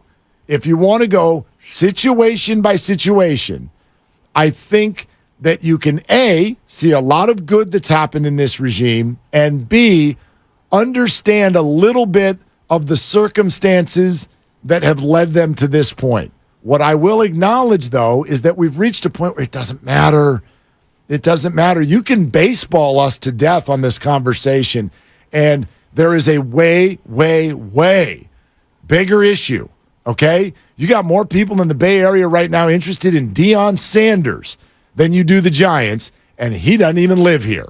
Okay? And he coaches Colorado football. Coaches Colorado Buffalo football. I was out at a bar Saturday night, and it was absolutely jam-packed with people who were all about Colorado State. And I took a moment to look around the room and realize exactly what was going on. And it was, 95% because of Deion Sanders. But that's a thing. You're low, by the way. Well, also, Colorado's 2-0, and it's, it was the only thing on TV. And some weirdo alum was there. Sure. Fine. Exactly. It was I know that weirdo alum. Shout out Daryl Davis. It was honestly now, listen to what I'm about to say, and I'm going to credit Dave Fleming with this. This was the most watched late night television event in history. End of sentence. Not since 2000, not in the sports world. What about the MASH finale, Mark? This was the most watched late night television show ever. Letterman's last show? Johnny Carson when he did that Karnak thing? Nope. Leno on a motorcycle? This is it. Arsenio? Woo, woo, woo. It's Thank you. Just flew in from Cleveland. It's 2023, and I know that this is not just because it's 2023, but you are in such an... We know this as well as anyone, okay? When you work in the world that we work, you are in such an unbelievable competition in the world of content for people's attention, for people's eyes, and for people's ears. If I am the owner of the Giants, okay, I'm looking at this and I'm going, I get it. I get that Rodon, Correa, all the Carloses, I get it. It's been bad. So you made smart moves. And you can sit in a room and talk to people and go, here's why we did this. Here's why we didn't do that. And I go, I get it. I totally get it. But there's a bottom line that's got nothing to do with baseball. You've lost your audience. You've lost the fan base. You have lost your connection to people. And that is bigger than baseball. It's bigger than the standings. I actually have reached a point where I don't know if the Giants had made the wild card this year, if they would have sold the building out for playoff games. Right. If playoff games had ended up there. I don't even know. You've lost your audience. And that's the baseline. That's where we got to start this conversation. So, sure, one more games than you lost, and lemonade out of lemons. All of those things are true, but what is everybody supposed to do if an entertainment outlet loses its audience? Right. What is it? I don't know what anyone's supposed to do with that. Well, if you are the entertainers, it's easy. Become more entertaining. And that's basically what the job is now for the Giants. You mentioned the fade. They were 61-49 after winning the third straight against Arizona at home on August 3rd. 12 games up. You had beaten down Arizona. You were in the wild card race. You were in the hunt. You were a fixture. You were humming. And then since then, it's been a slow, inexorable fade. And with the Niners back and humming and the Warriors right around the corner, you're right, Mark. The only job, forget the winning and the losing and the Gabe or the no Gabe and the Farhan or the no Farhan. You are an entertainment entity. How about you become more entertaining? Yeah, and they've said, we think winning is entertaining, but that puts you in a real bad bucket where, like, your plan has to work at an epic level. And when players disappoint or get hurt, you know what I mean? Larry Bear had that quote at the beginning of the year. It's like, oh, people get it now. We've had to explain it to them. But when they see Conforto and Haniger and Minaya and Stripling, now they get it. Get what? All four of them have been disappointing. Not necessarily through any fault of their own always. Haniger got hit on the wrist and broke a bone. But you can't peacock about something that hasn't happened yet. You know what I mean? Absolutely. The 49ers can't celebrate their win tomorrow night yet because it hasn't happened yet. You're listening to 95.7 The Game, KGMZ FM and HD1 San Francisco, always live on the free Odyssey app, Twitch and YouTube, powered by First NorCal Credit. When a fourth of your games involve the home team or your team, the favorite team, not all these games are home teams, but when 34 of your games result in 0 or 1 run, that's a problem in terms of entertainment. And the old expression of chicks dig the long ball is outdated and it's sexist. Baseball fans dig the long ball. We all dig the long ball. We like runs. We like guys going first to third. Yeah. We like a guy scoring on a base hit to right center, and he's rounding third, and Flannery's going to wave him in, and all the rest of it. I like good players. But also, even if you're losing games 12-11, that's more entertaining than losing 1-0. I get it, but it's like that's not even. I don't just need home runs. Like you got to be good. You like have good players, have offense, have people who can run. You actually said at the end of last year, our goal is to be more athletic and better defensively. It's the least athletic baseball team I've ever seen. And also, your goal was to be better defensively.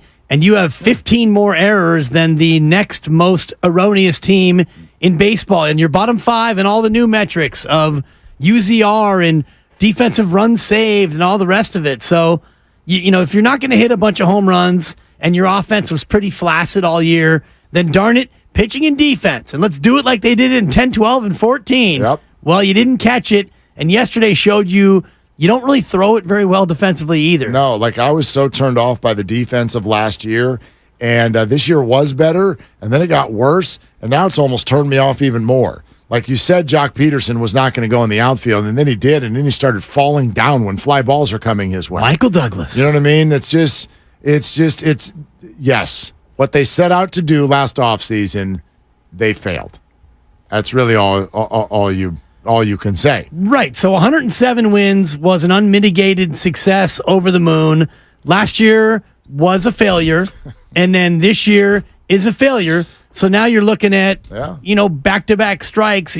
I think you're in a 1-2 count in terms of first year's a pandemic, whatever. It was a no throw. Yeah, time was called. It's no pitch. Gabe's first year. Right. Yeah. And then subsequent now it's a 1-2 count for Gabe and Farhan. And if next year is like this year, uninteresting and flatlining, they wouldn't even make it to the end of the year.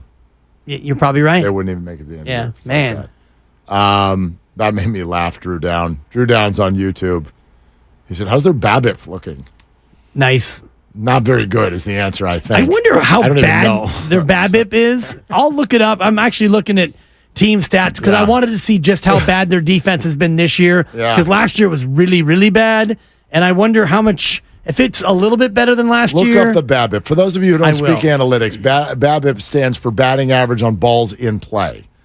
So that sometimes that can give you an idea of when a team is unlucky, because it's like if you hit a lot of balls hard, and you're not getting hits out of it, that means you're snake bit a little bit. While you look that up, the dulcet tones of America's favorite cheeseburger chaser, it's Gabe Kapler also letting you know this season's cooked. Yeah, I mean, obviously these were must-win games, and going back several games, those were also must-win games. And now the math is not on our side, and every game is one that we have to win. Okay, so there it is.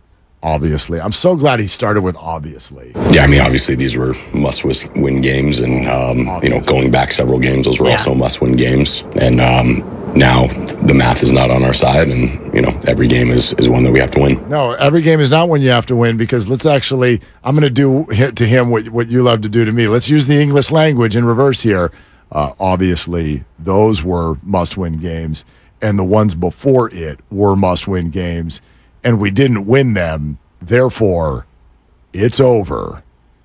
You can't lose must-win games and then say, so now we've got to win the up. No. You already lost the must-win game. Sure. You must win them, and you didn't. Yeah. So we moving on. You got a football game tomorrow night. And I can't wait. And we are now just 25 hours away from Thursday night football down there at Levi's. You and I live from the Hilton, and I love those broadcasts. And being within shouting range of the stadium, we're both going over as soon as we possibly can, and that's exciting. But first... and I do want to get your Brandon Crawford thoughts. Yes. But, and I know we got plenty of calls to get to. Giants and BABIP, batting average on balls in play, 298 this year. League average, 297. Okay. So they're right where everybody else is. Yeah. Yeah. So, I do want to get to Crawford, and there's actually some developing news there. But let's go to Ben in Oakland. Hey, Ben, what you doing? You're on with Willard and Dibs. Hey, guys. Just want to say what's up. I'm driving home. Right on, man. What's on your mind?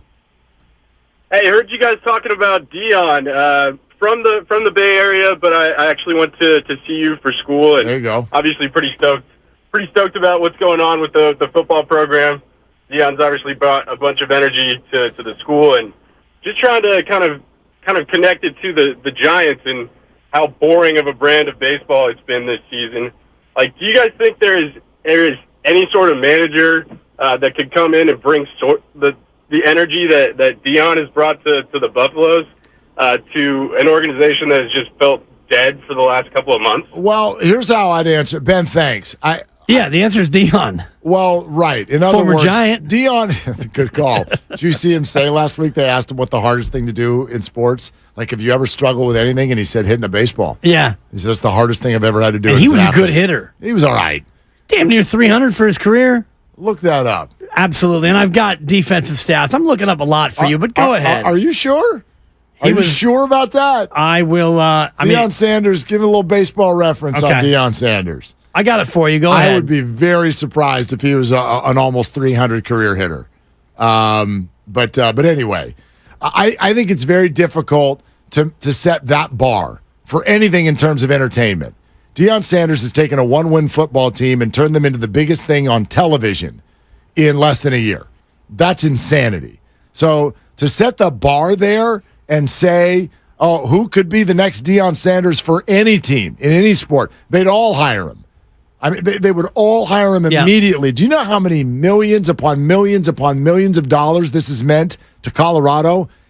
Like Alabama would fire Saban and hire Deion if they knew that it was going to lead to that kind of money. It's been that intense. So to set that bar and say who could be the Deion for the Giants, the answer is it doesn't exist. 263 career. Okay. 1 year he hit 300. Okay, what did he hit for the Giants? For the Giants in 52 games, he hit 285. Okay, it's better than I thought. Yeah. But 263. Okay, anyway. Played a lot longer than I remember, so go ahead. Yeah.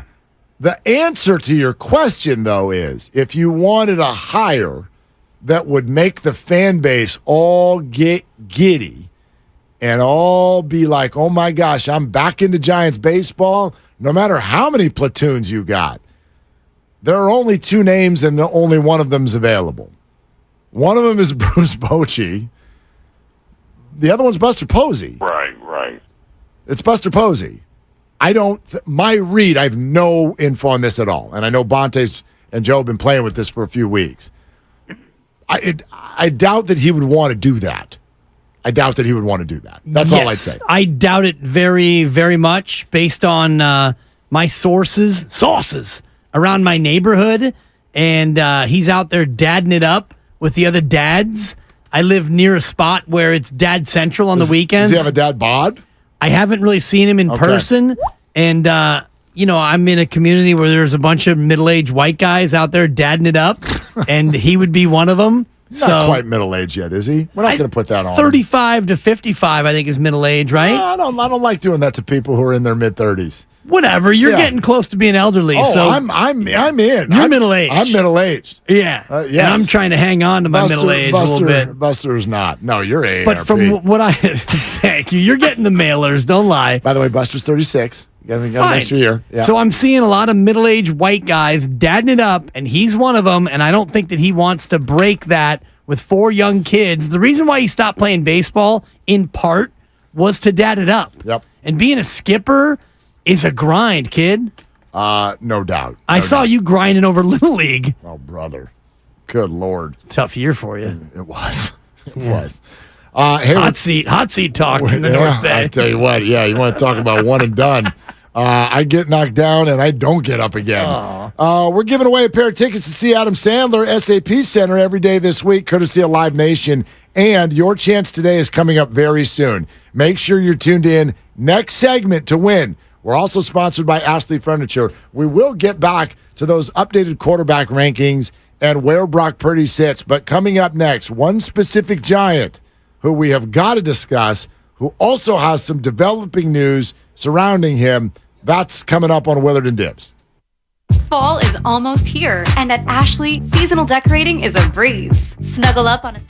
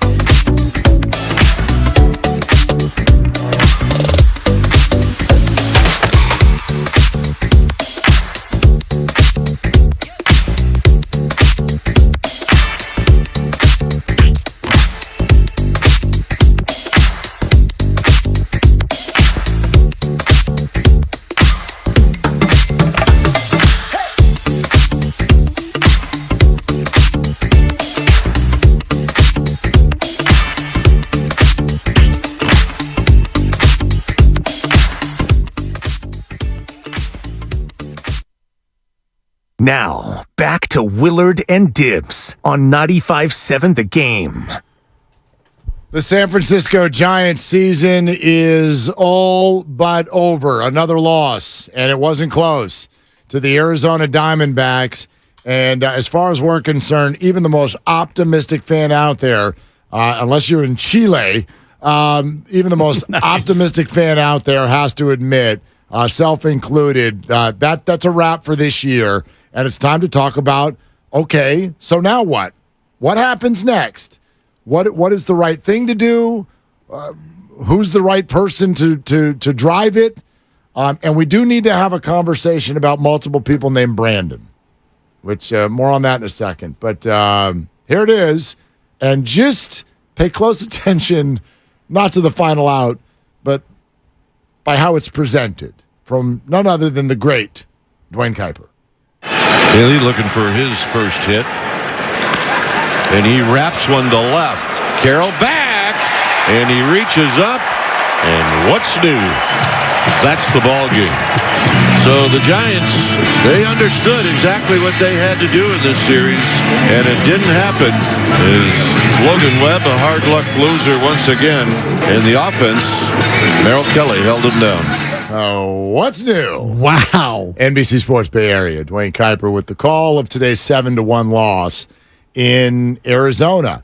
So there are a couple things here. We were just asked by a listener, okay, who would be this team's Deion Sanders? And I'd like to extend that almost to like beyond just the managerial position. Sure, the figure, the person. Well, right? Like, who's going to get you going? It doesn't have to be a manager. It could be a center fielder. It could be a pitcher. It could be Shohei Ohtani. Like, it could be like whatever you want. Think about last year with the Niners when they didn't necessarily need that person, but they got Christian McCaffrey for a second, third, fourth, and a fifth. And from the moment he touched the ball for the first time in red and gold, it felt like he was born here, drafted here. He was us. They've barely lost a football game since. Exactly. Right. But that was the kind of shot, and the Niners didn't even need it. But that's, I think, the kind of impact we're talking about with the Giants. Well, and the reason I say beyond manager is twofold. A, I don't think Gabe Kapler's going anywhere. I think Gabe Kapler's going to be the manager of the Giants next year. That's number one. Number two, we gave the answer Buster Posey. That would sort of like, that would really excite the fan base, though not in a Deion way at all. And in fact, not even in a Shohei way, not even in a Cody Bellinger way, because Buster's not going to go play baseball. And I don't know, do you like, oh my gosh, we got to go to the Game Time app and we got to go to section 22 and buy hot dogs and buy beer so that we can watch Buster sit there and make pitching changes? So and Buster doesn't present that. Like, Deion is incredible because he is a showman. He's exciting. He's electric. He does a lot. I mean, he was a great player, obviously. PR machine. He is. A machine. But he's not synonymous with Colorado football like Buster is with Giants baseball, right? A little bit. It might be the first time he's ever been to Colorado. What the hell is synonymous with Colorado football? Cordell Stewart? Yes. That's about it. Yes. And right? I mean, what else? Eric Bieniemy? I guess. Okay. I'm reaching. You are. I stretched during the break, though, so I feel like, and I got a sugar-free Red Bull, so I'm ready. Good. I'm ready to bring my A game the rest of the way. Yeah. That person, I'd rather that person's a player than a manager. And I do think Farhan and Gabe are back next year. I'm getting a lot, and I knew I would. I have for a while. Oh, you still support him now? You big jerk. You've been supporting him for years. I do. You homer? I do. Should move to Springfield and marry Marge. I do still support them. I do still think they're smart. I think they have made some mistakes, and I also think there are some things that have not been necessarily under their control. You know what I mean? Like, and I'll give you one. This is not to say, oh, bad luck. Like, look, they have failed these last 2 years. It's not okay. It's not good enough. But for me, it's way bigger than baseball. It's about boredom. It's about a disconnected fan base. But I'm not, and you can if you want. I don't go, hey, Farhan, you jerk, you failed on Aaron Judge. Aaron didn't want to come. He's a free agent. That's up to Aaron. That is completely out of, right. It is totally out of Farhan's hands. And to this conversation, would he have this year been that big injection of excitement. I don't know. Their record is the exact same thing that And the Giants' he's been record hurt is. And a he's been ton. hurt. Right. So early on, it would have been like, whoa, yeah, wow. And then he had the toe issue, and he hasn't had the year that he had last year. So it would have been an early infusion, and then it would have been a bunch of what we've had anyway. Yeah. So I don't blame for that kind of stuff. It's more big picture stuff. It's like your strategy that I may still believe in has led to this. It has led to fans leaving. It has led to disconnection. It has led to you not having enough good players. So I still completely think they're smart. I think they need to adjust, like all of us do when we try something that doesn't work. So I think they need to adjust. I think they're probably going to get another year to do it. That's my guess. But obviously the clock is ticking. And for those of you who are against them, I get it. And you can put that, if you want to call it that, feather in your cap. You're not going to have to suffer through this much longer. It's either going to work or they're not going to be back. And I wonder where those people sit in terms, and I don't want to single out John Dickinson for anything more than him being pretty vocal on this station of not being a Gabe Kapler fan. So if they bring Cap back and Farhan back, and I think I would put it at a 90% chance that they both come back. That's where I see it in terms of the likelihood, even if they win just 2 of their final 10 and the collapse continues, I still think they both come back. I agree with you. It's probable. It'd be good for them. You might put it at 80-20. I don't think it's any less than 75-25% chance that they come back. But if you're not a fan of this regime, what are you thinking about going into next year? Are you hoping that they have a year like this so you can finally be done with them? Or are you loaded up? I know you're not, but I'm asking this for the general fan base because you'll never do that. I wasn't going to say I'm not going to do that. I was going to say I'll never even understand that. Right. I'm not going to tell anybody how to fan. You can do what you want. I don't really understand the concept of rooting against your own team. Goo sat here earlier this week and talked about he would trade a bad year for the Cowboys to get Mike McCarthy out. Okay, I don't really get that. I would rather be like, why can't somebody, if you dislike Gabe Kapler and Farhan Zaidi, are you at least open to changing your mind? I'm open to changing mine. I'm open to changing. I might have been wrong. Maybe I've been wrong all these years. Well, that's the way I look at it. In other words, if they win 100 games next year, are you going to still stick with, damn it, because I wanted them fired? Well, except for they're doing what you want your team to do in this faux scenario. Sure, which is win. So why would you root against it? Right. So I just, that's all I look at it like. Be open to going the other way. I might have been wrong, or maybe they're going to figure this out, and maybe they're going to turn it around. And right now, that's what I hope for. I do think they're going to get that opportunity. I also believe that they should. I believe that they should. I don't think, the whole fire Farhan, fire Gabe thing, let's further what that caller just asked us. In favor of who? Right. If you're going to say that, I always follow up, okay, and do what? And that's kind of the question right now. Sure. What do you want them to do? 888-957-9570. I think it's a fair question in terms of if they were to get fired, who would you go to? Because it's going to be a package deal. So if you want to bring in, is it Chaim Bloom from Boston?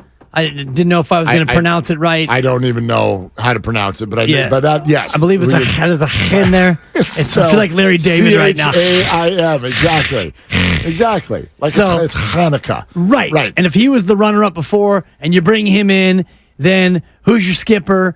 And do you find, somebody who is going to make a big splash because Gabe Kapler he's done the job and he hasn't, done great, or he's done everything he can. But if you're going to fire one, you're firing both, and you're bringing in both. I believe you're not going to, bring in a new GM and keep the skipper, and you're not going to keep the skipper and bring in a new GM. They're a package deal. All right, Adam Sandler Tickets SAP Center. Again, we're doing it every day this week. It's courtesy of Live Nation. Pair of tickets every day this week. Stay with us because your opportunity today is coming up within the next 4 or 5 minutes. Okay? Adam Sandler, SAP Center, courtesy Live Nation. Your chance to win today is coming up in just a few minutes. Let's go to Vinny in Napa Valley. Hey, Vinny, you're on with Willard and Dibbs. What's up? All right. So, yeah, I've been a big fan of the Giants my whole life. The last couple of years, I've been blaming me not watching on having a child.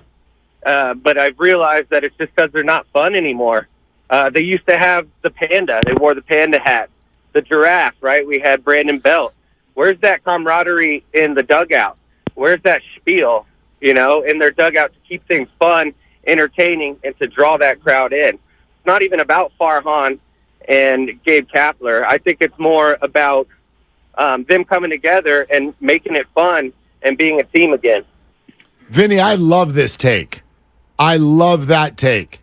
So here's how I would put what he just said. It's not about Farhan and Kapler. Now, they're the ones who are responsible for it, okay? We've all watched this. Whatever industry you work in, you ever seen somebody lose their job and it's like, it's not their fault. It's not their fault. Too soon, Mark. Too soon. It's been 9.5 years. I'm still not over it. Look at me, Dibbs. It's not your fault. It wasn't. I got rehired 51 weeks later. It's not your fault. I know. I had to have Dibbs. I think I want to bring you back. Dibbs. It's not your fault. No, it wasn't my fault. You're making it seem like it's coming again. Dibbs. It's not your fault. Mark, you're not going to get me to cry. I'm going to say this until you cry like Goodwill Hunting. That's the way it works. That was a great scene. I just keep saying it over and over until you cry and collapse in my arms. Yeah, I'd have to walk all the way over there, and with my bad knee, could take some time. We only got till 6 o'clock. Exactly. Anyway, we've all seen that. So Farhan and Gabe are the faces of the franchise in terms of off the field, the executives. So sure, there's got to be accountability. Buck stops here, all those cliches. But I love what Vinny's saying because it's so much bigger than that. And that's the problem here. This is almost more about a vibe. Okay? Like, if you want to be invited to the party that you want to go to, you want to pull up to the party and you look at it and people are like, man, people are having fun in there. Sure. Right? And you don't want to pull up to the bridge party. Like, good Lord. Like, and that's what it feels like right now. Who's responsible for that? I don't know. Everybody. Exactly. Everybody. Ownership. Larry, Farhan, Gabe, Kai Correa, Mitch Haniger, Brandon Crawford, Tyrone Estrada. You're all responsible for this product. Some of you are doing your job, and too many of you are, for whatever reason, it's not working. And that's why this is a baseball conversation that to me is actually way bigger than that. It's way bigger than that. You are competing with the 49ers and the Warriors and Deion Sanders. And you're competing with this. And for those of you not on YouTube, you can't see that I'm holding up my phone because the phone now is walking entertainment. And so if you're not entertaining me a lot over the course of 15 to 20 to 30 seconds, then I'm out. And that means being at a game, watching it on TV. If you happen to want to devote some time to listening to one, if you're not being entertained, then you're not going to stick with something. And I think the last caller made a good point about panda hats and giraffes and just fun right now. Because, like, who's the most fun Giant right now? It's a guy who can't stay on his feet when he's playing left field. Jock Peterson is by far the most fun guy on this team. I think he was. Well, he dyes his hair. You're talking about personality, but I don't think he's been that fun to watch this year. Well, he hasn't been as good. Yeah, but he dyes his hair. He gets slapped by opponents. He's a little roly-poly like most of us, and he kind of has a little bit of that Keystone Cops, like Pablo Sandoval, kind of like, what am I doing as a pro athlete kind of vibe, and he hits a big home run, and he kind of saunters and flips and pimps it. He's very fun and entertaining, but he's like maybe a 6 on a scale of 1 to 10. I mean, I think this year even that is generous. All right, we got a lot of you who want to weigh in, and we're coming to you. I just don't want to confuse the two lines. If you would like to talk to us about Giants baseball, the end of the season, 888-957-9570. If you'd like to go see Adam Sandler at SAP Center on October 28th, you have to call a completely different number. It's our contest line. Make note of it right now, 415-951-2386. 951-2386, caller 3. 415-951-2386. Caller 3, our winner. Remember, if you don't win today, you got another chance tomorrow and Friday as well. We're doing it every day this week thanks to Live Nation. Let's keep going. SF Bay Drummer in Houston with Willard and Dibbs. What's up, Drummer? What are you doing? Nothing much, man. I'm just really upset about the Giants. I actually tried to call in when I went to go watch the Giants here in Houston. And, I thought that night when Discofani pitched that masterful game and Doval closed it out, that things were going to turn around and, the Giants were going to be competitive. And then now to see this, it's just like, oh, my gosh, I should have seen it coming. But, as far as GM, I don't know any names, but I would like a GM that can, build more talent in the farm and actually get some things on the major league level, get some players on the major league level that would make us competitive. And I would also like to see Buster Posey as a manager. I believe his brain goes beyond just being a catcher as a player. I believe he can really lead men and put them in the right position to succeed. And, just lastly, I think we need an owner like Dibbs, because I can see Dibbs, just holding the press conference live on TV and just saying, Farhan, you're fired. Thank you, SFA Drummer. That's so stupid and so funny at the same time. He's playing off the Dibber cackle, which it works. It works. Don't hold a press conference to fire someone at the press conference. Oh, that's a new way of doing that's things. That's a mean streak right Super there. Super mean.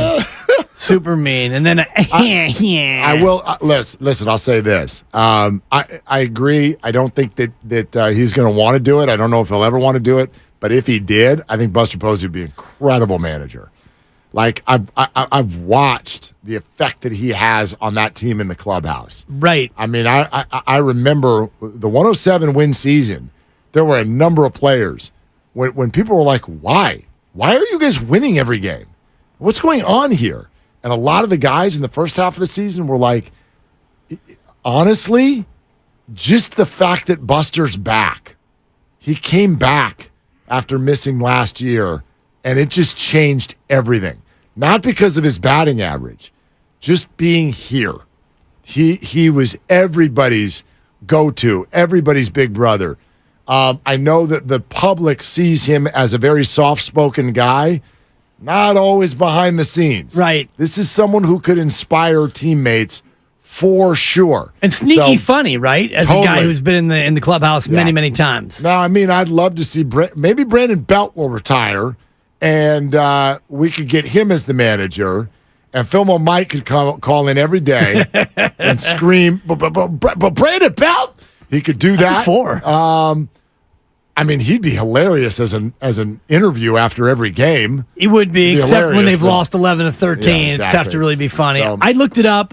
Buster Posey made $160 million on the field during his career, and we know that he now has part ownership. So as we look at things from the Buster side of this, why would he want to do it?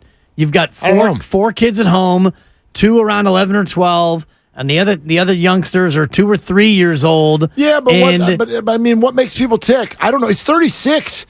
I don't know. Sometimes we talk about him as if he's like 66. Right. 36 years old. I think that when you're 46 and your older kids are in college and your younger kids are maybe, we don't need daddy as much anymore, that's when it makes more sense to me. I agree with you. I just don't know what makes him tick. Certainly. He's already surprised me once. That man left for Georgia. I didn't think he was coming back. Yeah.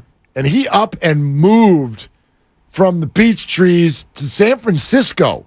That is a very large change. Yeah. But he's already been here, and he's back out near where he used to live. And I don't know his exact address, but I know where he lives. I know, but raising kids. It's good living out there. Georgia versus the Bay Area, that's a very big life change. It is, but having been here, and, I can't speak to his interpersonal relationship with the missus and all the rest of it, but I know I'd rather live here than in Georgia. Well, sure. A little bit more action out here. Right, but he grew up in Georgia. Sure. Here is home for us. You know, Here's again, been home for him for 15 years or as a pro, but not for his kids. True. Not And for in his the kids. offseason, I know he'd go back. But in terms of splashes for the Giants, the answer is Shohei Ohtani. Now, if you don't get Shohei Ohtani, then I don't know if there's another name out there, player, manager, general manager, or anybody else who you could bring in who would make the kind of splash that you're looking for. And that's where, you have a big challenge in terms of becoming more entertaining.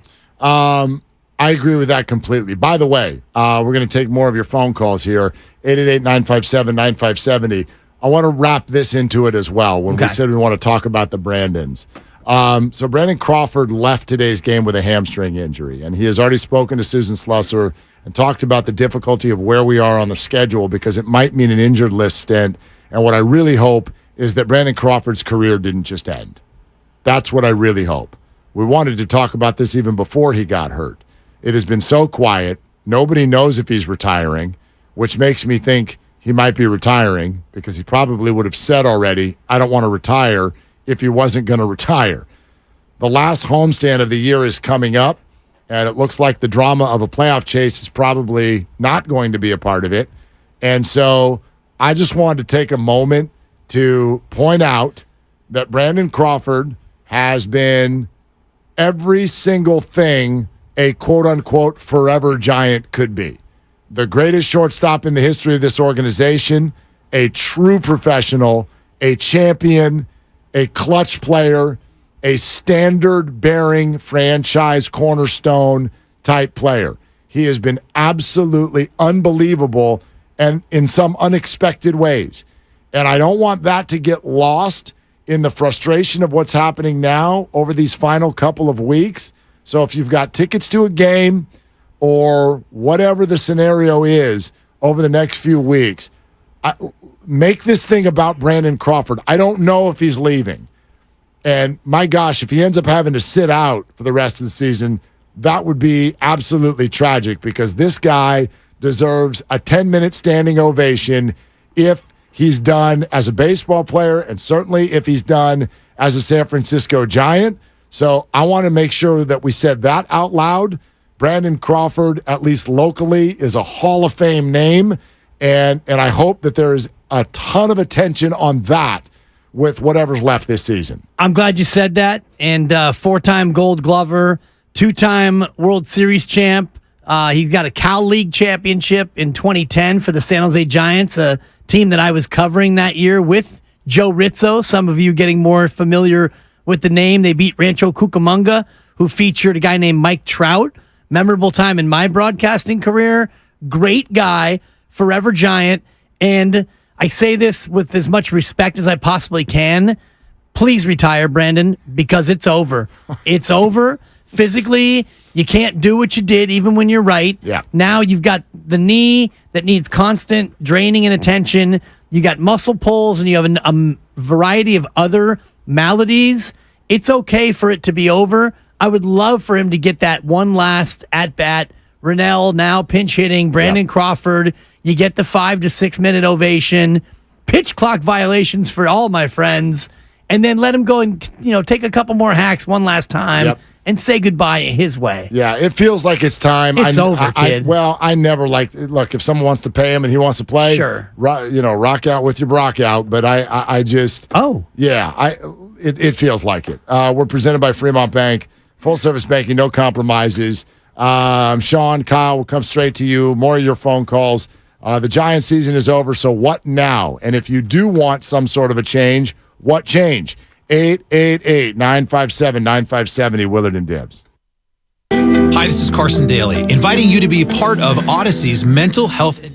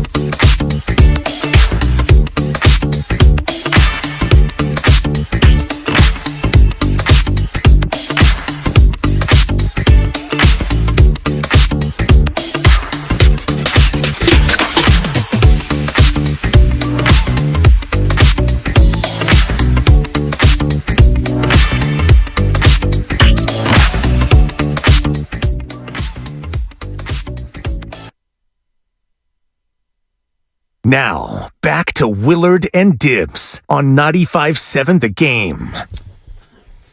All right, let's go. YouTube.com. Good chat over there today. Always love that. Brought to you by First NorCal Credit Union. You can go to youtube.com/957 The Game. Watch us live. We sometimes like to say, you can get a look at a cleanly shaven Dibs. Yeah. If someone swears, you get to hear it. Oh, yes. If Grandy plays music, you don't. Don't remind us. I just, But maybe more importantly to say today, if, I don't know, two guys were to go do their show from a 49er game, let's say. Okay. You get to see what that looks like too. Okay, so. Who are those two guys you speak of? Well, my first hope would be Willie and Dibby. Okay. Hilton Santa Clara, mañana. Be there, be square, or be on YouTube if you can't. We go into the game tomorrow, and we are going to do the show at the Hilton Santa Clara right outside Levi's parking lot. Accessibility for all. So come see us if you're going to the game. Yeah. Come say hi, high five, watch on YouTube, whatever. Thursday Night Football coming to the Bay. You might find me in the hotel lobby this evening, in fact. So if you happen to be in and around the Hilton in Santa Clara. Do love a good hotel bar. Well, and after the party is the hotel lobby, as you well know. So if you happen to be down there tonight and you get into the bar, let's go to Dibs, half in the bag. I would say probably 3/4 of the way in the bag. It's a nice little bar there at the Hilton. You might find your boy Dipper Claus tipping a couple of back. Well, get a lay of the land for me. Okay. Because lovely Christy is coming along tomorrow. She'll be there for the whole show. And she may need a suggestion or two on what to do while she waits for us to stop yapping. Okay. And so that would be helpful. Great business center there. Yep. The printer prints in black and white and in color. I don't think she wants to print anything. If she needs to print, good printer. The restaurant there actually is underrated. It's amazing. In terms of foodstuffs. And that's where your head went first. Great business center. Great printer. There's always full of toner. They've got office chairs. They've got a water thing with the fruit in there. When you get the water, you get that little hint of cucumber and mint. I have had that. It's good. Delish. Yeah. I can't wait. Tomorrow's going to be so much fun. She is going to be bored out of her mind. I don't know. She likes the show. I know she does. Yeah. And hopefully we can get her on YouTube. She can be the vice mayor. Hey, YouTube, thumbs up or thumbs down on Christy making a cameo. During the show tomorrow. Everybody can have fun with that. It's a thumbs up, kid. I mean, it's the biggest no-brainer in the history of mankind. I don't know. I mean, let's see. Let's find out. Put the poll up, Grandy. I'm kidding. Don't put a stop. Put a poll up about Christy. What's wrong with you, sicko? You sicko. You weirdo. Gross. Well, you're the one who slides into her DMs all the time. Anyway, 888-957-9570. The Giants season is over. I don't know if you heard. Sure, they've got 10 games left. They could win them all and probably still won't end up in the playoffs. As once again, Gabe Kapler, the manager of the Giants. This is not Gabe Yapler. This is Gabe Kapler. Yeah, I mean, obviously these were must-win games, and going back several games, those were also must-win games. And now the math is not on our side, and every game is one that we have to win. Yeah. Although again, it's a funny quote. I know I'm not going to try to hold him up to this one, but those were must-wins, and these were must-wins. Yeah. And we didn't win them, so we now need to win. No, they were must-wins.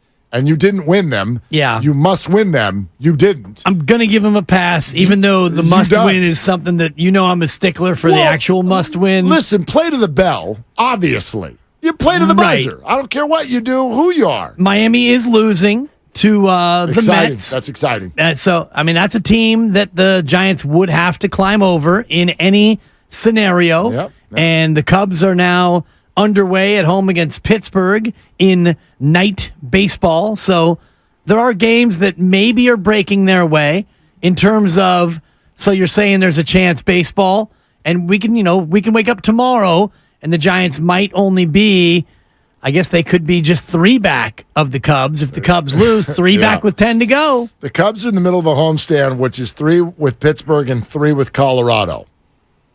They ain't losing many of those games. Okay. They might lose 1. Yeah. So, and they do. They end with a very, very difficult 6-game road trip at Atlanta, at Milwaukee for 3-3. I don't even know how hard those teams are going to be playing, but we'll see. We'll see. Well, that's funny in terms of the Dodgers too, because the Giants have the Dodgers, and you say, "Oh, how hard will the Dodgers even be playing?" I mean, Dodgers, I guess, have a shot still at the number 1 overall seed. Do they? Yeah, they're sitting. How many back? They're only 3 back of Atlanta right now. Is that for real? Yeah, they're 2 back in the loss column, so they're not. No, their record was that good. Yeah, Atlanta's played 2 more games. Dodgers still have 12 games to go. They're only 2 back in the loss column. So Atlanta's 4-6 in their last 10. They're getting wobbly. Dodgers definitely, I think, will still be chasing, and even if they're not going to roll over for the Giants. Yeah, I mean it. Gosh, I mean it feels like a year where the NLCS should be the Braves and the Dodgers. Like they're so set apart from everyone else. But yeah, we'll see. You play to the buzzer, but they had to win a bunch of these games. They won almost none of them. The only one they won was a laughable, almost blew a 9-run lead game. So it was unserious baseball. And it leaves us here wondering what to do next. And I know that a lot of the fan base is already there. I'm a part of the fan base that's not there yet, but nobody's happy. And when I say there, I'm talking obviously about a regime change. I don't think it's going to happen. I'd also add, I don't think it should. I don't think it should happen now. I don't think that puts them in an advantageous position. I don't have some exec or manager out there that I'm just like foaming at the mouth to get in here to run the Giants. I think that the farm system is a lot better, and I want to now see under this regime what Kyle Harrison and Marco Luciano and Luis Matos and we'll see. Does Wiz and Hunt come up next year? I want that group to get here with this regime, give the regime also this free agency to see if you can adjust, evolve, read, react. I think a lot of what they tried to do is right, but they have not effectively done it. And then some of what they have tried to do is wrong. And that has happened. I want to see them adjust. It's probably the right thing to do. It's probably what's going to happen. But everyone agrees the clock is now ticking.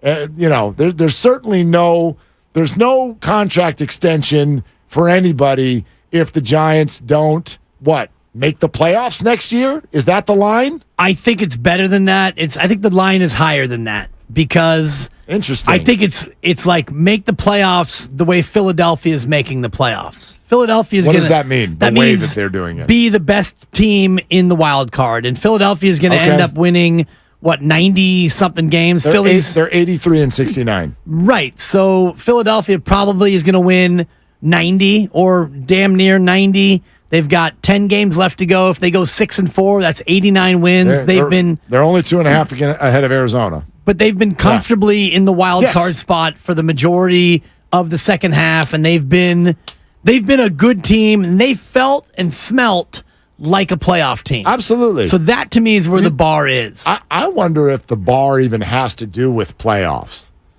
I wonder. If I'm assessing these guys in this regime, to me it's much more abstract. Like, I think it's both, but I like where you're going. Yeah, you got to get your fans back. Right. I don't know how you do it. I don't know. Is it as simple as like an Ohtani or someone? Is it a lesser than, but who's a good player? A Bellinger? Is it just the young guys all clicked? Luciano comes up and hits 26 bombs. I don't know what the answer is. I think it's a collection of all that, Mark. Yeah, but because you got to go get the fan. You got to be interesting next year. Yes, and I think a big part of it, and I've heard this from a number of callers, and we'll go to the phones again momentarily, but a lot of fans talk about having a lineup where you can go, if the Giants play at 6:40 tonight, 7 or 8 of the 9 guys who are going to be out there. Those are your guys. You've got 9 guys, 7 guys, 8 guys in your regular lineup that you can bank on. Now, I know righty, lefty, and all the rest of it. Occasionally, you'll have some platoons, but have a team that is good enough to where you got guys. And this year, how many of those guys do you really have where, you're going to be out there playing? J.D. Davis, we had him on the show, I think it was last week, terrific interview. He leads the team in plate appearances and games played. He's played a ton. Lamont Wade, when healthy, he's been your first baseman. Tyro, when healthy, has been your second baseman. Outside of that, I know Patrick Bailey has been the catcher. Yeah. You've kind of piecemealed the rest of it, and that, I think, is a big turnoff to the fans. Well, I agree. The hard part for the Giants, and you're listening to 95.7 The Game, KGMC FM and HD1 San Francisco, always live on the free Odyssey app, Twitch and YouTube, powered by First NorCal Credit Union. You mentioned a bunch of those guys, and it's almost like this ended up being the answer from Farhan Zaidi at the trade deadline, and I kind of tended to agree with him. He was like, could we have made trades? Yes. Would those players have effectively upgraded who we already had at the position? We didn't think so. And I kind of agree with him. The problem is, when you go spot by spot, you mentioned a J.D. Davis or a Lamont Wade or a Tyro Estrada. On a person-by-person basis, I'm like, that's an acceptable answer for that position. Tyro Estrada is a completely acceptable answer for second base. What's not acceptable is when he's your middle-of-the-order best player. Right. So I can accept a Tyro, a JD, a Yaz, even some sort of is it a Conforto-Haniger split? Certainly a Patrick Bailey. I can accept all of those guys if there's two other hitters, like if Bellinger is in center field, or if Luciano comes up and plays short next year and he's battling for Rookie of the Year, okay? And Harrison is absolutely, I mean, he's striking out every other batter. If we're going to do that, then some of the players you do have are acceptable. But you got guys who are moonlighting in the 3 and 4 spot every other night. That's not their spot. That's not their spot. They're not cornerstone players. Right. And that is, I think, it speaks to the excitement argument as well as just the baseball argument, because you don't have that 3, 4, 5, 3 guys who you can look at and say, we want them to play 155 games, and these 3 guys are going to be tough outs night in and night out. The whole thing is kind of piecemealed, where you look at your 3-hitter and it might be Wilmer, who had a pretty good year. It might be, Conforto. Heck, A.J. Pollock batted third in his short stint here. You found a guy off Seattle's scrap heap. You got him in here for absolutely nothing, and he immediately became your number 3 hitter. That's a problem. I mean, that's a major problem. No doubt. Let's go to Sean in Oakland. Hey, Sean. You're on with Willard and Debs. What's up? How you doing? Good, man. How are you? Oh, I'm good. So, yeah, I'm piggybacking what y'all saying about 3 or 4 guys that people could, either relate to or whatever. You remember back in the day, people knew Will Clark, Matt Williams, Robbie Thompson, and you go to the park, I want to hit like Will Clark and Kevin Mitchell and Candy Maldonado and all these guys. And even in Oakland, you had your Dave Stewarts or your Jose Canseco's, your Mark McGuire, people that you know that's going to be, you trying to be a crowd favorite or come over there and see them and bring the crowd in, and you don't have that no more. Baseball is not even fun no more in the Bay Area, period. It's just a cesspool. The Giants did what they did a few years ago, going to the World Series and doing all this other stuff, winning so many games and stuff, but this is now, it's like, do you remember the players? You don't remember so many people like you did back in the day. I still remember these guys, and I'm 47 now, and I still remember Mark McGuire and Jose Canseco and Mike Gallego and all them. You don't have no guy that you could just cling to and just ride it out for the years you've grown up and attract these kids to try to go to the park and be them. It's not that no more. It's like that's all a financial thing now, and it's boring. Well, right. Yeah, Sean, and that's the thing. I don't know if this is like an unsatisfying answer, the way to say it. I don't know how to fix it. I think everybody knows what the fix is. Sure. But nobody knows how to do it. My hope is that Farhan Zaidi and other people in the organization do. Yeah. Because we all are thinking the exact same thing. Shasky was just texting even. So, Joe, if you're listening, what's up? And he makes some very solid points. It's a lot of the stuff that a lot of people are thinking. And he said they need a young, vibrant guy in the dugout. My response was, or 3. but how do you just do that? Right. Okay, we need a vibrant guy who goes and hits 320 with 27 home runs and has a personality and he's interesting. It's like the Giants they're not shopping this offseason for good baseball players. They're doing job interviews. And they've got this list of things like qualifications. And it goes beyond being good at baseball. You've got to go capture a fan base. Whew. It's a hell of an assignment. Especially when you look at this free agent class, and I'm looking at the list right now just from Spotrac or Spot Rack or however you want to say it. We always go back and forth. But you got Shohei Ohtani, 29 years of age, top of the list. And then it's a sea of questionable maybes. Javier Baez, who's had a bad... he's no good anymore. He's had a bad year, and he's trending down. I will tell you, Bellinger is interesting to me. I would love to see Cody Bellinger on the Giants next year. Yeah, 28 years old, and he's going to make a ton of money, but money should not be the object. And he's not exactly super outgoing, electric personality, but he's a name that people know, and he's a terrific player. And he, I think, is the start in terms of what you said. Shasky says they need a young, vibrant, and you said, how about 3? Well, if it's Bellinger and a couple of other good, solid veteran baseball players, position players, because I think your pitching staff, unfortunately, is pretty much set.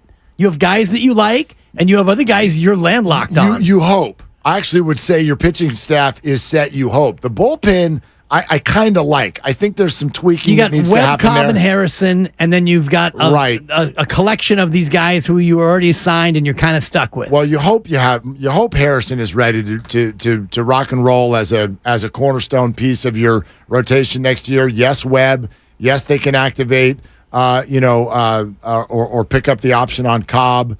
Where are Stripling and Manaea in this conversation? I know that nobody wants to hear that, but Stripling was this guy's a good pitcher last year. I don't know what happened this year. I don't know if it's health related. I don't know what his relationship is with this team. He doesn't seem very happy, but he's also already said that he has to opt in. He can't opt out. He's not going to be worth half that on the open market. They both are on the hook for $15 million. Right. So they're both coming back at 15. Manaea feels less certain, but I hear you. I mean, is he getting 15 out there? I don't know what he wants to do. I don't know. That just feels less certain. Stripling has basically already said it. You got Haniger and Conforto for another year apiece. Well, Haniger for sure, 2 more years. Haniger, he's got a player option for 2025, which is $15.5 million. Yeah. And if things continue on this trajectory, he's exercising that option. And Conforto, what? Probable, right? He's $18 million next year. But he's got to pick it up. That's his option. That's his option. And he's been injured and in and out, so I would imagine he picks it up. Most likely. Risky. You'd want to be healthier next year and be able to go out as a free agent after that. I just think about the pitching, and it feels like the pitching staff, they've got some arms that they like, and then they're kind of stuck with some other guys. Well, it's the hitters that they're going to go out there and look for. This is the thing, and this is why I would love to see the Giants get a little bit more active in the trade market. First of all, you've got players who are either ARB guys or under contract, and you're going to have to make space. Like, what if I said, hey, go sign Cody Bellinger? And the Giants are like, okay, so we've got Yaz, Slater, Matos, Conforto, Haniger, we've got 12 outfielders already. You want us to go sign another outfielder? Well, first off, yes, I do. Okay, so what do you do with all those other guys who are all under contract, and some of them very cheaply, and some of them have been pretty good? Like Matos is a young player you want to get involved. Yaz has actually been pretty good this year. 2 more ARBs on Yaz. Yeah, you're not going to just dump him. You can't cut him. So I would, and then the other aspect is you've got free agents who largely, and I wonder if Bellinger's one of them, getting a left-handed power hitter to come to Oracle Park has proven to be very, very difficult. I don't know if he wants to come to Oracle Park. So you got to get more active in the trade market. So the Padres want to trade Juan Soto. Let's talk. You know what I mean? You got to make some people come here instead of asking them to come here. That's a great point, because if you look at free agents and Shohei Ohtani, we can spend all off season dreaming and pleading, and you and I can go to his hometown and try to beat the drum. And I don't know, longer of a trip. I don't know if the budget's going to allow that one. We're 0 for 1 on hometown visits, but we are. I like our chances this time around. But other than Shohei Ohtani, it's not a who's who of hitters. Charlie Blackmon's out there, 37 years old. God. Joey Votto is 40. Jock, we already mentioned Yasmani Grandal. You have a catcher, and he's 35. Evan Longoria is going to be out there, and he's 38. I'm just saying, the names that are on this list are either old guys who were once good or middle-aged guys who have suddenly hit the skids. You know what I love about Bellinger? Everyone's going to look at his hitting stats and Dodger uniform and all that stuff in his past. Cody Bellinger, if you're talking about a team that cannot catch and cannot run, Cody Bellinger. I know you're going to focus on his offense. My God, can the Giants get somebody who can run, and preferably without pulling a hammy? Oh, jeez. I mean, all these double plays, you see guys who chop the ball to third base, and they turn two, and you're like, God, he barely got into the television screen, let alone beat it out at first. They are the slowest, least athletic team in the game, and they vowed last offseason to change that, and they didn't. Right. And I know they tried, but they didn't. Yeah, and maybe with some of the youth coming up next year, they do get faster just by age. Yeah. 2 more names before we go back to the phones. One you're going to love, and the other one I'm going to make you, things that make you go, Teoscar Hernandez is a free agent. You loved him. Yep. You loved him at the deadline. That was who I wanted at the deadline. He'll be 31, and Get That Out of the Ocean is a free agent. Max Muncy. Oh, God. At 33. Are you... Oh, crap. That's something he would totally do. And you know what? He's a guy who can hit 40 bomb skis. Yeah, except for what was his average this year? I'll check, but was it above 130? I mean, he's not... Like, he was the problem with the Giants fans is they look at Muncy and think he homers every time, and it's only when he's here. He hit 210. Ugh. 35 homers. I get it. And 101 ribby, dibbies. It's because his teammates are always on base. 35 home runs. Okay. That's Wilmer plus Jock. Okay. I'm asking you. Pass. Wow. Beggars can't be choosers. Oh, no, but I'm not begging. A lot of, you think McCovey Cove Dave wants him here? Yes. He's fishing a lot of balls out of the ocean. If we're asking for more athletic and younger, I do not believe Max Muncy is your answer. I'm asking for excitement. Okay. I'm asking for some pop and some sizzle. I take Cody Bellinger over Max Muncy. And that's what I would say. Matt Chapman is a free agent. Okay. And, I mean, you could use a third baseman. You could use anything. He's 30. And, Rhys Hoskins. I mean, we're getting Rhys Hoskins, good player, but... I wonder if I could come up with the lineup. I would love, like, the opening day lineup for next year. Just picking and popping free agents. Perfect world, yeah. Perfect world. I got it. Ohtani and Bellinger? No. I'll give it to you in a sec, but let's go to... I got to make the order. That's a tease. I need to get a pen. Then do me a favor. I got a pen. Go to Kyle and Chico, and I'll get you a pen. Okay, you give me a pen. Hey, Kyle, what's going on? Thank you. Hey, Kyle, what's going on? Yeah, what's up? Well, I mean, there's so much to unpack with such little time. I know. I'll talk about Brandon Crawford real quick. I have his jersey. Guy's amazing. I'm not a big jersey guy, but I have his and Bumgarner's. And is it true that Posey trademarked his name? You can't get a Posey jersey. Is that true? Oh, I hadn't heard that. Not that I've heard of. I got to Google that, Kyle. Yeah, there's something. Yeah, I heard that. I mean, he's an owner now, right? Yeah. For much we don't know, but there's that, and then as far as going back probably 25 minutes ago, I think I know there's a whole regime and people are upset. I mean, I am too, but I mean we've been waiting patiently, but 5 years. I mean, Marco Luciano, we've been waiting on that guy. And, all the platooning and everything, I think just in general, like Northern California, is just, there's fans everywhere and we get annoyed with it. And then we have him come up and it's, 2 months ago, it's his debut. We're up 2 runs. In the bottom of the 7th, he's leading off with nobody on base. And he gets put pinch hit for Jock Peterson. What are you doing? If we're down or tied, maybe. So I don't know. It's just why? People more or less are a little bit older, and older by I don't even know what I'm trying to say. Maybe. Well, no, I think we know. Yeah, I think we know what you're trying to say, Kyle. There are a lot of people saying it, but I think this is a really fascinating conversation to have. Here's why. And so, Kyle, thank you very much for bringing this up. Okay, you pinch hit with Jock Peterson right at the wrong time. Remember, Luciano came up, and what was it? Was it his first night, and they pinch hit for him or whatever? Yeah, in the sixth or seventh inning, and everybody lost their mind. And you go, why would you do that? And I bet Gabe Kapler's answer would be, because we were trying to get a hit. Right. And Jock had a better chance to do that in that situation. You may hate that answer. I find that to be a fair and probably factual answer. Here's the rub. And this is actually one of the things that I thought was the rub in the Tom Verducci article. I do think there are things that the fan base and media has decided the Giants want to do that they don't want to do, they've been forced to do. Okay? And that is a result of injury. It is a result of surprising poor play. It is a result of free agents who didn't come. And these things you can blame them for all of that.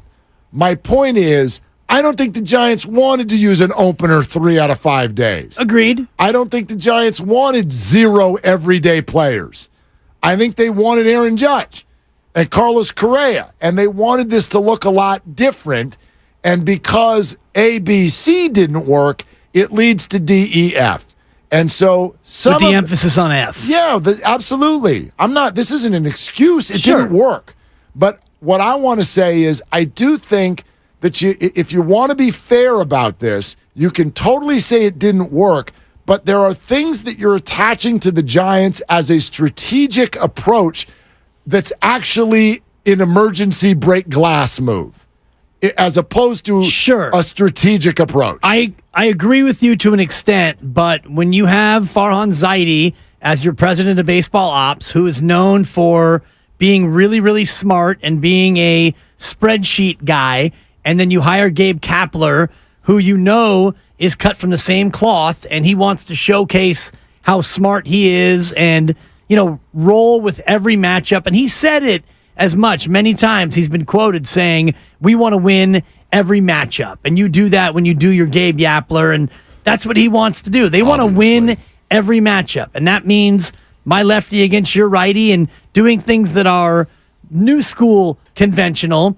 things that piss the fans off. When you've got a young player and you want to see him play because you're excited, but you pinch hit for him because the guy you're bringing in has a 4% greater chance of success, which is based on statistical fact, but the emotional part of that and the human part of that can be infuriating when you wind up as a mediocre 500 club. So I agree with you in terms of I don't think that they looked at this season, or they're not going into next year thinking, you know what, we're going to go with 3 openers next year because we love the opener. I think they looked at their staff and they thought, Minaya is unstartable. Stripling was hurt and we can't start him. DeSclafani was a gas can, and Alex Wood kind of lost his way. So they had to do what they had to do based on their roster. But here's memo to Farhan and everybody in that front office. Get a better roster, because that ultimately is your job, is to get a team that is better to where you don't have to resort to that. I have my lineup. I'm excited. This is my dream lineup for the Giants next year. I'd say let's add some musical accompaniment, but I don't want to make people angry. And I did enter in what you would all call realistic, even though you may not agree with that at the end. But so in other Shohei words, Ohtani is not in your lineup. Ohtani's not here. Thank God. Ohtani's not here. Thank you. I just spare all your angry texts. And I will also admit you're probably going to want more changes than you're actually going to see here. However, there are only so many that are possible. But I think a couple, maybe 3 tweaks in an everyday player type form has a chance to totally change this lineup. And in other words, I bet I can take some of your current players that you're mad at and turn them into good, because instead of asking them to hit third or fourth, you ask them to hit sixth or seventh or take a lesser role, and you'll be like, oh, okay, I'll take that guy in that role. I just don't want him batting third. All right. Take me out to the ball game. Take me out to the crowd. In no particular lineup order, I'm going to do this defensively. Okay. Around the diamond. I thought we were going to get like a 1 through 9. You want a 1 through 9? I can place them if you want. I want you to do it whatever makes you most comfortable. Okay. I'll do that. All right, fine. Leading off and playing second base, Thairo Estrada. Okay. Good first half, and then a little bit of a fade. Batting second and playing shortstop, Marco Luciano. Okay. Batting third and playing center field, Cody Bellinger. All right. Batting fourth and playing first base, Pete Alonso. Okay. We're making a trade. We are giving up 2 huge prospects and a third mid-level prospect, and maybe Austin Slater, for Pete Alonso. Slates. Get your stuff and meet me in my Slates office. might not have made the team. Okay? Pete Alonso. So you're going He's Pete batting Alonso cleanup. batting cleanup. Batting fifth. He's in his walk year next year, by the way, so that He's might gonna be be traded. somewhat doable. Yes, he's going to get traded. Okay. He's going to be open for a trade. Batting fifth, my only platoon, either Mitch Haniger or Michael Conforto, left field platoon. Okay? Confortiger. Hanato. Whichever one you I want. like Confortiger. Okay. I like Hanato also. That's funny. Okay. Hanato is what happens when your underwear is a little too tight. Man, I got a Hanato. That's a 1. Okay. Oh, wait a minute. I'm trying. Is he batting fifth? Batting sixth, the DH platoon. Oh, no. Wilmer Flores and Lamont Wade Jr. Okay? All right. Okay. So far, you got 2 platoons. Batting seventh and playing third base, J.D. Davis. Okay. Okay. No Casey Schmidt yet. Batting eighth. Okay. And catching. All right. Patrick Bailey. Okay. Batting ninth and playing right field and swinging to the top of the lineup with speed, the right fielder, Luis Matos. The right fielder. The right fielder, yes. On the bench, still on the squad, Mike Yastrzemski and Blake Sable. No Casey Schmidt. You can start the year in the minors. We'll Okay. See if we need you, Casey. So when J.D. Davis pulls a hammy, boy, in May, friend of the program. we'll call you up. We'll call you up, and you can flash your leather over there at the hot corner. Okay. So you had to trade Wisenhunt and Slater. Yeah. And Vaughn Brown. Okay. Whatever. Vaughn Brown's always getting traded in these radio conversations. I don't know. Somebody. 2 prospects and a player. And another prospect that's more like ranked 11th. Yeah, because you want me to pull up the Well, I'm thinking about the trade for Darren Ruff, which ended up being, I think, 4 prospects, none of whom has really materialized. J.D. Davis, it was that guy Thomas Zapacki. Yeah. And there was 1 or 2 more players who were lower level. So they haven't made it up yet, if ever. Yeah. But I think that, Pete Alonso likely will be traded. I'm reading the story that they are far apart on, a potential long-term deal. And if you're Pete Alonso and you get a chance to come here, you would obviously want a big extension and a big contract. And the Giants are in a spot where they could pay him $30 million a year, and they could pay Bellinger $30 million a year, right? Pay him. The Giants can pay anybody anything. If they were going to walk up to the Ohtani conversation with $600 million, are we really not going to say they could pay anyone? Well, I'm not letting money be any reason ever for the Giants not to do anything. Alonso is third year of ARB. He's ARB 3. Okay. And this past year, he got, I think, $15 million. Great. 45 homers this year. Yeah. So his ARB number is probably going to be 25. Great. And Piece then of cake. you get him a nice 6-year deal for $200 million. For $1 bajillion. Sure. Yeah. Pay the people. Right. Spend your money. Spend your money. I won't completely squash your dream because I think that the Bellinger free agent piece it's aggressive, and I think it's a possibility that he signs with the Giants. And I do like your approach in getting another big bopper via a trade because I think it's going to be hard to convince batters to come bat at Oracle Park where batters tend to not do as well as they do in other places. So we went Carson Whisenhunt, Bryce Eldridge, Wade Meckler. No, I'm kidding. How about like Mason Black, 9th-ranked prospect, right-handed pitcher, already in AAA, and Austin Slater for Pete Alonso. Okay. I think it's the kind of deal that the Mets would do, and it's the kind of deal the Giants should do. Whisenhunt has all the makings of a legit rotational major league pitcher. You may get nailed there, no doubt. But that's the kind of piece you need to offer to sweeten it up. And the Giants and Mets have done deals before that involved a pitcher by the name of Zach Wheeler. Wheeler in the Beltran trade. Previous regimes, but yes. Still, I mean, the Mets. The current regime may not want to call from Farhan because they got schooled last year by him. Yes. Darren Ruff for 4 players, including J.D. Davis. But I do think that they can open the conversation by bonding over Carlos Correa. You know, they can, hey, guy, hey, Stevie. We get the team doctor to set up the Zoom call. Yeah. Yeah. Looks like we got that one right, guys. What do you think of my lineup? I like your lineup. And isn't that better? Not only is it better, Mark, it's exciting. Pete Alonso is an exciting ball player. Not only because he hits 45 homers this year and he had 40 last year, but he's a big, lovable, swing out of my kind of a hitter. And you think about that ball is wet into the cove. He would hit some balls that would sail over McCovey Cove Dave's head. And you got a right-hander and a left-hander in the middle of your order who are legit middle-of-the-order players. You got them from both sides of the plate. They're everyday guys. Let's hope Luciano's ready to rock. You can take the awesomeness that is Wilmer Flores as he continues to get older and move him down in the lineup and be a real weapon instead of looking at him every day being like, are you going to hit a homer today because nobody else is going to do anything? Yeah. Like, move that guy down.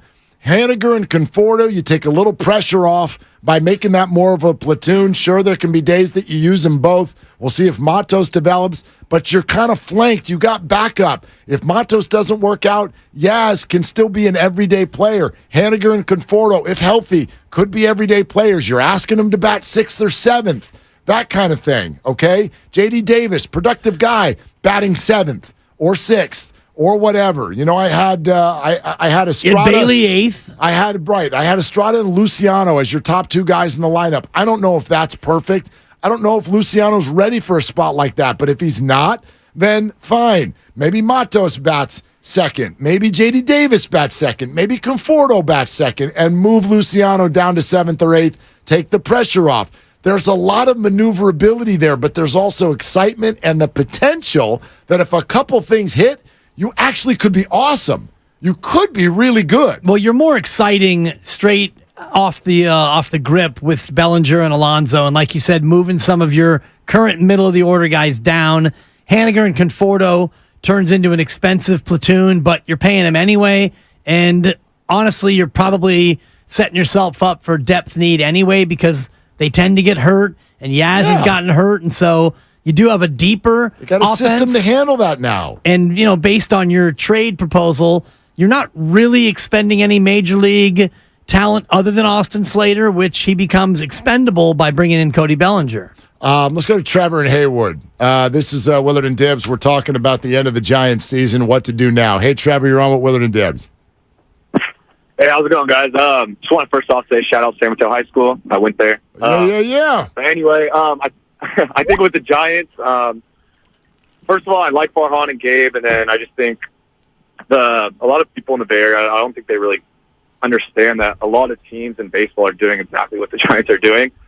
They tried to get the stars. It didn't work out, obviously, with Carlos Correa.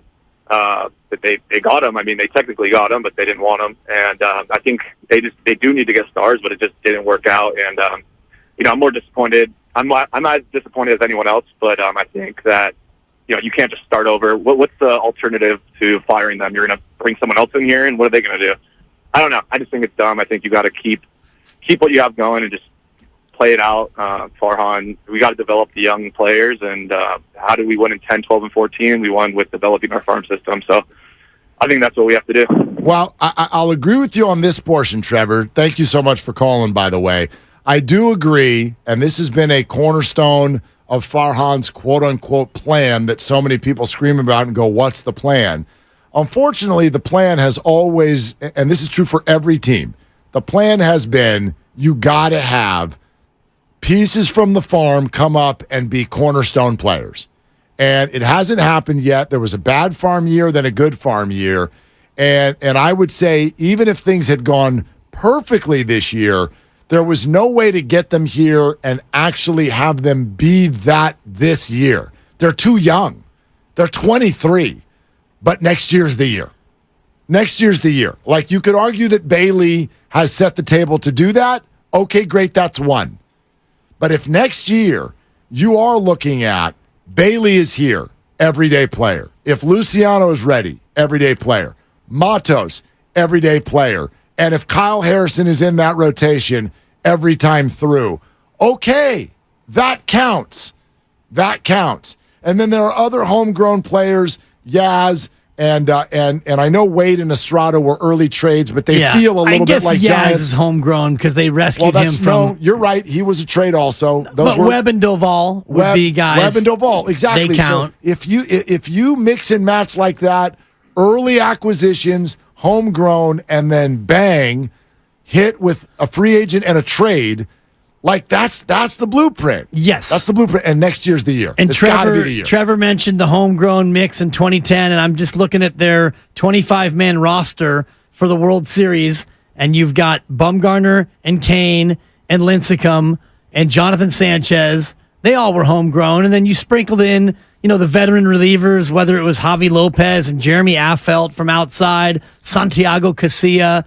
You had Buster Posey, obviously homegrown. And you had Ishikawa, and you had Pablo Sandoval, both homegrown. So it was a mix because you added in Pat Burrell and Cody Ross and Aaron Rowan. Nate Scherholtz and Andres Torres were homegrown. So it is that sort of a mix, but the way you described it with Matos and Luciano, Bailey and Harrison, that's a good homegrown core.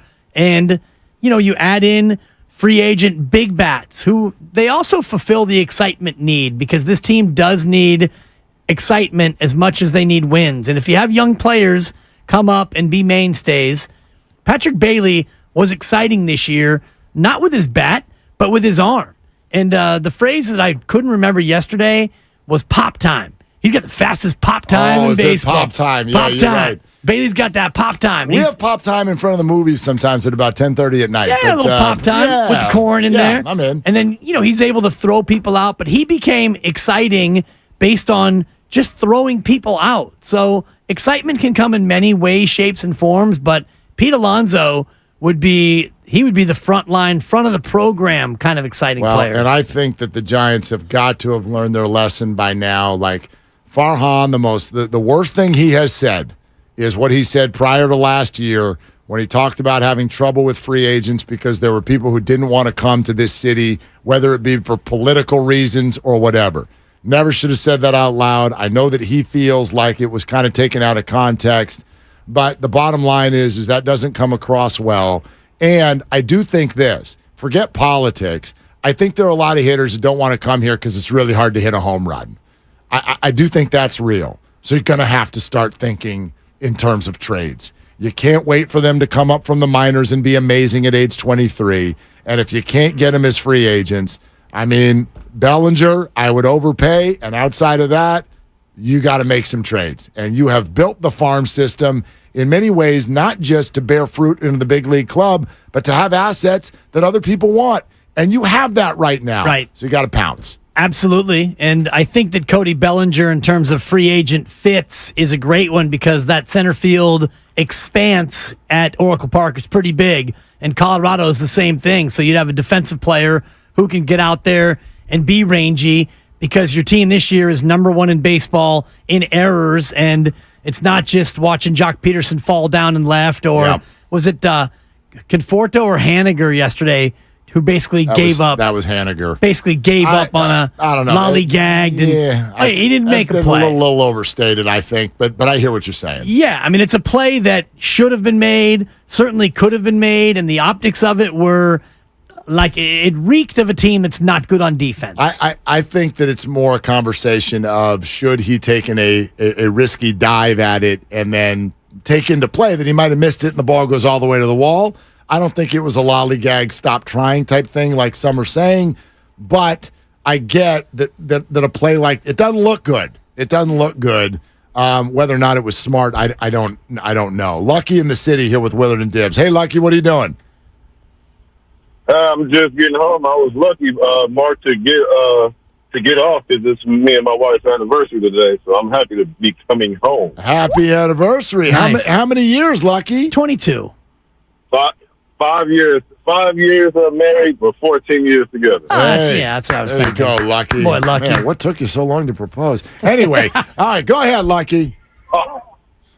Well, I'll say this. I agree with you saying our farm system is pretty good, but the product, as far as our bats and what we're putting out, it's terrible, man. It's terrible. Haniger didn't even try to make an effort. It's like everybody seemed like they quit the last 7 or 8 games. Are they even hearing Gabe Kapler? Is he even getting the message across? It's like Farhan promised us staying long, but you're just giving us liver and lima beans. We don't want that. Give us something that we can taste and we can enjoy and we can watch. I'm a long-time Giants fan. My dad took me to Candlestick when I was 2 years old. And this is terrible, man. We should have been in the playoff hunt right now. They need to do something, and they need to do something fast. That's all I got to say, guys. Lucky, you're right, and happy anniversary, man.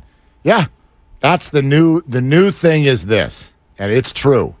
It used to be they've got to do something, and now it's what Lucky said. They got to do something, and they got to do it fast. Yes. And that's the muscle that I'm looking for to see if they even have the ability to stretch it, because what these guys do well is formulaic and the long play, and now, maybe we're making this up, but I doubt it. They're going to the final year of their contract, lame duck. If there's an extension, we certainly don't know about it, and I don't think it's happening. And they're going to be told there is no long play. Like, you got to go get our fans back, and you got to go do it now. And Farhan has been brilliant at doing what he does best, which is garage sales and thrift stores and dumpster diving. And he's put together a good competitive roster through cast-offs, and he built up the farm to where now it's bearing fruit. And you said this about a year or more ago, and it stuck with me in terms of what he's charged with doing. Build the farm, absolutely. Put out a competitive product. He's done it. Yeah. But the final piece is bring in free agents that can take this team of mostly mediocre cast-offs and make them a very good team. And the other piece that we've learned this year is you got to be exciting because people have tuned this team out. Yep, absolutely. So bigger off season this year than last year even, and last year was really big. Which is crazy because I thought it was. I thought last year was the one, and it felt that way. And then they did the Correa thing, and you got to the end of it, and you're like, well, they may be good, but this offseason was not what it was billed to be.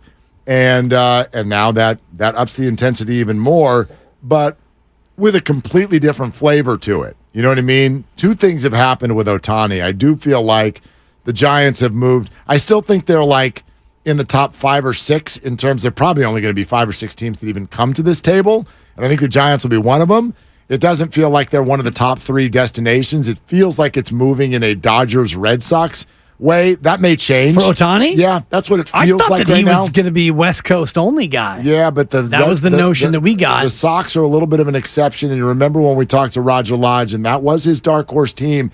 And I was off that day. Yeah, oh, were you? Yeah. He said that was his that was kind of his dark horse team, and there are some intricacies to that. Certain people who are there who he might want to be around. I do feel like it's turning. It could turn again. And it's also turned because Ohtani next year is not going to be the two-way player that we thought he was going to be. True. So I don't even know what the price is going to be now.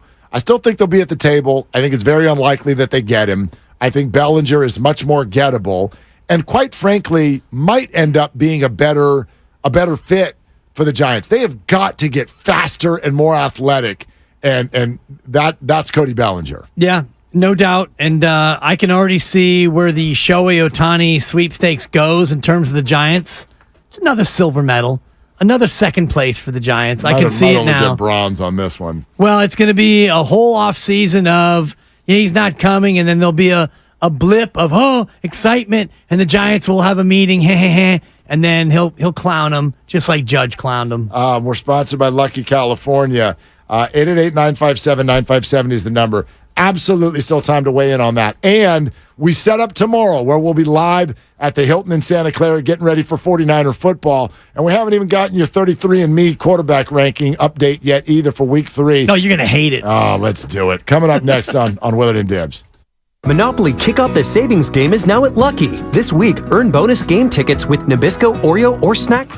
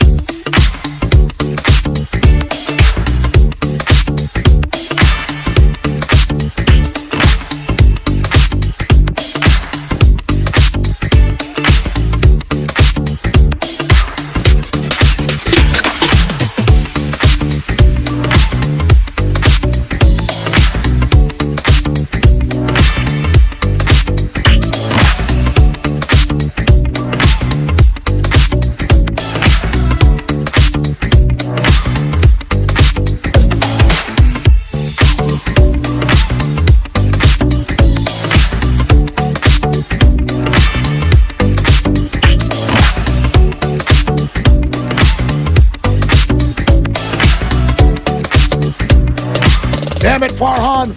Trade him! Now, back to Willard and Dibs on 95.7 The Game. Okay, watch this. It's going to go pow, pow, pow. You like the Giants, you like the Niners, you like the Warriors. We got something for all of you, no matter what. All three teams. Triple up. Right. In the Thank you. This is a stretch.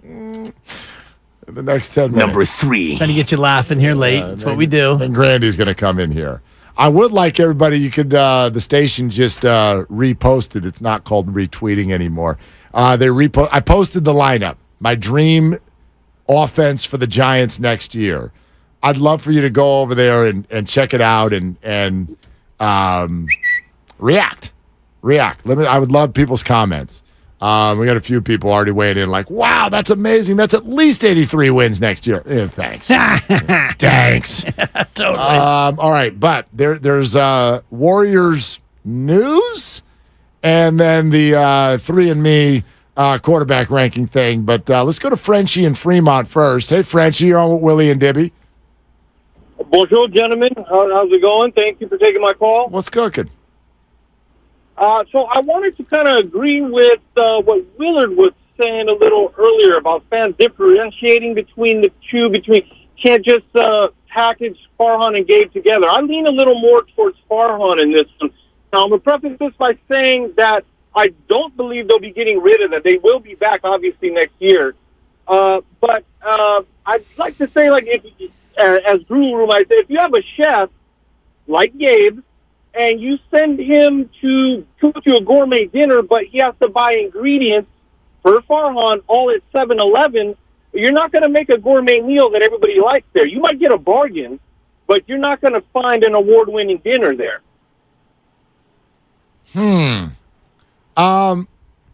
Hit me with that again. Like, I'm trying to understand your analogy, Frenchie. You said award-winning dinner, and it's almost dinner time, and I got hungry. But what exactly do you mean with regard to Farhan there? So I'm saying Farhan's kind of doing a little bargain shopping, maybe running the numbers, and Gabe's left to trying to cook, this gourmet meal, but he's getting put together with bargain basement. You know what I mean? Like I agree with you. So what you're saying is basically, and this is kind of what I was getting at, and Frenchie, thank you so much, is that, like, okay, is Gabe going to put together an amazing dinner if he's given second-class ingredients? Exactly. And that's why I feel like everybody, instead of your snap take of fire Farhan and Kapler, it's like, well, wait a minute. If you're mad at Farhan for not getting enough good players, then actually that's a closet compliment to Gabe for managing a team to at least a 500 record every year with not very good players. However, I will push back on this. I still think this idea that Farhan is cheap is not accurate. Okay. He has not landed. Right. But if you show up to Aaron and Bryce and Carlos and others with the kind of dollar figures they have, it's not that they won't, they just haven't. Right. And I think that cheap is the wrong way to look at it. He's just not a closer. And I was in need of a closer. Shout out RNS Garage Doors and look for the red truck. He has not closed. And the times that he hasn't closed, the majority of those times he's turned out to maybe be in the right.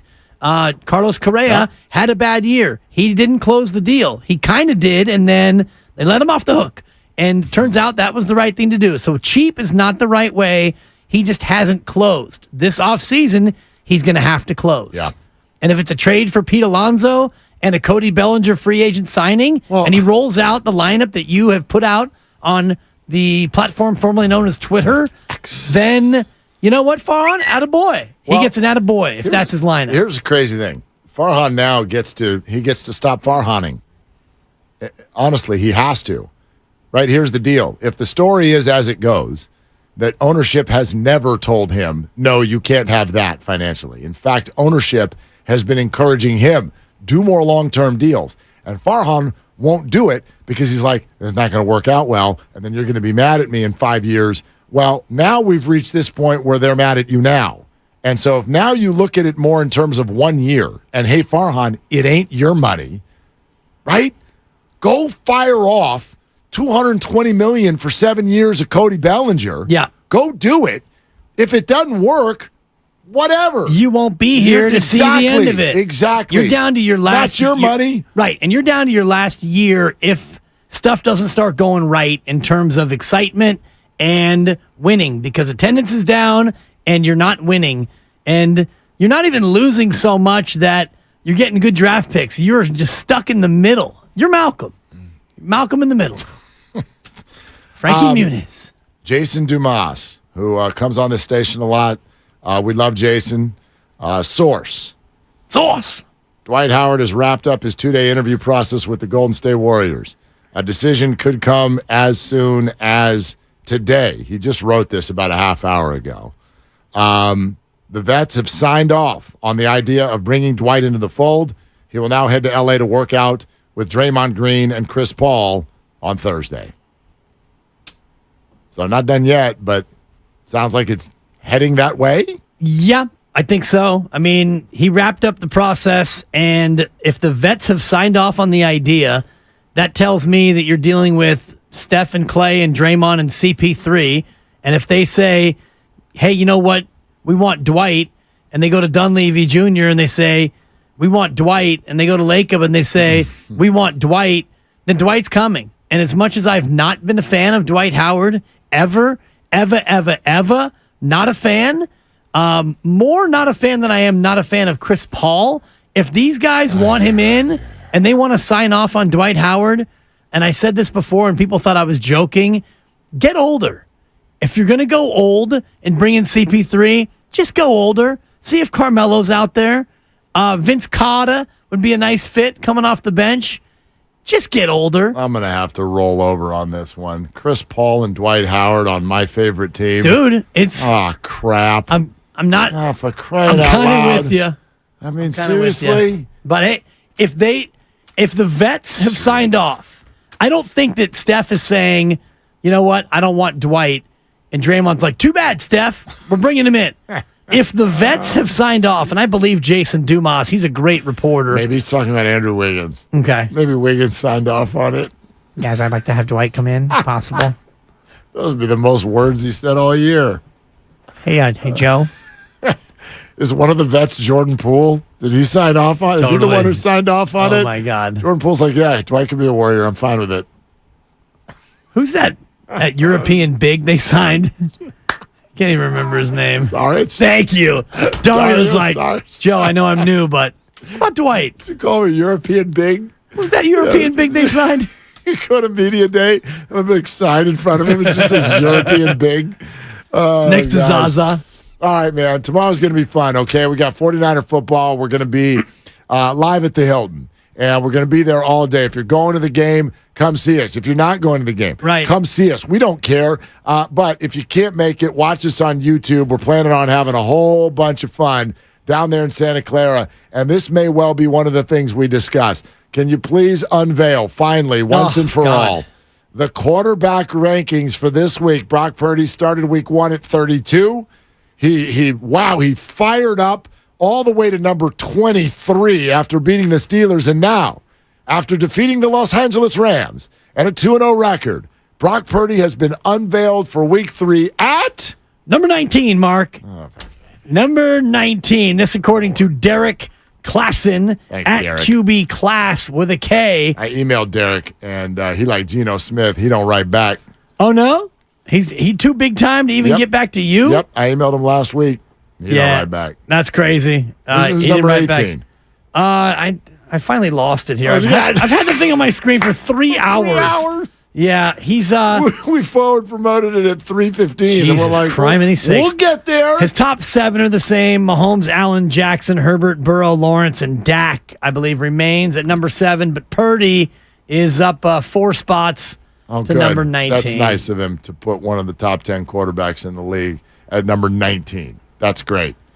That's great. Oh, I think number 18 was somebody who was going to make you mad. Don't say Derek Carr. Please don't. Don't say. Are you going to say Jimmy Garoppolo? Is Jimmy better than Brock?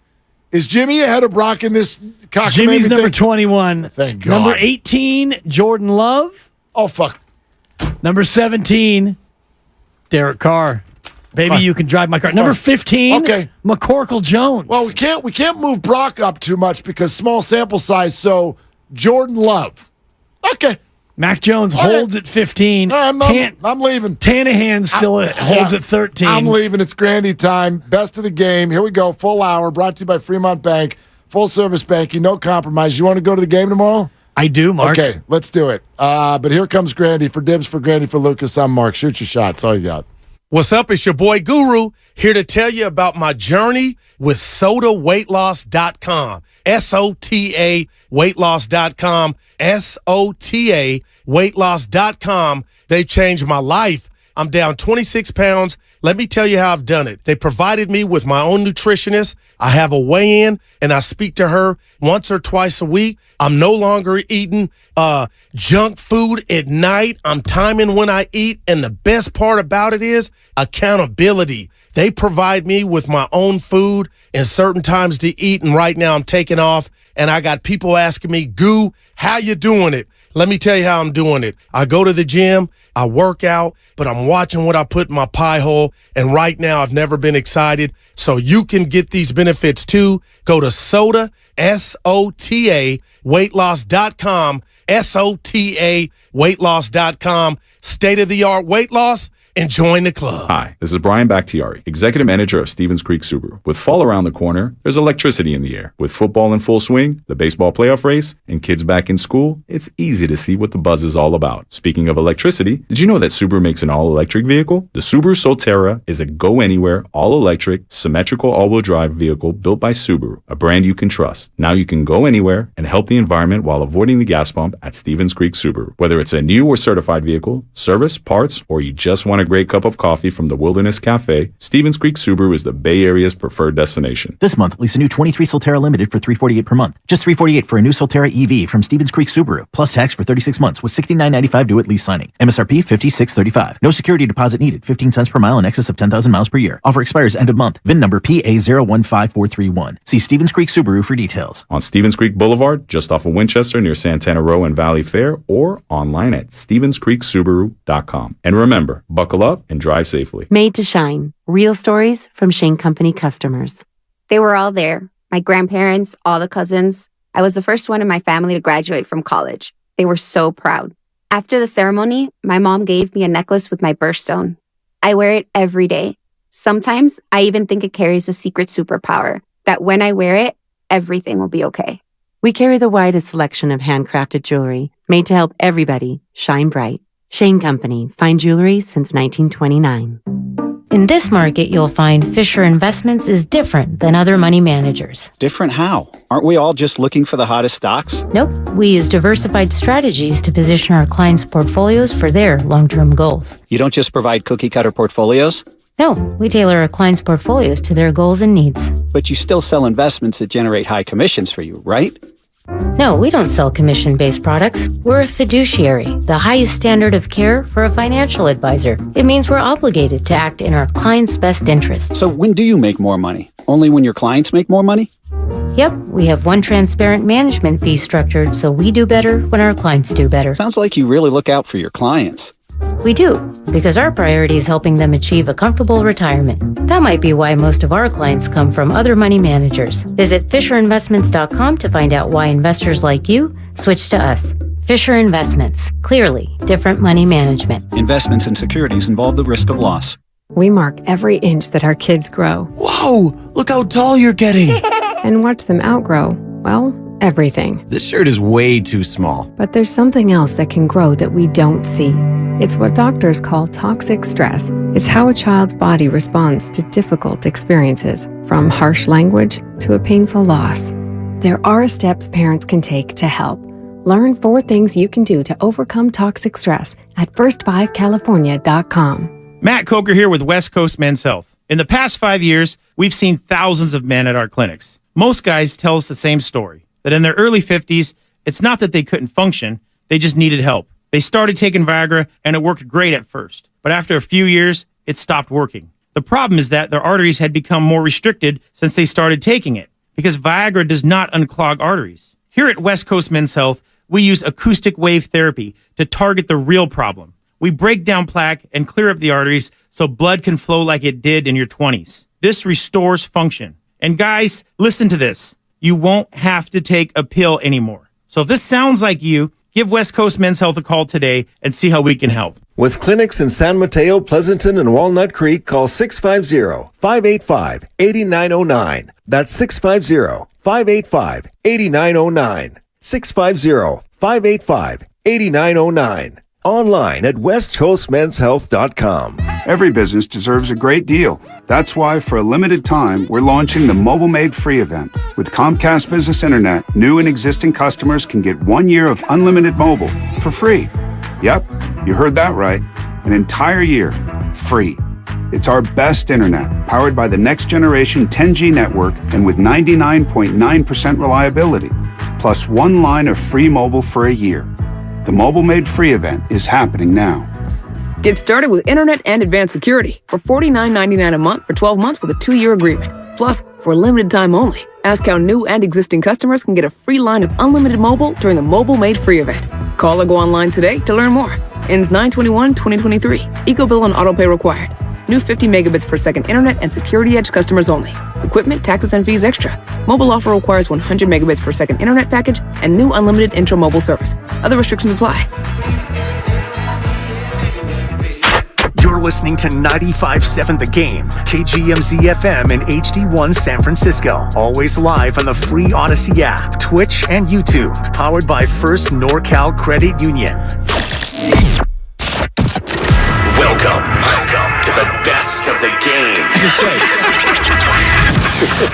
We're highlighting the best interviews, topics, and sounds of the day. Hey, everybody. On 95.7 The Game. Happy Wednesday. Time for Best of the Game here on 95.7 The Game. Mark Randy with you until 7 o'clock today. As always, we're 1 day away from Thursday Night Football, Niners and Giants in Santa Clara, Week 3 of the 2023 NFL season. We'll talk a little bit about that here on Best of the Game, and then we'll dive into some baseball, because today was a relatively big day for the San Francisco Giants. Not in a good way, but it feels like the season now is just about over. So some Giants talk coming up later on here on Best of the Game, but we begin by rewinding to this morning on the Morning Rose with Bonte and Shasky. The guys welcomed on Giants football Giants, of course, legend Howard Cross, longtime tight end for the New York Football Giants, won a Super Bowl with them as well back in 1991, currently serving as an analyst on the Giants radio broadcast network, and a really good conversation with Bonte and Shasky about the game tomorrow, Niners versus Giants, the Giants' slow start, and the gigantic challenge ahead for the Giants tomorrow against the 49ers. That conversation with Howard Cross on the Morning Roast with Bonte and Shasky kicks off the Best of the Game on this Wednesday right here on 95.7 The Game. Former tight end with the New York Giants, now sideline reporter, doing a great job with them. He was part of that Super Bowl 25 winning team. And look, Howard, I'm 41 years old. Shasky would be 41 in about a couple months here. And remember how painful that season was. So before we get to tomorrow, if you want to reminisce and gloat about winning the AFC Championship game 15-13, go ahead. The floor is yours, Howard. Good morning. No. That was a long time ago, guys. That's ancient history, believe me. I don't even think about the past like that. That's pretty funny, though, that you guys are bringing that up. Oh, we think about it all the time. We think about the Monday night game, which the Niners beat you guys 7-3, and I remember as a kid, both you guys were undefeated, and then you lost the week before you were supposed to play each other. The Niners and Giants, that is. I believe you guys lost in Philly. Niners lost at home to the Rams. Then they went 7-3, and I'm thinking, man, Niners going to three-peat this year. Young Bonte Hill, young Joe Shasky, we're going to three-peat, and you crushed our Jeeves, you and Matt Barr and Phil and Jeff Hostetler and the rest of you guys. So we think about it all the time out here on the West Coast, because you guys, the Giants, have given the Niners a lot of heartbreakers in the past in the playoffs. Yeah, it's been some up and down with the Giants and the Niners in the playoffs. That is definitely for sure. Do the Giants? If my rookie season, if we beat the Rams, we probably would have played you guys in the NFC Championship game that year. Yeah, that's right. I remember that. Do Giants fans look at the Niners as a rival the way we look at you guys as a rivalry out here on the West Coast? I have no idea. You know what? We don't get to play you guys enough for it to be a rival. I think when it's playoff time and it's time for getting ready to go to the Super Bowl. It seems like for whatever reason we kind of running through you guys or some way somehow. I think Eli Manning's had to go through you guys one or two times, and it's just the Sims has had to go through you guys. Hostetler, of course, has gone through you guys. So like it's been one of those things when both teams are playing well that we kind of meet up in the middle somewhere. So that during that time, yes. Outside of that, I think over the last few years, the Giants have had no rivals because they've been trying to find themselves again. Yeah, I know. You didn't even bring up Kerry Collins versus Jeff Garcia in the wild card game. No, I did not. It's all good. So break down this current team for the Giants. I want to start with the head coach because when Josh Allen and Brian Daboll were together, they were making sweet music. Obviously, there's been a lot about Daboll leaving, and I was so impressed with what Daboll did last year with Daniel Jones. I didn't know if Daniel Jones was any good. Now I'm looking at him, I'm like, wow. I mean, he's giving me some Alex Smith vibes. He's rejuvenating his career. What has Brian Daboll been like to cover these first couple of years? I mean, he's one of the guys who's kind of created this family atmosphere with the entire team, the entire organization. You can go in on any day into the facility, and he's sitting down and having lunch with the marketing team or with someone from upstairs or just anybody with the kitchen with the people who are doing the cooking. He's sitting down with them and having lunch and talking. He's very approachable, very understanding, but a guy who's bent on detail. And he, the last couple of games, he's been very what's the word I'm looking for, anxious because there have been substitution penalties and false starts, and he hates that most of all. He's like, the process of playing is probably the most important thing. He sounds a lot like a Coach Saban. It's like the process. He keeps preaching it to the guys. Be smart. Understand what you're doing. Be tough, but be a part of the process. Don't let things get out of whack. That's why Daniel has become a better quarterback. He made sure Daniel's like, okay, you drop back, you look, you've already done your reads, you know where you're going with the ball almost before you take the snap. So if you take the snap and all of a sudden that guy's covered, who are your next two stops? The process has to be started a lot faster so you're not throwing the ball away or throwing interceptions or getting sacked. Yeah. How are they going to be able to, set this offense up without Saquon Barkley? I think Daniel's kind of been the bell cow here of late. Even in the game, if you saw this past week, if he has time, and that's a big ask, playing against the Niners. But if he has time, there's a lot of things he can do. A guy that's that mobile can run the ball. A guy that has an arm like that and receivers on the outside, he can stretch the field pretty quickly. So, in the past where they didn't ask him to do a lot, they've been calling him to do a lot more. So this will be another one of those games that he'll be calling to do a lot more. But I mean, Barkley is phenomenal. He really is dynamic on the outside, catching the ball, running the ball. So a lot of teams worry about him. But as much as they worry about him, they're worried about Daniel. Seemingly, as you saw against the Panthers. Mm-hmm. No doubt. Howard Cross here. The Cardinals. Arizona Cardinals. And you guys outscore up 31-8. Kind of turned the season around early here. They were outscored 60-0 in the first 6 quarters. I'm sure everybody in New York City was freaking out. Howard Cross here, sideline reporter for the New York Giants radio network, former tight end for the New York Giants, played in 207 career games with the Giants, only trailing Michael Strahan and Eli Manning in games played as a Giant. Looking at this defense here, because I got high hopes for this defense when it comes to the New York Giants, and I think without Brandon Ayuk, if the Niners do go that route without Brandon Ayuk, this could be a stiffer challenge that Niner fans anticipate here. Leonard Williams, we know about him. Dexter Lawrence, this defensive line, and Ashawn Robinson. Discuss this defensive line because it feels like that's the strength of this unit, and Wink Martindale could do a lot of different things knowing that he has a D-line like this. He can, but the thing that everybody's been talking about is that we haven't had a sack yet. We've had a bunch of quarterback carries, quarterback hits, but no sacks, and that's what everybody's waiting on, the sacks. And the way Wink's defense is run, there's a lot of man-to-man, so there are not a lot of opportunities for interceptions unless the safeties are in position to get them because the cornerbacks usually are playing with their backs to the ball. How vulnerable are these corners? 2 rookies here, Deontay Banks, Trey Hawk is a third. How vulnerable are these guys here, and how vulnerable have they been so far through the first 2 weeks of the season? I'm just going to tell you, those 2 kids can play. that it's pretty it's pretty impressive when you're watching them play. I think both guys have gotten too much. They've been a little too physical with the receivers and caught flags, one in each game. But for the most part, like you're not beating them, you're not shaking them. They're big, strong guys. They're both over 6 foot tall. They're both right around 200 or 210, and they can both run. So they've been more than impressive. The first round pick in Banks and Hawkins, the 6th round pick out of Old Dominion. I mean, you've played the game for a long time, and so you have good perspective on this, and now you're on the, I guess, essentially on the media side.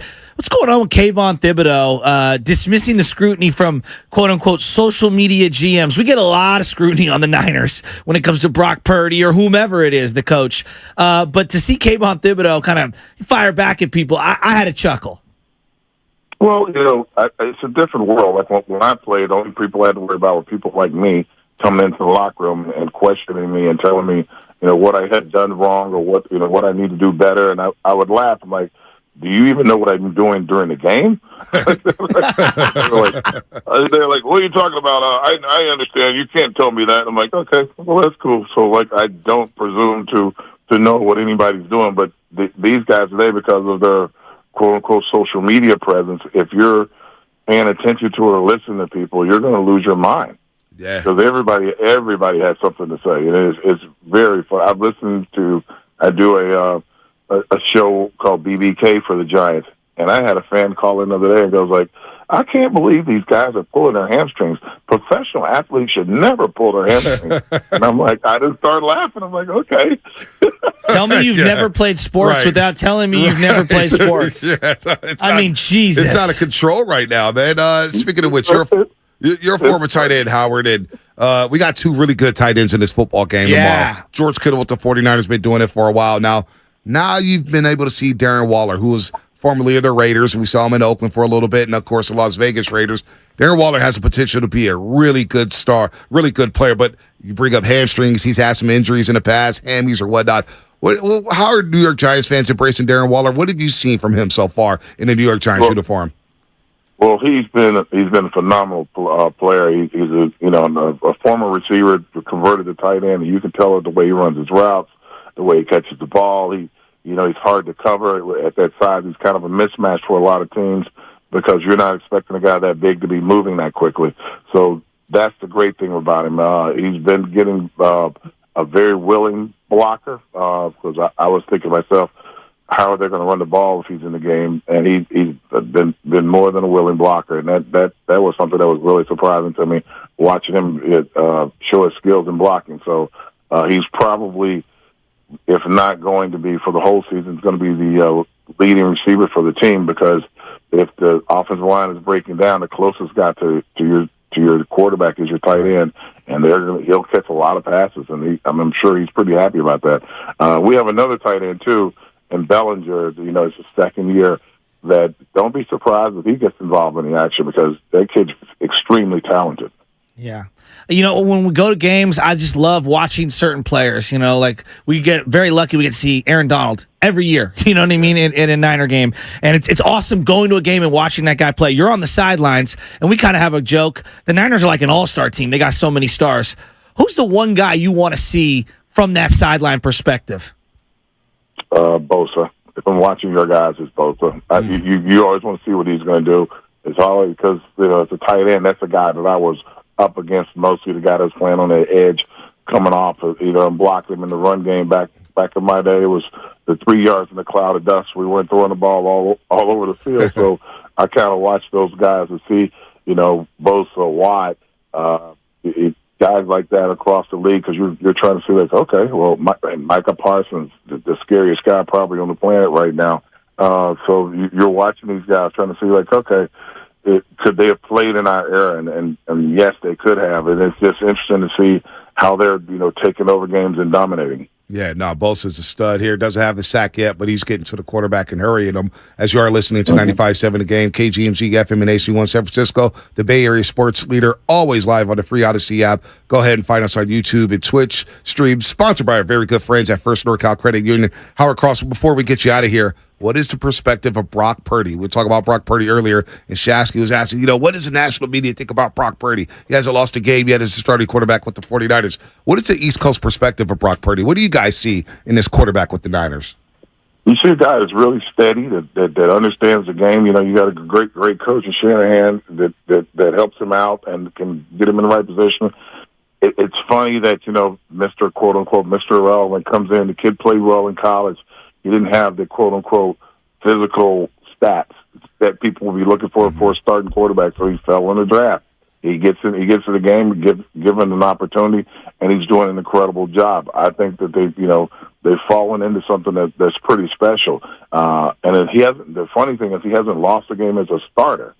So that's the thing that everybody's kind of looking at and trying to figure out how good is this San Francisco 49ers, team as a whole, because Brock Purdy just fell into the best position possible. That's Howard Cross, Giants legend. You played tight end, won a Super Bowl with the Giants, currently on their radio broadcasts as well. On earlier today with Bonte and Shasky on the Morning Roast. All right, let's stick with the Morning Roast, but we'll change gears to baseball here on 95.7 The Game. This morning, Dave Fleming, one of the voices of the Giants, came on with the guys on the Morning Roast. This is, of course, before the game today, but a lot of these topics still ring true. Another loss for the Giants today. Dave Fleming joined Bonte and Shasky on the Morning Roast to break down where things have gone wrong for the Giants over the last couple of weeks. Look, man, we're frustrated. We're frustrated with the regime. We're frustrated with some of the quotes before the season. We're frustrated with the way things are playing out here. For you, since the All-Star break, what has been the most frustrating aspect of this baseball team? And again, good morning, Flip. Good morning. I don't know. That's hard. Everything's frustrating when it's going as poorly as it is now. I mean, I really don't understand the road collapse. The Giants were a good road team for most of this year, for a lot of this year. And now it's just like they can't, it's not even close. And I don't get that. I don't know what's changed. They're still a good, competitive, feisty team at home. And I don't know. I mean, maybe that's just pure coincidence, but I really just don't understand it. It's gone on for so long now that what are they, 5-24? Something like I saw something where they won 4 road games since like July 18th or something crazy like that, which is insane. I mean, think about that. That's insane. It's late September, so I don't know how you explain that, but that is definitely frustrating. I mean, so there's lots of specifics that go into that, but I just they were rolling on the road. I mean, remember they had that road trip where they just blitzed everybody to go to L.A. and sweep the Dodgers, and that feels like a long time ago. Yeah, 5 road wins, Shasky, since July 18th. Wow. It feels like a pick your poison, like frustration morning, because the errors, that play at third base, like with the ball popping out of Wilmer's glove, and then the whole thing was so bad. And the juxtaposition of Arizona's speed versus your lack of speed, it was just really bad. But, like, I'm looking at the starting pitching as well. Like, heading into the year, starting pitching, we're deep. We're 5, 6, 7 deep. They're 27-45 this year as starters. That's been very disappointing as well. And it looks like Cobb might be, I don't know if he's done for the year. There's only a handful of games, but feels like, he's clearly not right. Yeah, he's not. And I would think he's probably done for the year. I mean, nobody told me that, but you watch that last night and you just think that that's probably enough for him. And I give Alex Cobb a ton of credit for trying to gut it out. Obviously, things are not right physically with him, and he's trying. He's told them, I want to pitch. I don't want to go on the injured list. So I give Alex credit for hanging in there and at least trying to gut it out. Obviously, he wasn't himself last night. So you know what?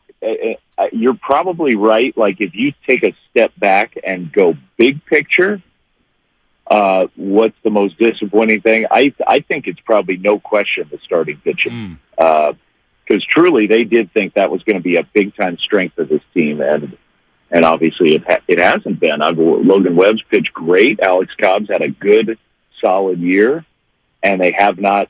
Whether it's, you can blame a lot of things, and I think it's fair to question the plan that they laid out to map out their way through the full season. Obviously, that has not worked. I don't think they would dispute that. So the whole starting pitching, when you looked at this team at the beginning of the year, you didn't think it was going to lead the league in runs. You thought it was going to be a competitive offense, but you didn't think it was going to lead the league in runs. But I at least thought, they have a chance to be one of the best pitching staffs in baseball. And they were for a time, but it hasn't sustained, and that is pretty disappointing. It is. What's the biggest change you want to see here, Fleb? You hinted at some changes last week. That changes needed to be made. Now, for me personally, you don't have to follow me on this one. I'm not going to put you in that position, Flem, but a regime change for me. I've been checked out with the style of play, with the platooning, and just getting guys here. And sure, they found something in Patrick Bailey, but the inconsistency with lineups and starters and openers, and you've seen players voice their frustrations, and then you got the Phantom Eye. You got all this noise. What is the biggest change you want to see here going into next season? There has been more noise lately, which is interesting because, it's a pretty cohesive group. It's a group that has prided itself on sort of team effort and everybody pulling in the same direction. And I think that's something they'll have to think about at the end of the year. Like, why did that stuff start to happen?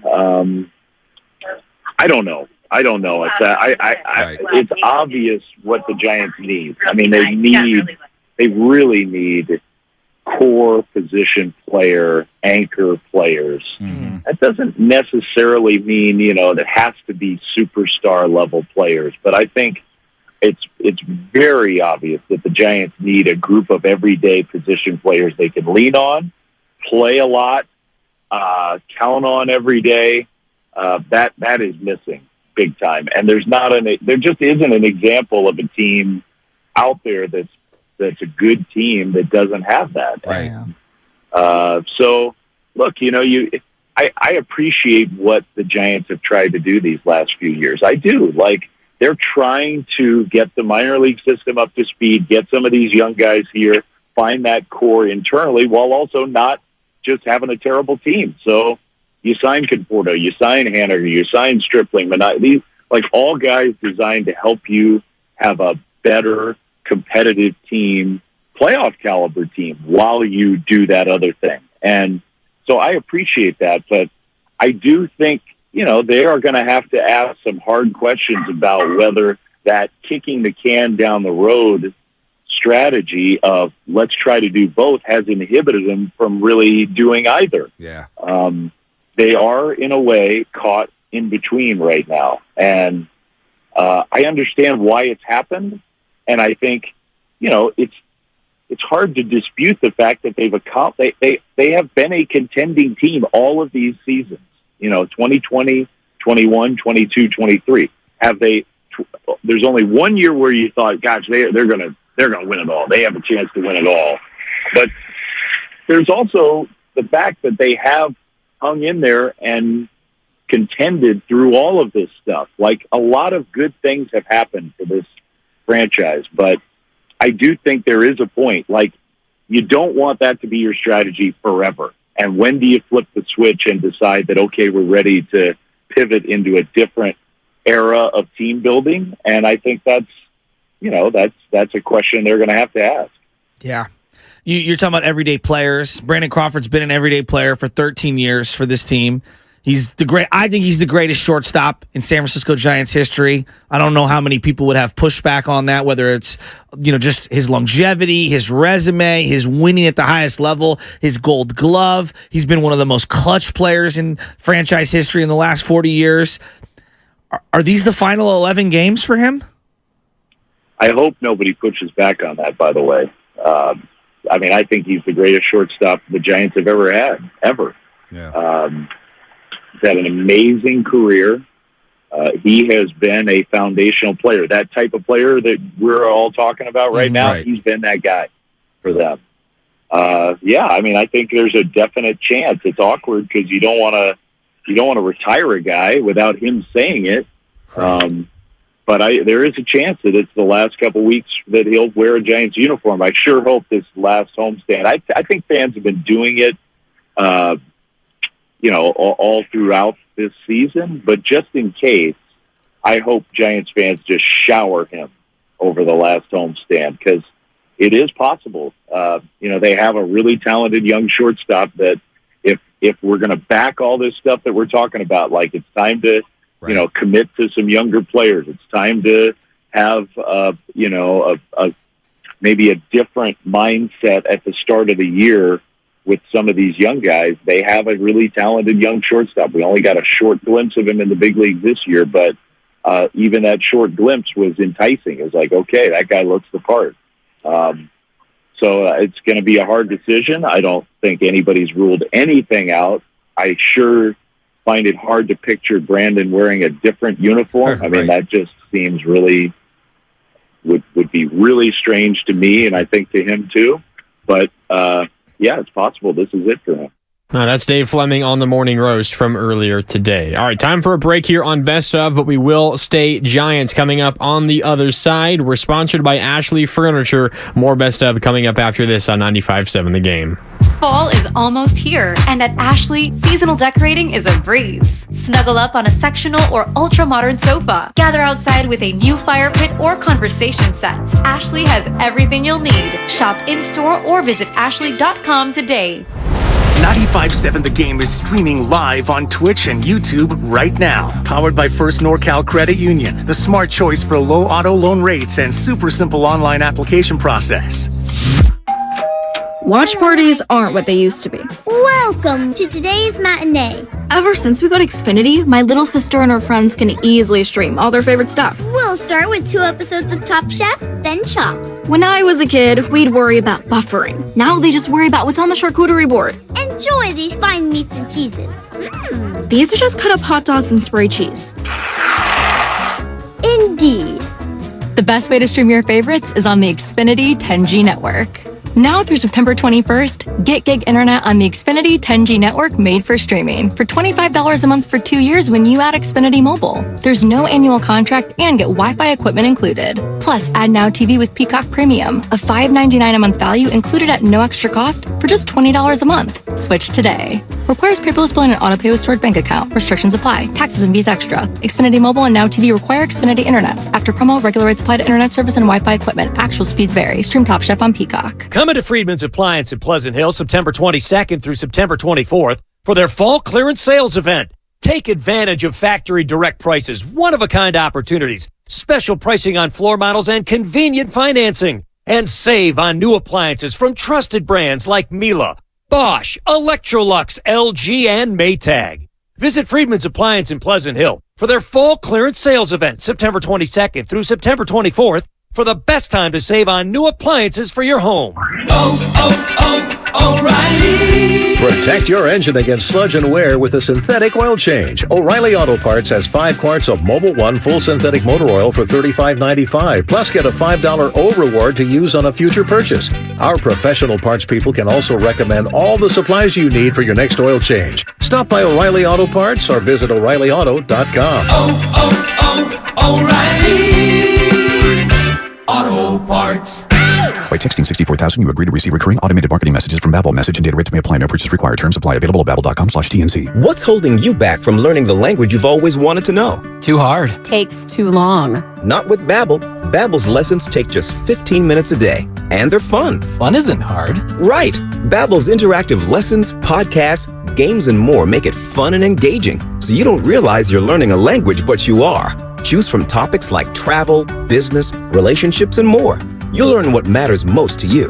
In 3 weeks, you're able to start having conversations. Just 3 weeks? Even better. Since Babbel's lessons are designed by language experts and voiced by real native speakers, you'll get the accents just right and be able to carry on conversations with confidence. Learning a language with Babbel doesn't take long. And with Babbel, it isn't hard. It's perfect. And now try Babbel for free by texting radio to 64,000. Text radio to 64,000. That's RADIO to 64,000. Do you have neuropathy? Are you experiencing numbness, tingling, and pain that just won't stop? Are you taking dangerous drugs that have serious side effects and never fix the pain? If so, please listen to this message. Neuropathy is a serious progressive condition that only gets worse if not treated properly. Call SF Bay Wellness at 844-94-NERVE to get back to doing the things you want to do. There is no drug, exercise, or surgery that can heal nerves. Don't wait until your condition gets worse and stops you from living your life fully.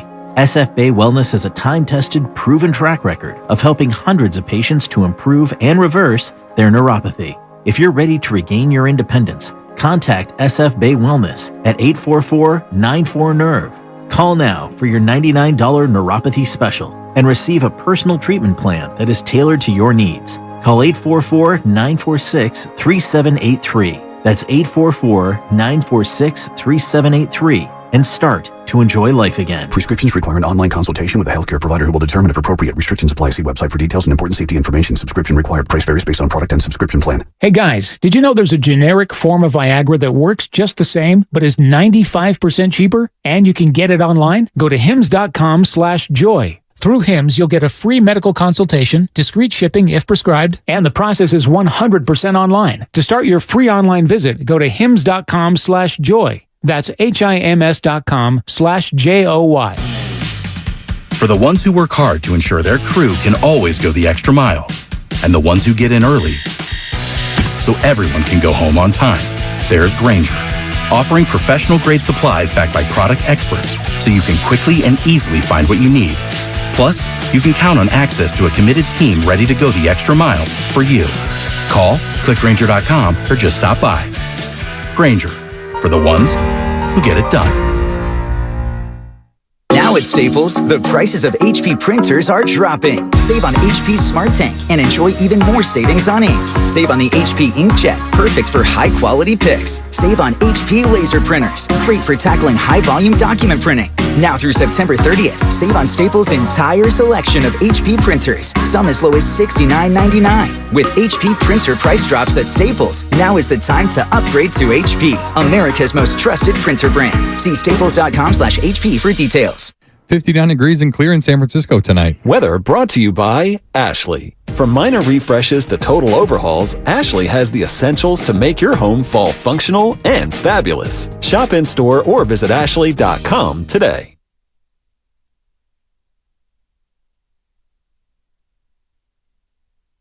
Now, back to the best of the game on 95.7 The Game. Welcome back. Best of the Game continues here on a Wednesday. Mark Randy with you until 7 o'clock. As promised, let's stick with the Giants. Fast forward to Willard and Dibbs. The guys are reacting to another Giants loss. So the game just went final as this segment aired that you will hear here in just a little bit. The game just went final. Willard and Dibbs are reacting to the Giants' 7-1 loss to the Arizona Diamondbacks in Arizona, in Phoenix. And for Mark Willard and Dan Dibley, the conclusion from yet another Giants loss was, well, relatively simple. The season is over, and the Giants are done, and they have fallen to 500. Peep this: their last 30 road games, they are 5-25.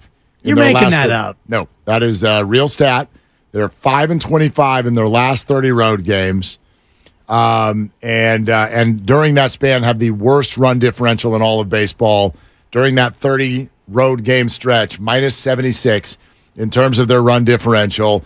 That is who they've been in the second half of the season. They have fallen to 500. And I know we were going to talk about the 33andMe quarterback rankings. We will soon. We'll do that here in just a little bit. But because this game just ended, and in my estimation, that is a wrap for any realistic playoff hopes.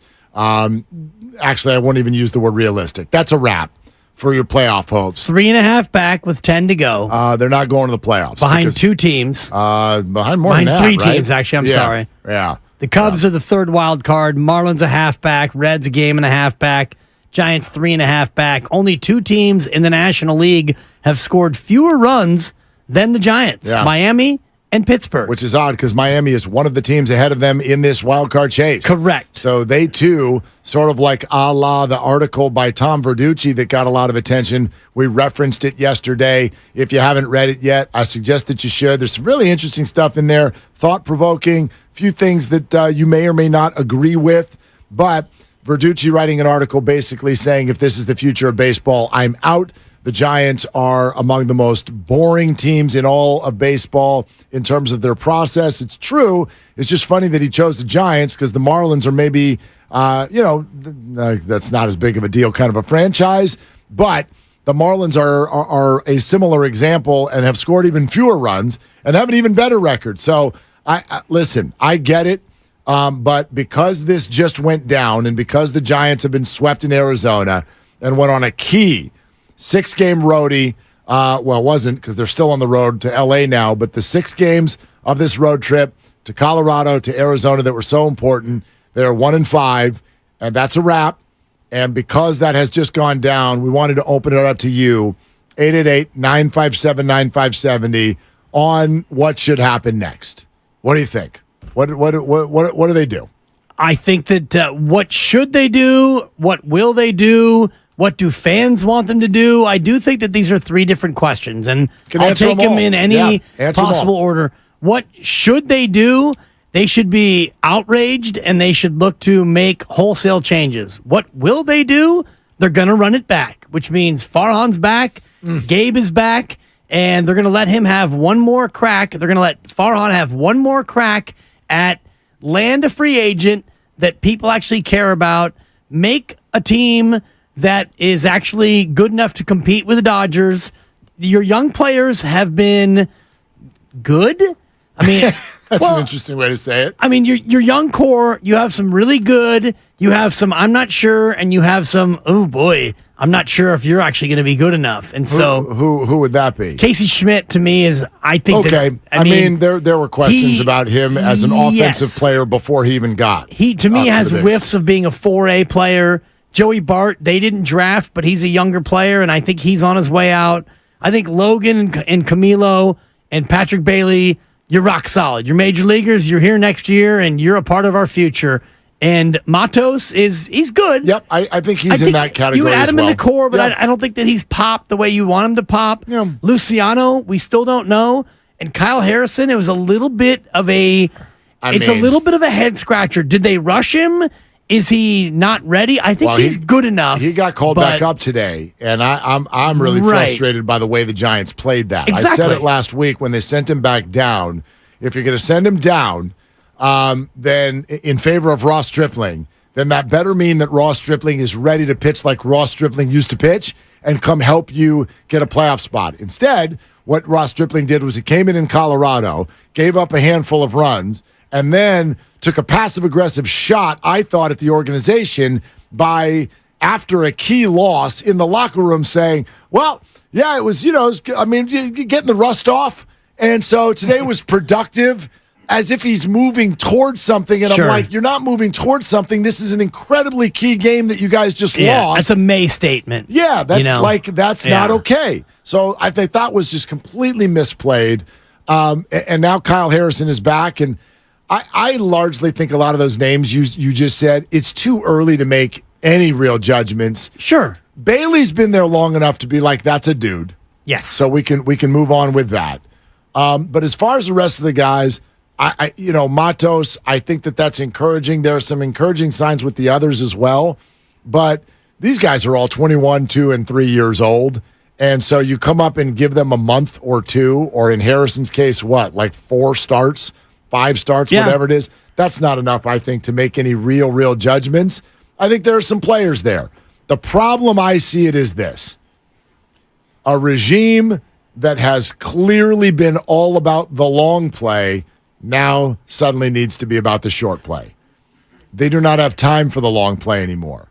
If this regime is going to be brought back for another year, and I agree with you, they probably will. I'm not in the 100% camp, but I think they probably will. The problem for them now is they need to almost adjust the way they think. And they have to be good next year. They have to be interesting next year. Not just good. If you bore us to 85 wins next year, nope. Not going to do it. The Giants are one of 5 teams. This is what this was put really well in the article by Verducci. They're one of 5 teams in all of baseball to not get an attendance bump.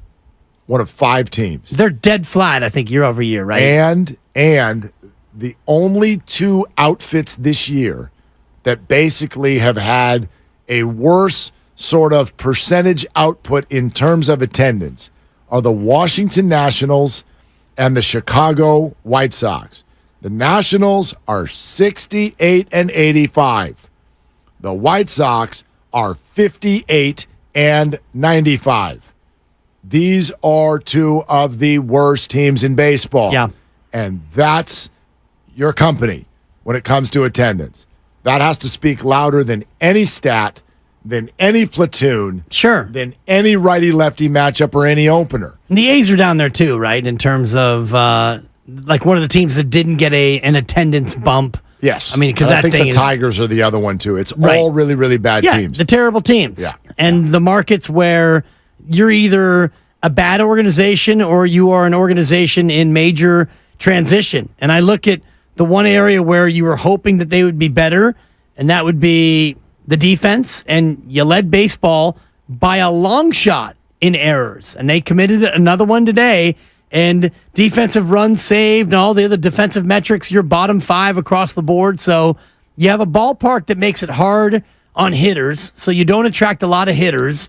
Home run-wise, you were middle of the pack. And defensively, you were supposed to be better this year. And I think yesterday, Mark, crystallized it for a lot of fans. That double stolen base, double throwing error, 2 runs scored, Little League debacle. That, to me, was the low point of this entire season. Here, I've now got Verducci's article in front of me. Okay. And here's the way he wrote it. The Giants are one of only 5 teams to not get an attendance increase this year. Only the Nationals and White Sox have seen a bigger drop. The Giants have lost 26% of their paying customers since 2016, their last winning team before COVID restrictions. 26%. Right. Yeah. That is massive. And if you're running a business, that's why I keep saying this. We can talk about the baseball problems all we want. And there are plenty, okay? There are plenty. I have been this regime's biggest supporter, I would imagine, in this town. In this building, for sure. In this building. Yep. And I still think that we do sweep under the rug a lot of the good they've done. They have been, in one form or another, a contender for 4 years. They do have a 107-win season under their belt. The farm system is way better than it used to be. These are all facts. Also fact, it hasn't worked. It hasn't worked, and whatever baseball conversation you want to have, to me, takes a backseat to the customer conversation. The fact that you're uninteresting, you are, from a PR standpoint, you're putting your PR people in a really bad spot, your marketing people in a really bad spot. You have found a way to be uninteresting. And that, in 2023, as a content creator, as an entertainment entity, is what you flat out cannot do. And so from a reason-by-reason situation, you can make sense. You can explain why Judge and Correa aren't on the team, and I think we get it. Yeah, yeah. But there, at a certain point, comes the bottom line, which is that people are leaving your building, and if you're trying to entertain people, that's going to make bosses stand up and do something, whether you're in the right or the wrong, or it's bad luck or good luck or anything. 25% or 26% attendance drop since 2016, and that is dramatic, especially when you've got a crown jewel of a ballpark and you've got a wonderful city that, even everybody talking about the death spiral of San Francisco, you've seen a nice bounce back in many ways, in many corridors. People are actually coming back to the city. I know it because I try and drive across the Bay Bridge every afternoon, and traffic is back in the afternoons. People are here. People would love to go to that ballpark, but the product is not exciting. It's very cost prohibitive. And even in a year, as you mentioned, where baseball is better than ever, games are shorter, which means there's more action per minute. The APM is up across baseball. Attendance is up. Action's up. And baseball's doing a better job of marketing its product on social media. More fans are interested in baseball than ever before. Yet this team, that's been good, Mark. They've been competitive all year long. They're not drawing people, and there are a number of reasons why. Giants swept in Arizona. They are 76 and 76. We are calling the season right now. We are calling it. It's a wrap. May it rest in peace. Taps. Dearly beloved. It's gone. So what should happen next is the question. Chris in Austin, Texas with Willard and Dibbs. Hey, Chris, thanks for calling. What's up? Yeah, thanks for having me, guys. This has kind of been the nail in the coffin the last 2 days. It really feels like it. So, I'm kind of curious what your guys' thoughts are. Obviously, ownership has come out and said that Farhan and Kapler are going to be back in 2024. I also don't think we should rule out the fact that if this collapsed the rest of the series and I guess the games against the Dodgers and whoever else we have, like if it doesn't get continuously ugly, what makes us think that they couldn't be out the door this year? And we've had a couple of people in our pitching staff and coaches that have already been announced that they've left in the last 24 hours too, which they're going to have to backfill. So I don't know. It seems like the writing's kind of on the wall. Maybe Donnie Ecker was onto something last year and then got out before it got ugly. So that's kind of my thoughts. It's interesting, Chris. I do think there is a little bit of an exodus with staffers on the Giants. I think that there are some underlying reasons to that. I think that's all true. The larger question you're asking is basically why not now with this regime? I don't know for sure that now isn't when it's going to happen. I don't think it will. I know that they've been given the vote of confidence. The dreaded vote of confidence. I keep reminding people how not in cement that is when someone gets a vote of confidence. Dude, I've been there. Hello. Mike Dunleavy Jr., Jordan Poole's under contract. He's going to be here. 2 days later is a wizard. So, Dunleavy wasn't lying. He was here after he got done with that sentence. Yeah, he was. For another 48 hours or so. Eddie Murphy. Like when they say, hey, they're back next year, it does not mean they're back next year. I think they will be. They are under contract. They're not going to be extended. I also think there are some underlying reasons in terms of where they are in their process right now. Yes. Why it would make sense to give them one more year. Even I, as supportive as I've been, I certainly wouldn't sign them up for more than one more year. And I would point this out. People tie the two, and I don't know if we should. This is one thing that should get more pub. If y'all think Farhan is so bad at getting good players, then you should be complimenting Gabe more than you are. Yeah, you've done this before, and I think your point is a good one. If there are no good players, then how do you rip Gabe? So I kind of would say, I think you need to pick if you really have a problem. If you've got a problem with pitching, management, and changes, fine. That's Gabe. Go after the beard and the glasses. But if you've got a problem with roster construction, that's not Gabe. And I could easily argue that if that's your point, then the Giants have overachieved, and that should be a credit to Gabe.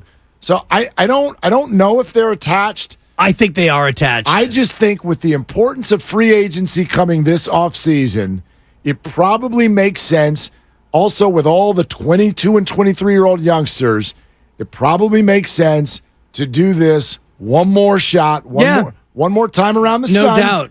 And then see where you're at. Is that, I think the captain and Tennille, do that to me one more time. One more it's time. Carly Simon, I believe. Carly Simon, as I get my 70s pop hits in order. I was a baby. I'll go with whatever you say. Thank you. Yeah. I love the young people. Had to get there first. Because the farm is starting to bear fruit, we don't know how succulent the fruit is, but it's bearing some fruit.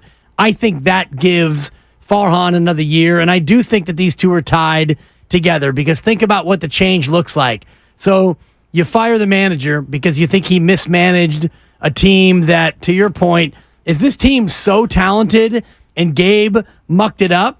Or is this team not talented and Gabe actually did kind of a lot of good things with an untalented roster? Either way you look at it, if the roster's not very good and you want to replace Farhan, well, the new GM wants his own skipper. Yep. And if you think that the skipper blew a roster that's really talented and you want to keep Farhan and fire Gabe, well, are you really giving Farhan another crack at hiring a manager? Yeah, These two came in together. And they're going out. I mean, they kind of came in together Farhan because was first, but yes. But Bochy was going to be here, and then Farhan had a year to get his house in order before he handpicked his guy. Yes. These two are joined at the hip. So if you lose one, you lose them both. I agree. I agree. To that point, and then I want to get more of these calls in because people are flocking to the phones. If you do want to flush these two, who are you hiring? Because that's always something that you say. And you're right to say it because before you make the big move, You got to know who you're going with. Well, it's interesting. The guy who just got canned from the Red Sox was a finalist for the job that Farhan got, and so now he's available, but he didn't do a great job in Boston. So I don't know if you want him. It just doesn't feel like the time to do it because I don't think you could take advantage of it. That's, I think, your point. It's not that they've earned this, that, or the other. It's that I don't think you're in an advantageous position to do it right now. I think there's one more time around, and it was Captain and Teal, by the way. I panicked. See, you should stick with your original gut, brother. Yeah, I'm pissed right now. I guess one more time around. Thank you. And Captain, and they're gonna have a lot coming off the books. Have the Shohei conversation. Oh, stop. Have the Bellinger conversation. Okay, that's a little bit more plausible. That's realistic. Have those conversations. See what you can do. Get better players. Foundational pieces. The problem now is you're on the clock. Clock. Thank you. You got to do it. You got to do it. And that's the unfortunate part. You could all see it, though, can't you? Couldn't you see Luciano coming up next year and Harrison getting with Logan Webb and a healthy Alex Cobb, and all of a sudden you're like, whoa. And they could. You put a Bellinger in the lineup, and you start getting Matos has got experience. You could see it. Well, you could see it. I can see it. This is one of my favorite parts about working with you is because you get angry, sports angry, and I know that this is not going to affect your life, and you work yourself into a lather, and you get angry, sports angry, but then without a doubt, inevitably, you find the positive and you start to think about how this could actually work out it might work out in the future. It's not a prediction. It's if I'm them, this is what I'm thinking. No, but it's fun watching you work your way into that spot because the majority of us are fire him, you stink, you suck, you're a bum, you're cut, DFA'd. Because it's pre-arb 3. But it's too easy to write things off, and it gets disproven all the time. Right. I got made fun of for saying the Niners would go 10-6 when they went 13-3 and ended up in the Super Bowl. You got made fun of when you said the Warriors had a chance to really do something a couple of years ago. And the Giants are 2 years removed from a Manager of the Year award. Now, that's a long 2 years, kid. Right. I also should be made fun of for the fact that I thought that it was highly likely that this was a playoff team. Yeah, boy. And if you look at them since July... Egg, meat, face. This is disgusting baseball. Get him, Mark! It's gross. It's terrible baseball. Not just because it's boring. There's not one thing that they're doing well. You want me to keep going? This is good. You don't play defense well. You don't hit the ball well. You don't pitch the ball well. You don't pitch the ball long. You don't pitch the ball short. You don't have relievers you can rely on, and you only starters you can rely on get no run support. What do you do well? You cannot be good at anything in life if you can't answer that question. What do you do well? It's been 2.5 months. I haven't done anything well. That's a good question. All right, that'll do it for Best of the Game here on 95.7 The Game. Thanks so much for listening. This is Mark Randy signing off. I'm listening. Coming up next right here on 95.7 The Game. Are you scared to put money in your bank for fear of IRS or state seizure for taxes you owe? Are you worried about filing a return because you haven't filed in a few years? Or have you received an audit notice in the mail and don't know what to do? Then contact the law offices of Robert Goldstein today because this is what we do. We work to stop IRS and state seizures for taxes you owe. We may be able to settle